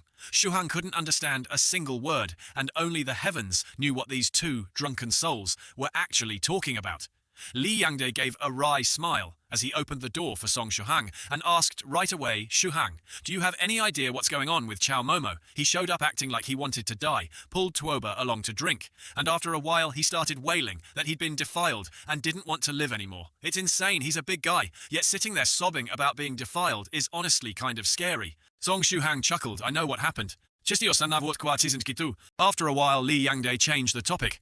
Oh, right, Shuhang. The school is about to hold a big sports meet. You probably don't know about it because the class only announced it at noon today, and you were off being dragged around by that weird friend of yours. Anyway, there's something funny about signing up this year. No one in our class volunteered for the men's 5,000 minute run, so after everyone kept pushing it around, it finally landed on someone who'd taken leave and wasn't even there. I suggested someone with the surname Song. Song Shuhang, who had been listening carefully, immediately spat out his drink. Damn it, I'm going to curse. Set me up to run 5,000 meters. That's basically a death sentence. Li Yangde just laughed. Too late for complaints. The sign-up list has already been submitted. On June 7th, you're running whether you like it or not. If you don't show up, someone will drag you there. Just try your best. If you win, you'll even get some bonus points. Song Shuhang thought to himself that if this had been 2 days ago, he might have actually died running that distance. But now, with all the changes he'd undergone, 5,000 meters was nothing at all. Smiling confidently, he said, Fine, 5. 1 meters it is. I'll take those bonus points for sure. His friends were soon so drunk they couldn't tell up from down, and Song Shuhang was left alone to sigh. The truth was, even for a new cultivator, he was no longer an ordinary person. After using the body-tempering fluid twice, training the Vajra foundational fist techniques, and practicing the True Self Visualization Sutra, not only had his body become much stronger, but even his alcohol tolerance had improved. Once he'd helped his 3 drunken friends get to bed, he muttered to himself, better go back to the dorm and get some rest, and maybe see if there's any new activity in the group chat. Back in his dorm, Song Shuhang habitually opened the 9 provinces #1 group chat. There were lots of new messages. First were the noon messages from Medicine Master, helping him exchange for 2 basic cultivation techniques. Then just 2 minutes ago, Tyrant Mystic said, according to my calculations, it should soon be time for Senior White to end his 115-day closed-door cultivation. Right, Beihi's loose practitioner sent an icon of strength, and after a while he said, Senior White's seclusion is truly admirable. This time when he emerges, he'll probably be very close to 7th stage Venerable rank. Before long, we might have to call him Senior White Venerable, a user named Drunken Moon. Resident added, the most important thing is that once Senior White finishes his seclusion, he'll definitely contact us, right? So who's going to go greet him? Once he spoke, the group went completely silent for a moment. After a while, Beihee said, let me say this first. I went to greet Senior White last time. I'm not going this time. Song Shuhang had always thought the name Drunken Moon Resident sounded familiar.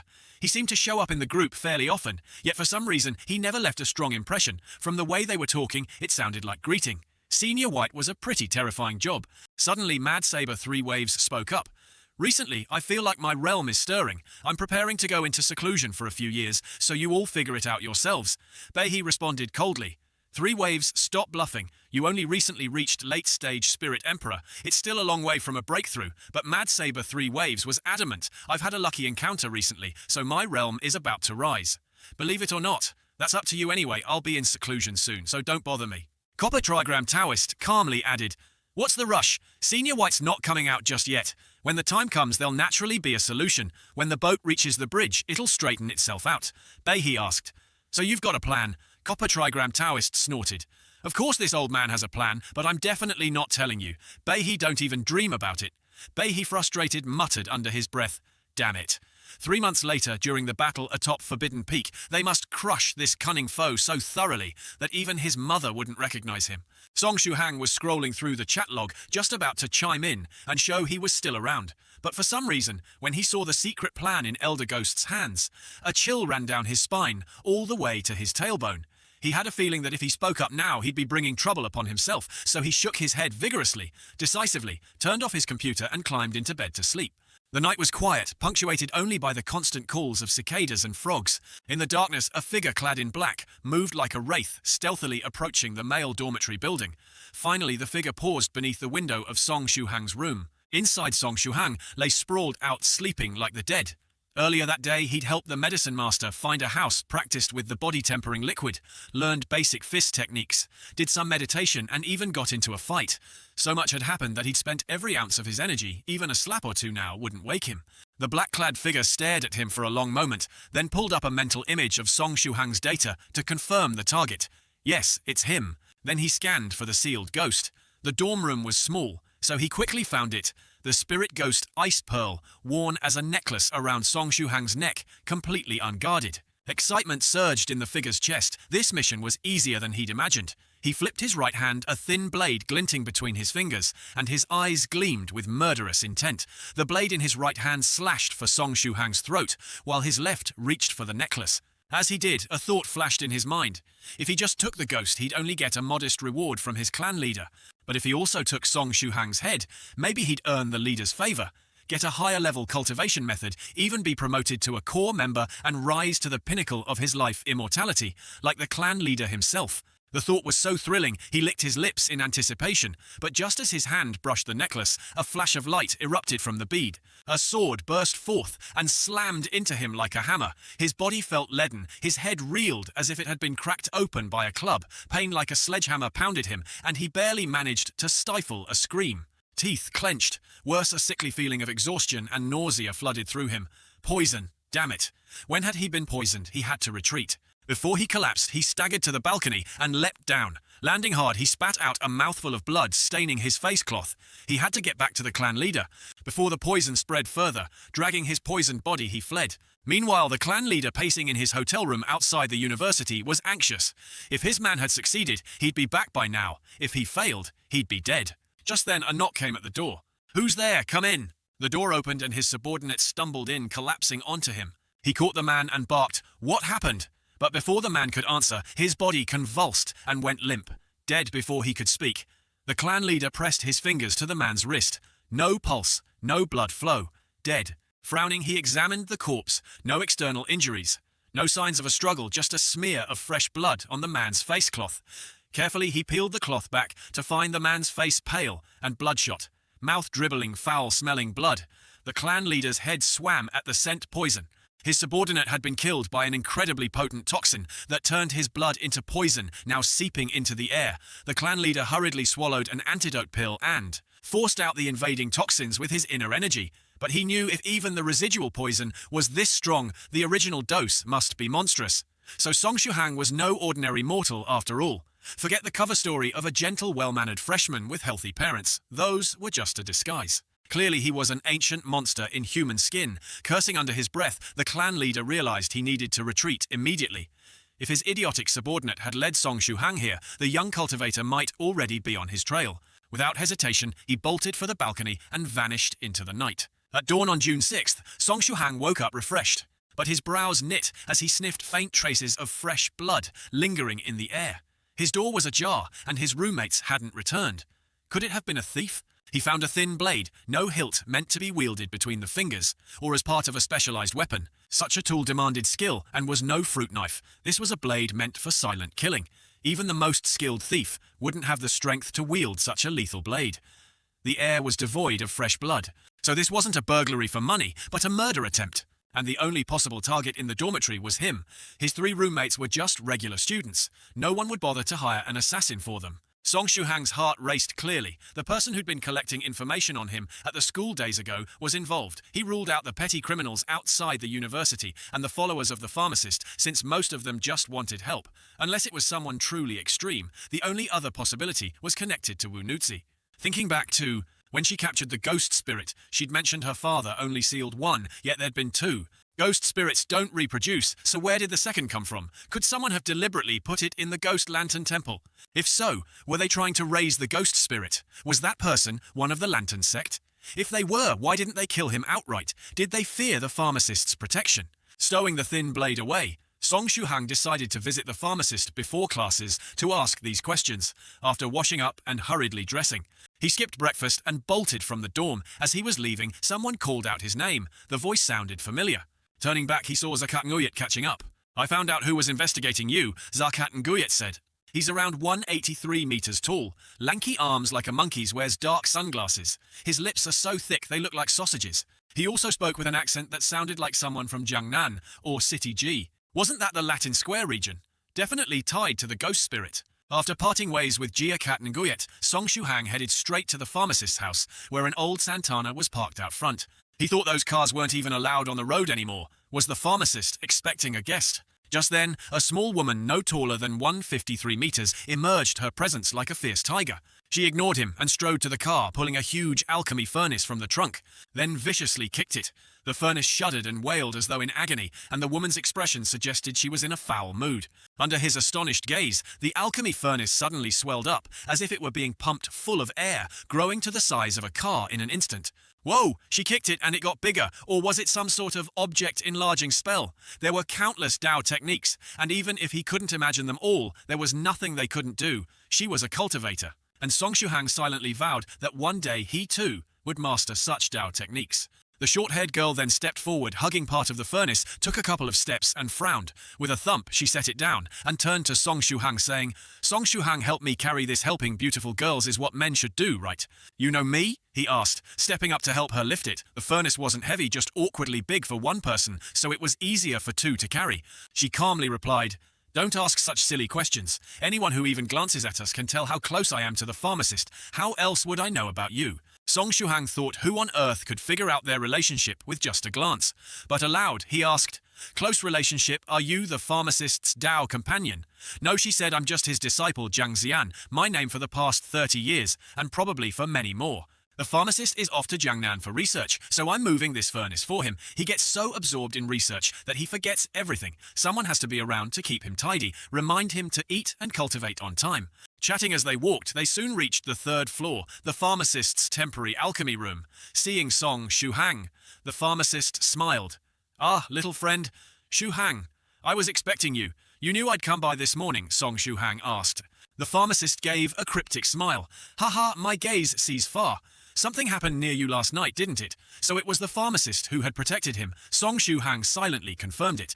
"Yes, someone broke into my place last night and left behind a thin blade. It still smelled faintly of blood, and I knew something was wrong." He handed the blade over and the pharmacist's eyes narrowed as he inspected it. "You're right. It reeks of fresh blood and the resentment of the dead. Whoever held it is no stranger to killing. I hadn't meant for you to see the harsh reality of the cultivation world so soon, but danger here comes not only from the heavens, but also from other people. Little friend Shuhang, How did it feel to be the target of an assassination? I felt a lot of things. Song Shu-hang admitted. At first I was scared that someone could get so close without me noticing. It's part of why I came here. I want to become more vigilant. He hesitated, then continued with a faint smile. But after that, there was a hint of excitement too. Excitement, huh? Ha ha ha. The pharmacist burst out laughing. Little friend Shu-hang, you truly are a strange one. Someone tries to assassinate you, and you're actually excited. Strange indeed, Jiang Xian chimed in. A weirdo, absolutely, she added. Last night I quietly set up a small formation on your body. Sorry for doing it without your permission. That formation has some defensive power, and it's designed to react to attacks from cultivators. It also includes a special medicinal powder I developed myself. Just a heads up, I was particularly proud of that powder. Last night the formation was triggered, meaning the attacker was definitely a cultivator with malicious intent. Honestly, I never thought it would actually be used. I figured those tailing me would have at least a little sense. But it seems I overestimated them. They're just rabid dogs, biting at anything. Sorry for causing you a bit of trouble, little friend, Shu-hang the pharmacist said. He suspected that the ones targeting Shu-hang were those same shadowy followers. Other than those, I really can't imagine why any cultivator would want to harm a fledgling like you, he added. Shu-hang lifted the pendant hanging from his neck, which held a small soul-binding pearl, and said, I survived last night thanks to your help, Senior. But honestly, besides being those tailing you, I suspect they were also after this. He held up the small, ghostly figure within. It's the spirit ghost I helped Wunuzi catch at the hour of the rat, but her father only sealed one ghost at the Kuaijung temple, yet we ended up with two. That discrepancy worries me. The pharmacist nodded. So you think the intruder might be the real master of that ghost, or perhaps some cultivator who caught sight of it and couldn't resist? To be frank, if it were just me they were after, I wouldn't worry too much. But the other day, I heard someone paid students at Jiangnan University to gather information on me, and those close to me, I fear they'll resort to anything, even harming friends and family. Jiang Zhangxian grinned slyly. Shu-hang, how about I keep this ghost for you? Let them come after me, instead I'll deal with them. She'd barely finished when the pharmacist flicked her forehead hard. Don't be reckless. This spirit ghost is crucial for little friend Shu-hang. Once he advances to the foundation establishment stage and gathers the right materials, he can forge a contract with it, with this ghost as an ally, even if he misses the perfect window for laying a cultivation foundation and doesn't have true immortal energy to shield his body. He'll still have a chance to one day surpass the geniuses of the sex. Without it, his path would be 3 to 5 times as arduous. Jiang Xian rubbed her forehead, pulling a comical face. Fine, I was just joking. Besides, this ghost isn't much use to me anymore. By the way, senior pharmacist Shu-hang said earnestly, I'd like your guidance on how to spot when someone is following me and how to stay alert in general. After this close brush with death, he was all too aware of his shortcomings. He might be thrilled by the danger, but he didn't want to end up stabbed in bed. All right, take it slow. These are basic survival techniques for cultivators, easy enough to learn. This was Shu-hang's first time seeing the group's document folder. He'd only ever checked the chat messages and didn't realize how many strange documents were hidden in here. These guides were probably meant to help seniors who just emerged from closed-door cultivation quickly adapt to modern knowledge. It was impressive to see, though. Apparently they could even forge legal ID cards and personal information. The capabilities of the number 1 of 9 provinces group could shake the mortal world. Shu-hang pointed to the last file and asked Senior, who is the devotion cultivator? At this, the pharmacist sighed. That's a senior with immense power. Over 200 years ago, the devotion. Senior quietly chose a remote, peaceful place for closed-door cultivation. But more than a century later, right when he was immersed in the bliss of cultivation, a device called an atomic bomb exploded right where he was meditating. Dangerous doesn't begin to describe it, if not for his immense cultivation and the more than 100 defensive formations protecting his retreat. He'd have died long ago. Even so, he had to recuperate for decades to recover. Now the phrase atomic bomb is a forbidden topic. Around him, mention it, and you'll find yourself in real trouble. Shu-hang was amazed. This senior is incredible. To be struck by humanity's strongest weapon and still live, that's true cultivation. The pharmacist nodded. Humans have progressed so quickly in the past decades that those of us who spend decades in seclusion feel left behind. Cultivators have to relearn so much just to keep up. Not only is humanity's development swift, but their talent for courting death grows too, rumor has it. There's enough nuclear firepower to set civilization back centuries. Whether that's true or not, many seniors now worry that one day they'll exit seclusion to find the world in ruins. Or worse, they'll be deep in meditation only to have hundreds of warheads rain down on them. The pharmacist flipped through the folder, finally finding the document Shu-hang needed. Ah, here it is. guidance on using spiritual sense to detect surveillance, and sharpen your senses to boost vigilance. Simple and practical, just read and practice. This was generously shared by Tui Nguyet Cultivator, no payment needed. Thank you, Senior Shuhang said, sincerely glancing at the name Tui Nguyet Cultivator. It seemed oddly familiar, but he couldn't quite recall. The pharmacist chuckled.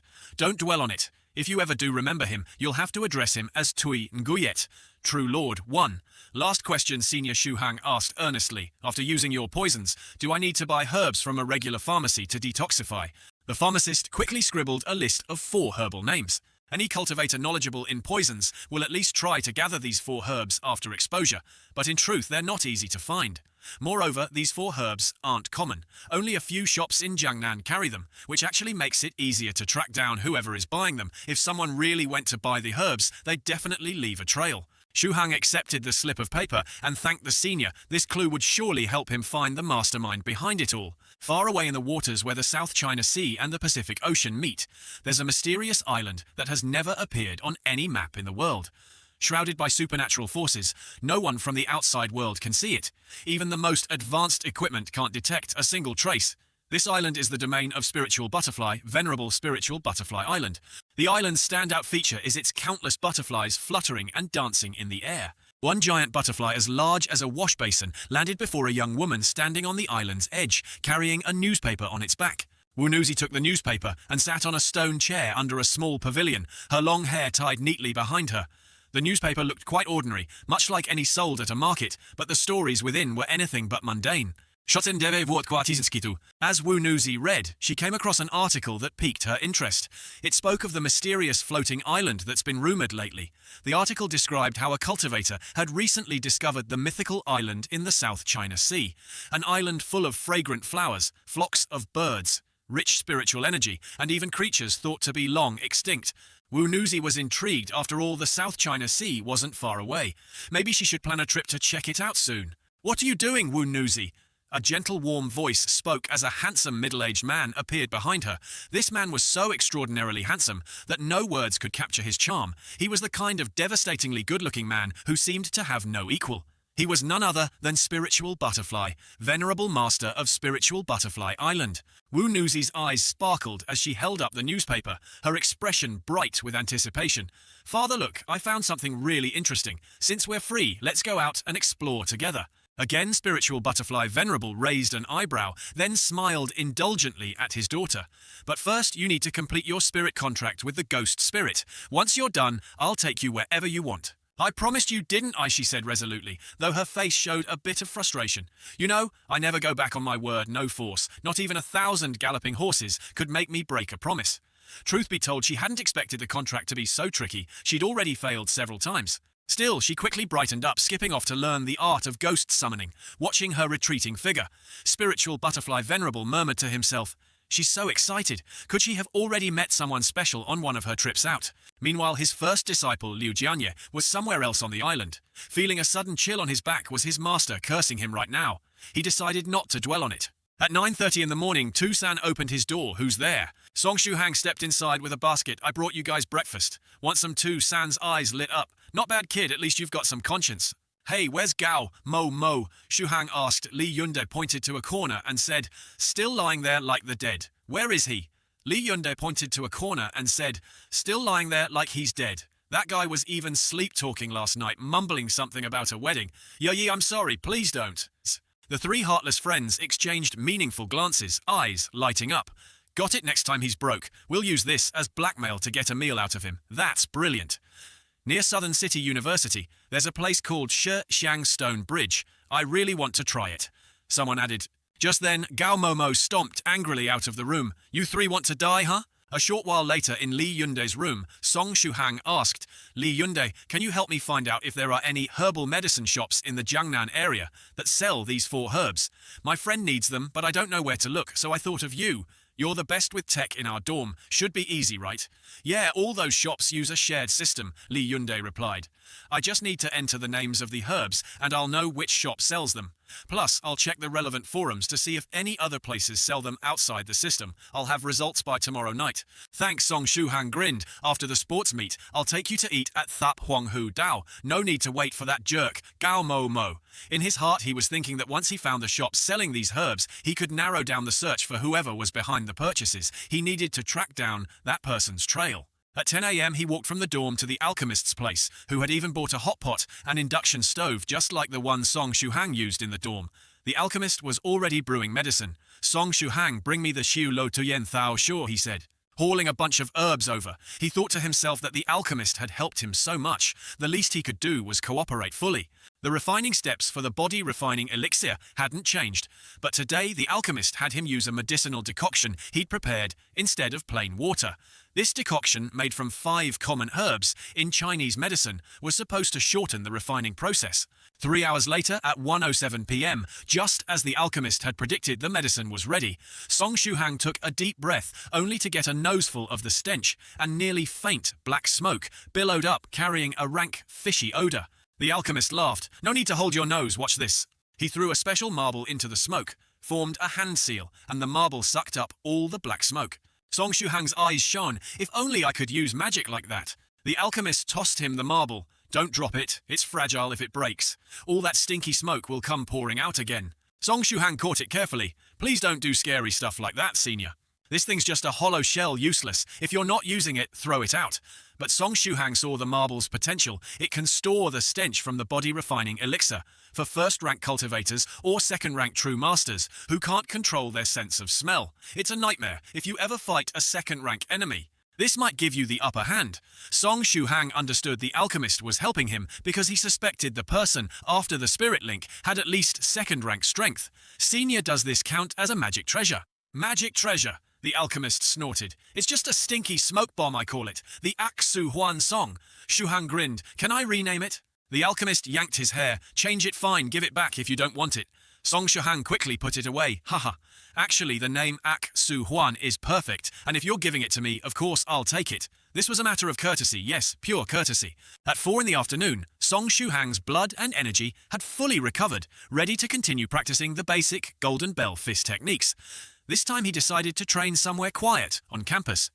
He went to an abandoned building in Lecture Hall 3, a place built decades ago as a research lab for graduate students. But last year a fire broke out, though no one was hurt. The building was deemed unsafe and left vacant.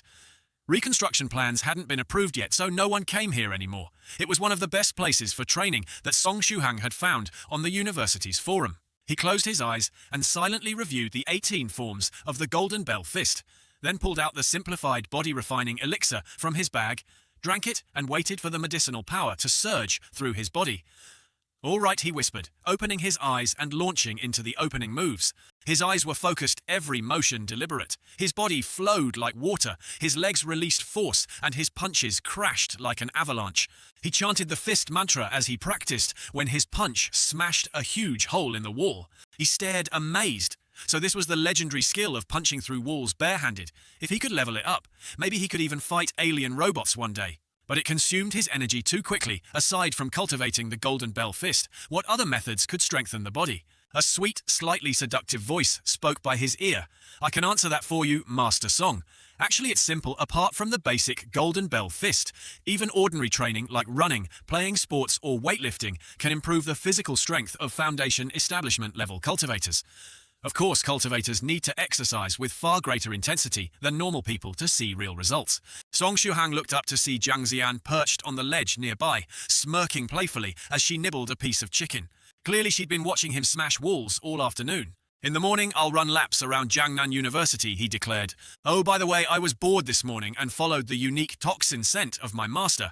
I traced it to a hotel in Jiangnan district where the poisoned man had been staying. Sadly, he was already dead, his body reduced to a pool of black sludge.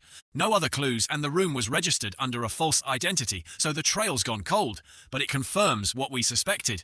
There's definitely a group behind this, and the man was just one of their pawns. So what will you do if you find the mastermind, she asked. I'll gauge his strength first. If the chance arises, I'll finish him while he's still weakened. Cut off any future threats, he said resolutely. Finish him, Jiang Xian teased, trailing a finger along her throat. You've never killed before, are you truly prepared? I'll be ready, Song Shuhang replied firmly. For my safety and the safety of my friends, I'll do what I must. I have to be ready, no choice. As night fell and the dawn quieted, he lay on his bed reading, while Tu Sanli Yunde and Gao Momo played a fierce competitive game on the computer. The three of them showed no sportsmanship. While gaming, they even used Song Shuhang's computer to log in as a trio, forming an enemy stronghold and happily trolling random players. Song Shuhang was secretly cursing them in his mind. Oh right, Shuhang Li Yunde said, I found the info about the medicinal herbs you asked me to look up. Among all the pharmacies registered in the national TCM distribution system in Jiangnan, only one sells the herbs you need, and they only have one of the types you're looking for. I also posted about it on a few online forums. Details should come in by tomorrow, and I'll send you all the pharmacy addresses then. As he spoke, he shamelessly minimized the game window and activated some hacks. Song Shuhang grinned. Thanks, Li Yunde. Really appreciate it. Appreciate my ass. Li Yunde grumbled, annoyed. In the next match, despite their hacks and underhanded tactics, the three of them lost pathetically. Tusan cursed. Damn it, they're using hacks too. Just then Song Shuhang's phone rang. He glanced at the screen. It was Chunana. Smiling, he answered. Sis, calling this late. What's up? Can't I just call you for no reason? She said, her voice sounding a bit breathless. Come out and help me. I'm at Lumar Street near the back of the wedding studio. Do you know it? Song Shuhang frowned, but quickly relaxed. I know it. Should I bring anything? No need, just you. Come quickly. All right, I'm heading out. He ended the call. Quickly threw on a black jacket and turned to the others. I'm going out. Want me to bring back some late-night snacks? Yeah, sure, they said. As soon as he left the dorm, his face darkened. That call used Chu Nana's number, and the voice was similar. But it wasn't hers. He knew her voice intimately. The words she liked to use, her speech patterns, even tiny habits she herself wasn't aware of.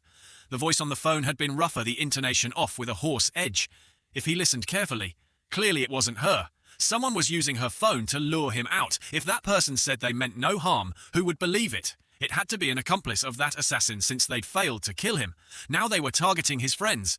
All right, bastard, Song Shuhang muttered, you're dead. He sprinted to Lumar Street, but instead of going straight to the wedding studio, he stopped at an office building 200 meters away and climbed up to a window on the 7th floor. From there, he could see the studio clearly while staying hidden. He focused his spiritual sense, using a cultivation technique to heighten his perception and mask his presence. After training in basic body forging techniques, his eyesight was like a telescope, despite the darkness. Everything within 200 meters was as clear as watching HD video. Lumar Street used to be a busy pedestrian area, but now it was deserted, with only a few stores still open and barely any passers-by. The wedding studio was at the southeast corner, lit up, but with no one around. Song Shuhang quickly spotted Chu Na lying unconscious on a bench in the small green park near the studio. Next to her stood a tall, skinny man, about 183 meters, with unusually long arms, wearing dark glasses and thick lips like sausages. Song Shuhang clenched his fists. The man's features perfectly matched Lam Dao. So's description, this was the same bastard who had gathered information on him. He'd told Jiang Ziyan earlier that he was ready to kill if he had to. Now was the moment to test that resolve. Just then the man with the long arms turned to look straight at Song Shuhang's position, then bowed his head and dialed a number on Chu Na's phone. The call was for him. He'd been found. The phone in Song Shuhang's pocket rang, displaying Chu Na's number, just as he'd expected. After all, he'd only been practicing these basic techniques for 2 days and had just begun learning the spiritual sense method today. That the enemy sensed him was no surprise. Song Shuhang answered. The man smiled wickedly, using Chu Na's voice. Found you, Song Shuhang, then he hung up. Song Shuhang turned off the phone, calming his thoughts. Moments later, he appeared in an alley behind the office building, facing the man from 5 meters away. I'm here, he said coldly. The man clapped twice. Interesting, he chuckled. Back on that rooftop, you didn't even flinch when you saw me. You were just angry, so you already knew about me, huh? I wanted to give you a surprise. No need, Song Shuhang said, expressionless. But your coming here makes me very happy. It proves that you care about the girl next to me. She's your relative, right? How ridiculous to be so concerned over a mere mortal, truly laughable. The long-armed man removed his glasses, revealing eyes laced with blood. Now, Song Shuhang, answer me. Are you experiencing your mortal tribulation, or are you just an ordinary human? With that, his right arm suddenly swelled and took on the color of ancient bronze, launching a powerful punch straight at Song Shuhang. Although he had only just entered the cultivation world after days of practice, Song Shuhang easily dodged the blow, his face remaining calm. Yet I've heard useful information, he said softly. I've checked all the intelligence on you. Every record from childhood until now says you're nothing but a mortal. The long-armed man's eyes bulged with madness. I can't understand why the sect master fears you. So he even thought you were a senior cultivator, hiding among mortals, that all your files were fake. He believed your so-called friends were nothing but cover to threaten you. He even withdrew from the Jiangnan University area, completely rejecting the intelligence I brought him, and didn't even reward me with the body-tempering fluid I was promised, all because of you. Song Shuhang, you're just a mortal. Why does the sect master care so much? The man's voice was crazed. Now tell me, Song Shuhang, admit you're just a mortal, then I'll kill you here in this dead-end alley, and I'll report back to the sect master that you're nothing but a mortal. I must reclaim the body-tempering fluid that rightfully belongs to me. So that's it, Song Shuhang realized. Back when he'd accompanied Wu Nuzi to Larkin Street in G City, someone from the sect had been watching. Hearing Wu Nuzi call him senior and seeing her powerful display must have convinced them he was a hidden expert, experiencing mortal life, and after the incident with the Poison Master, they'd grown even more certain of his strength. The fact that the sect master withdrew from Jiangnan meant he'd been lurking around here too, and the second person who'd fallen to the poison was likely the sect master himself. The thick-lipped man in front of him was practically foaming at the mouth, brandishing a long blade. Don't even think about escaping. I've already opened 2 of the 9 orifices. In this alleyway, no one will come to save you. I'll kill you, dissolve your body with the corpse-dissolving fluid, and leave no trace. Song Shuhang calmly pulled a small vial from his sleeve. The body-tempering fluid you want, is this it? He asked in a low voice. The body-tempering fluid, the man screamed. Throw it to me. Song Shuhang shook his head. Come and take it, I'm just a mortal. What are you afraid of? I'll give you even more if you let my sister go. The long-armed man's eyes widened when he didn't even hesitate. He lunged forward, determined to seize the vial before Song Shuhang could pull any tricks. But in his single-minded pursuit, he didn't even think to ask why Song Shuhang had the fluid in the first place, or how he could have so much of it. In that instant, a blade of light pierced the man's body as easily as tofu, plunging straight into his heart. He stared dumbly at Song Shuhang, who still held the empty vial, but now also gripped a sharp sword. How? He stammered as blood poured from his chest, soaking the blade and turning it a brilliant crimson. It was a flying sword, invisible to anyone. But Song Shuhang and the Grandmaster, who had gifted it to him, no one else could see it unless they surpassed the Grandmaster's power. Song Shuhang had held it ready all along, waiting for the long-armed man to come closer. He hadn't expected the man to throw himself forward so recklessly, but he only needed to adjust the tip slightly to aim it directly at his heart. With a soft fup, it was over clean and precise, easier than turning over one's hand. Song Shuhang drew a deep breath, silently relieved that he hadn't yet returned the flying sword to the Grandmaster. He raised his hand to cover his nose. Even though he had already achieved some enlightenment, the smell of fresh blood still made him slightly nauseous. After all, he wasn't some bloodthirsty demon like Ning, just a regular college student a few days ago. Taking a deep breath, he tried to calm himself, pushing down the instinct to panic. The point of his sword was pressed against the man's throat as he asked any last words. The long-armed man gasped for breath. But before he could respond, there was a swift slash, and his head was severed cleanly from his body. I was just asking out of habit. I wasn't really interested in your last words, Song Shuhang said quietly. It was the first time he had ever killed not even a chicken before. This was his realization. He must accept it. The long-armed man was the first to die by his hand, but certainly not the last. With the black flying sword in hand, Song Shuhang carefully searched the man's body. There wasn't much: a glass vial, 3 small knives without handles, a strange badge, 1,000 wen in cash, and a phone. For a cultivator who has opened 2 orifices, you're dirt poor, he muttered. The badge was marked with 3 claw-like scratches, probably representing the man's organization. The pungent liquid in the vial must be the corpse-dissolving fluid he had bragged about. Damn, he actually carried this on him. Song Shuhang thought pouring a little of the fluid onto the man's body. The effect was immediate. The first-rank cultivator's corpse dissolved in moments. Since it was just a corpse, there was no blood and chi to resist. But it was clear this liquid could be a lethal weapon if used cleverly. A few minutes later, Chunana felt a sharp pain in her neck and woke with a start, confused by how her bed was shaking. She groaned in annoyance, but the shaking only grew worse. Damn it, can't I get a good night's sleep?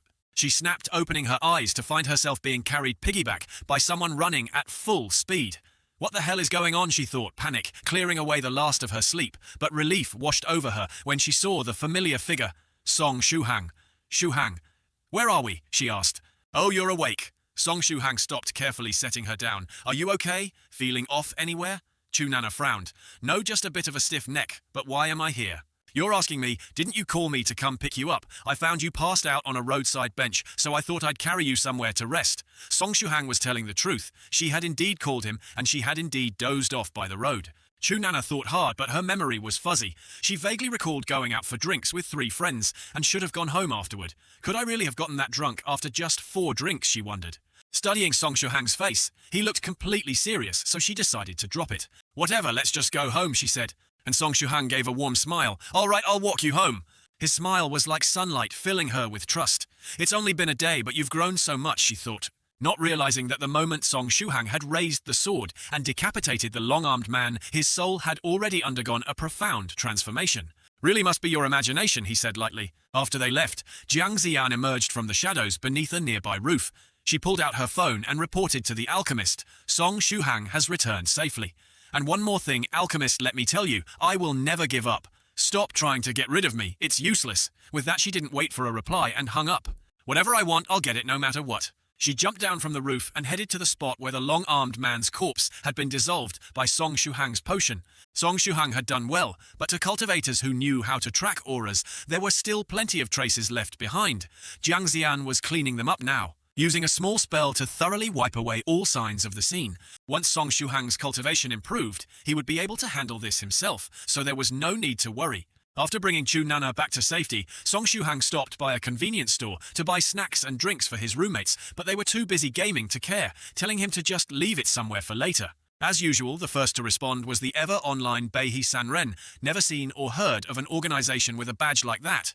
Probably just a small-time unknown group, he said. Hearing this, Song Shuhang was relieved.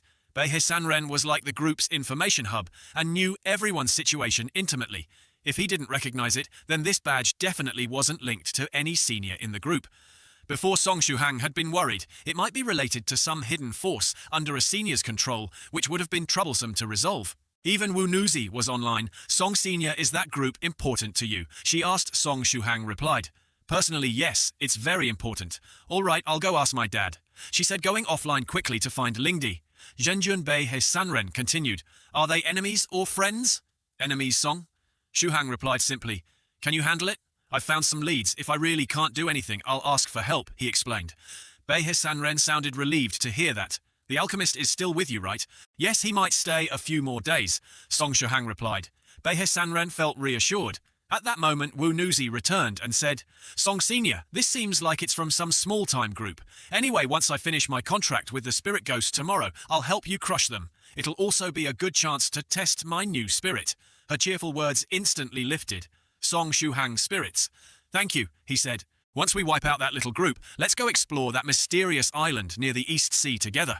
Senior, I've heard people say there's a floating island covered in exotic birds and flowers, rich in spiritual energy and home to ancient creatures, thought to be extinct. It sounds amazing. She was already letting her imagination soar, her excitement infectious. Tyrant Saber was online too, chiming in as usual. But Wu Nuzi, you'd better finish that contract with the Spirit Ghost before you run off to play. Her virtual battleship was immediately blown up by a cannon shot. All right, fine. Tonight I'll do whatever it takes to finish that contract, she declared. Just then, Song Shuhang got a private message notification. Ding, ding, ding. Someone wanted to talk to him directly. Song Shuhang opened the message and saw it was from Wu Nuzi, who had just gone offline. Senior Song, did something happen today? You feel a bit different somehow, she wrote. Different. Song Shuhang was puzzled and reviewed everything he'd said earlier, but didn't see anything unusual. How could she tell he was acting differently? Was this that legendary sixth sense of women? Meanwhile, in another part of Spirit Butterfly Island, Spirit Butterfly Venerable looked at his daughter's chat with Song Shuhang and felt like crying. He was secretly logged into her account again, tears streaming down his face as he sipped his wine. Who is this Senior Song, really? It feels like my daughter is about to leave me behind. He wept.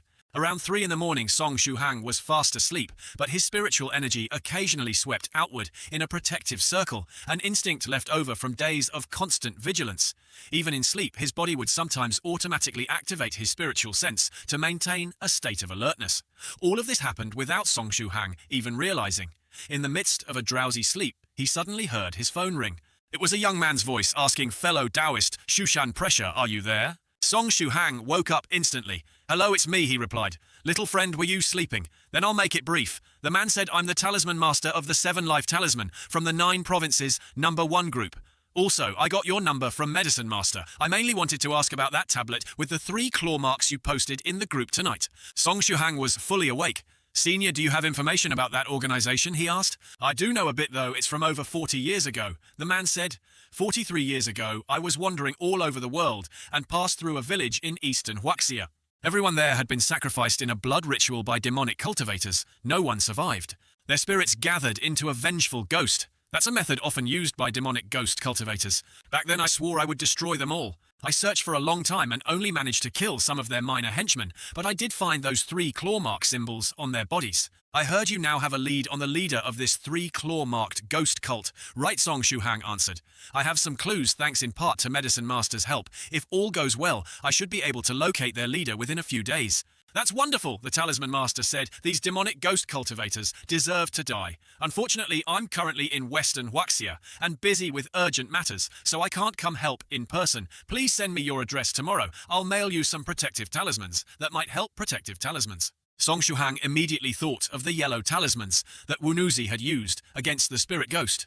The voice continued, by the way, little friend, this Shushan Pressure, nicknamed Dao Title, is usually a cultivator's face and reputation. Yours just sounds weird, like you didn't think it through at all. It's better if you pick a different Dao Title. Anyway, send me your mailing address so I can send the talismans as soon as possible.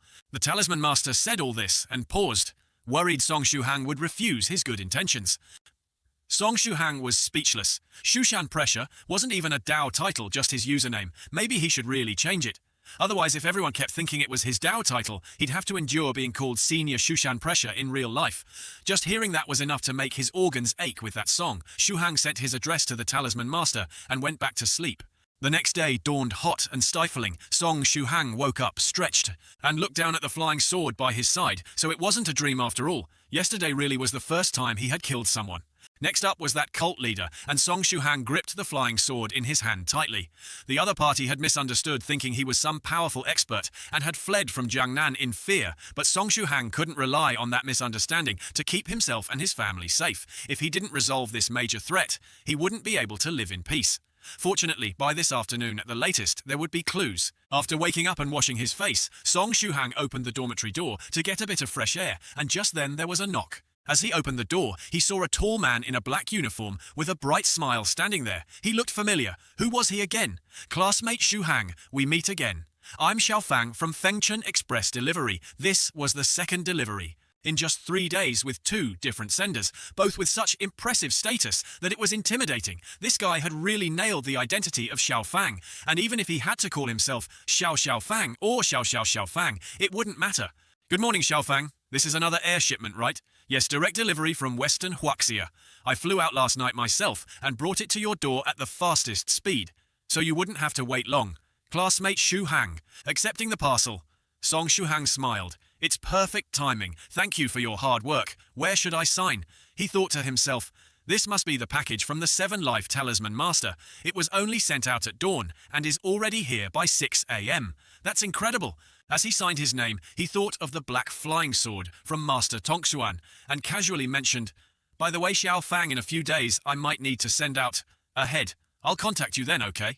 Sima Fang's eyes lit up immediately and he eagerly asked, you're sending it out? Want me to ship it by air for you? It'll be quick.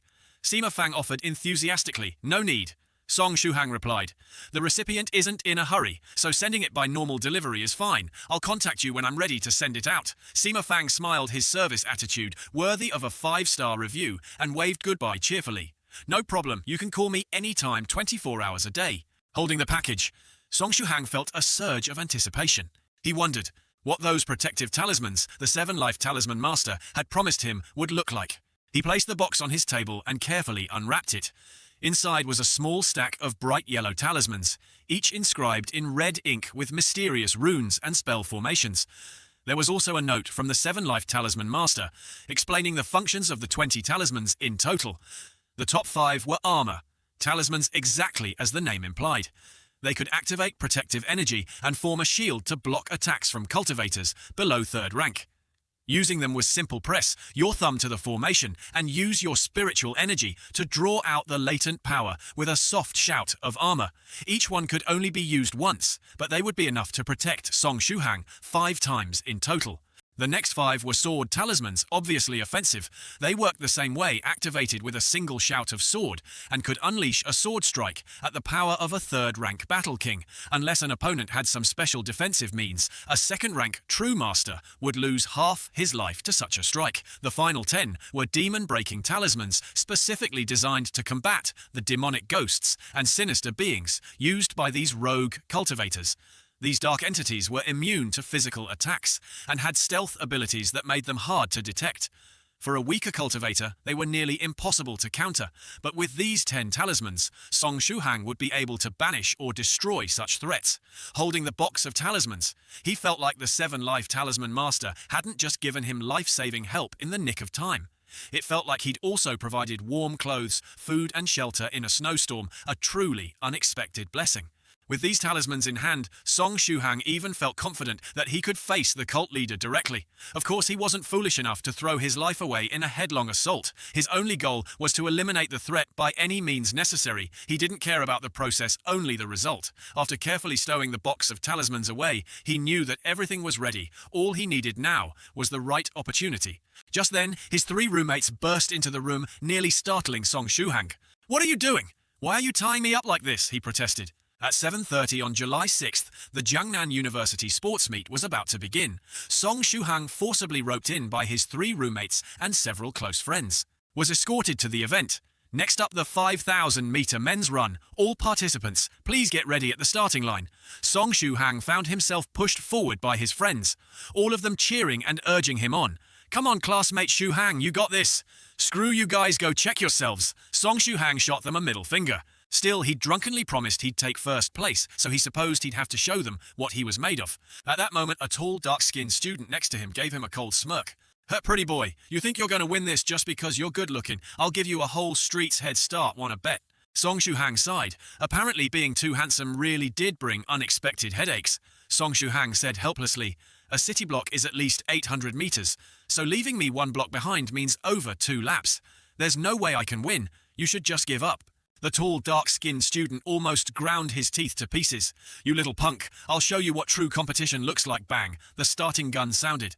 The tall student shot forward at a sprinting pace, worthy of the 100-meter dash. His stamina was exceptional, far better than the average college student in a school-level competition. He used that explosive sprint to open up a gap that would fill others with despair, planning to maintain it until the finish. "Let's see you keep up, you pretty boy," he thought. "1 city block is an understatement. If I really unleashed my full strength, I'd leave you 4 laps behind." Feeling confident, he turned back to see how far he'd left that pretty boy in the dust. Surely he was already choking on his tailwind. But to his shock, Song Shuhang was right behind him, less than a meter away, keeping up effortlessly. His eyes widened in disbelief. "Are you nuts? You're going full speed right from the start. With your stamina, you'll be completely spent after 1 lap. Song Shuhang, still sprinting, gave a calm smile. "No worries, I'm just running at my normal pace. You don't need to worry about me," he said. "Wow, you're actually worried about me." "So thoughtful," he added lightly. "Thoughtful my ass," the tall student cursed silently. Let's see how long you can keep up this act. I just hope you don't collapse after 1 lap." But as he ran another lap, he thought for sure he'd shaken the annoying pretty boy. Yet when he turned to check again, Song Shuhang was still there, sticking close behind him like an unshakable shadow. It felt like one of those minor characters in a horror film who just wouldn't die, no matter how many times you tried. Impossible. Am I hallucinating? How can you still be there? Why won't you collapse already? He thought frantically. Song Shuhang kept up his gentle smile. "I feel fine, and I can see you've still got plenty of energy too. Need a little help?" he said, his tone infuriatingly casual. "Help, you bastard!" The tall student fumed, feeling mocked. Song Shuhang took a deep breath, focusing his spiritual pressure directly onto the tall student. It was a technique of applying spiritual pressure used at a low enough level to simply make the student feel a surge of fear, like a savage beast was right behind him, ready to devour him. "Ah!" the tall student screamed, running flat out in pure terror. The spectators stared, stunned, as he charged like a madman. At that pace, he might just break the world record for a distance run. He kept going, ignoring the pain and the fatigue. His legs were numb, his stomach churned like he was about to vomit. This was the hardest, most exhausting run he'd ever done. But finally, the finish line was in sight. Foam was practically forming at his mouth as he pushed for the final few steps, convinced that he had left that pretty boy far behind. They'd even lapped the third-place runner 3 times. He was certain he'd won. He leaped forward like a starving wolf reaching for the finish line, victory just inches away. But in that final moment, a figure streaked by him so fast, he couldn't even see it clearly. By the time he realized what had happened, Song Shuhang was already at the finish, arms raised in victory. His roommates crowded around, laughing and cheering. "Song Shuhang, I can't believe you did it, you bastard. How did you get so fast all of a sudden? Ha ha ha, amazing, you won." The tall student's heart sank in crushing defeat. That damned pretty boy had pulled ahead right at the last second. Song Shuhang turned back with a friendly smile. "You were a great opponent. Keep it up, the runner-up spot is all yours. Runner-up, it's yours." The tall student felt like his heart had just been cracked open by those words. Tears welled up and ran down his face. A while later, Li Yunde pulled Song Shuhang aside. "About those pharmacies you wanted me to check out, I've got news," Li said. Grinning, he handed over 4 addresses. All of them more or less have the herbs you're looking for. In fact, this place called Yuanlang Herb Pharmacy has everything you need. The owner just sold 1 batch of those herbs yesterday, and the buyer ordered another large batch, so the owner is about to restock. If you move fast, you might be able to place your order before he sells out again.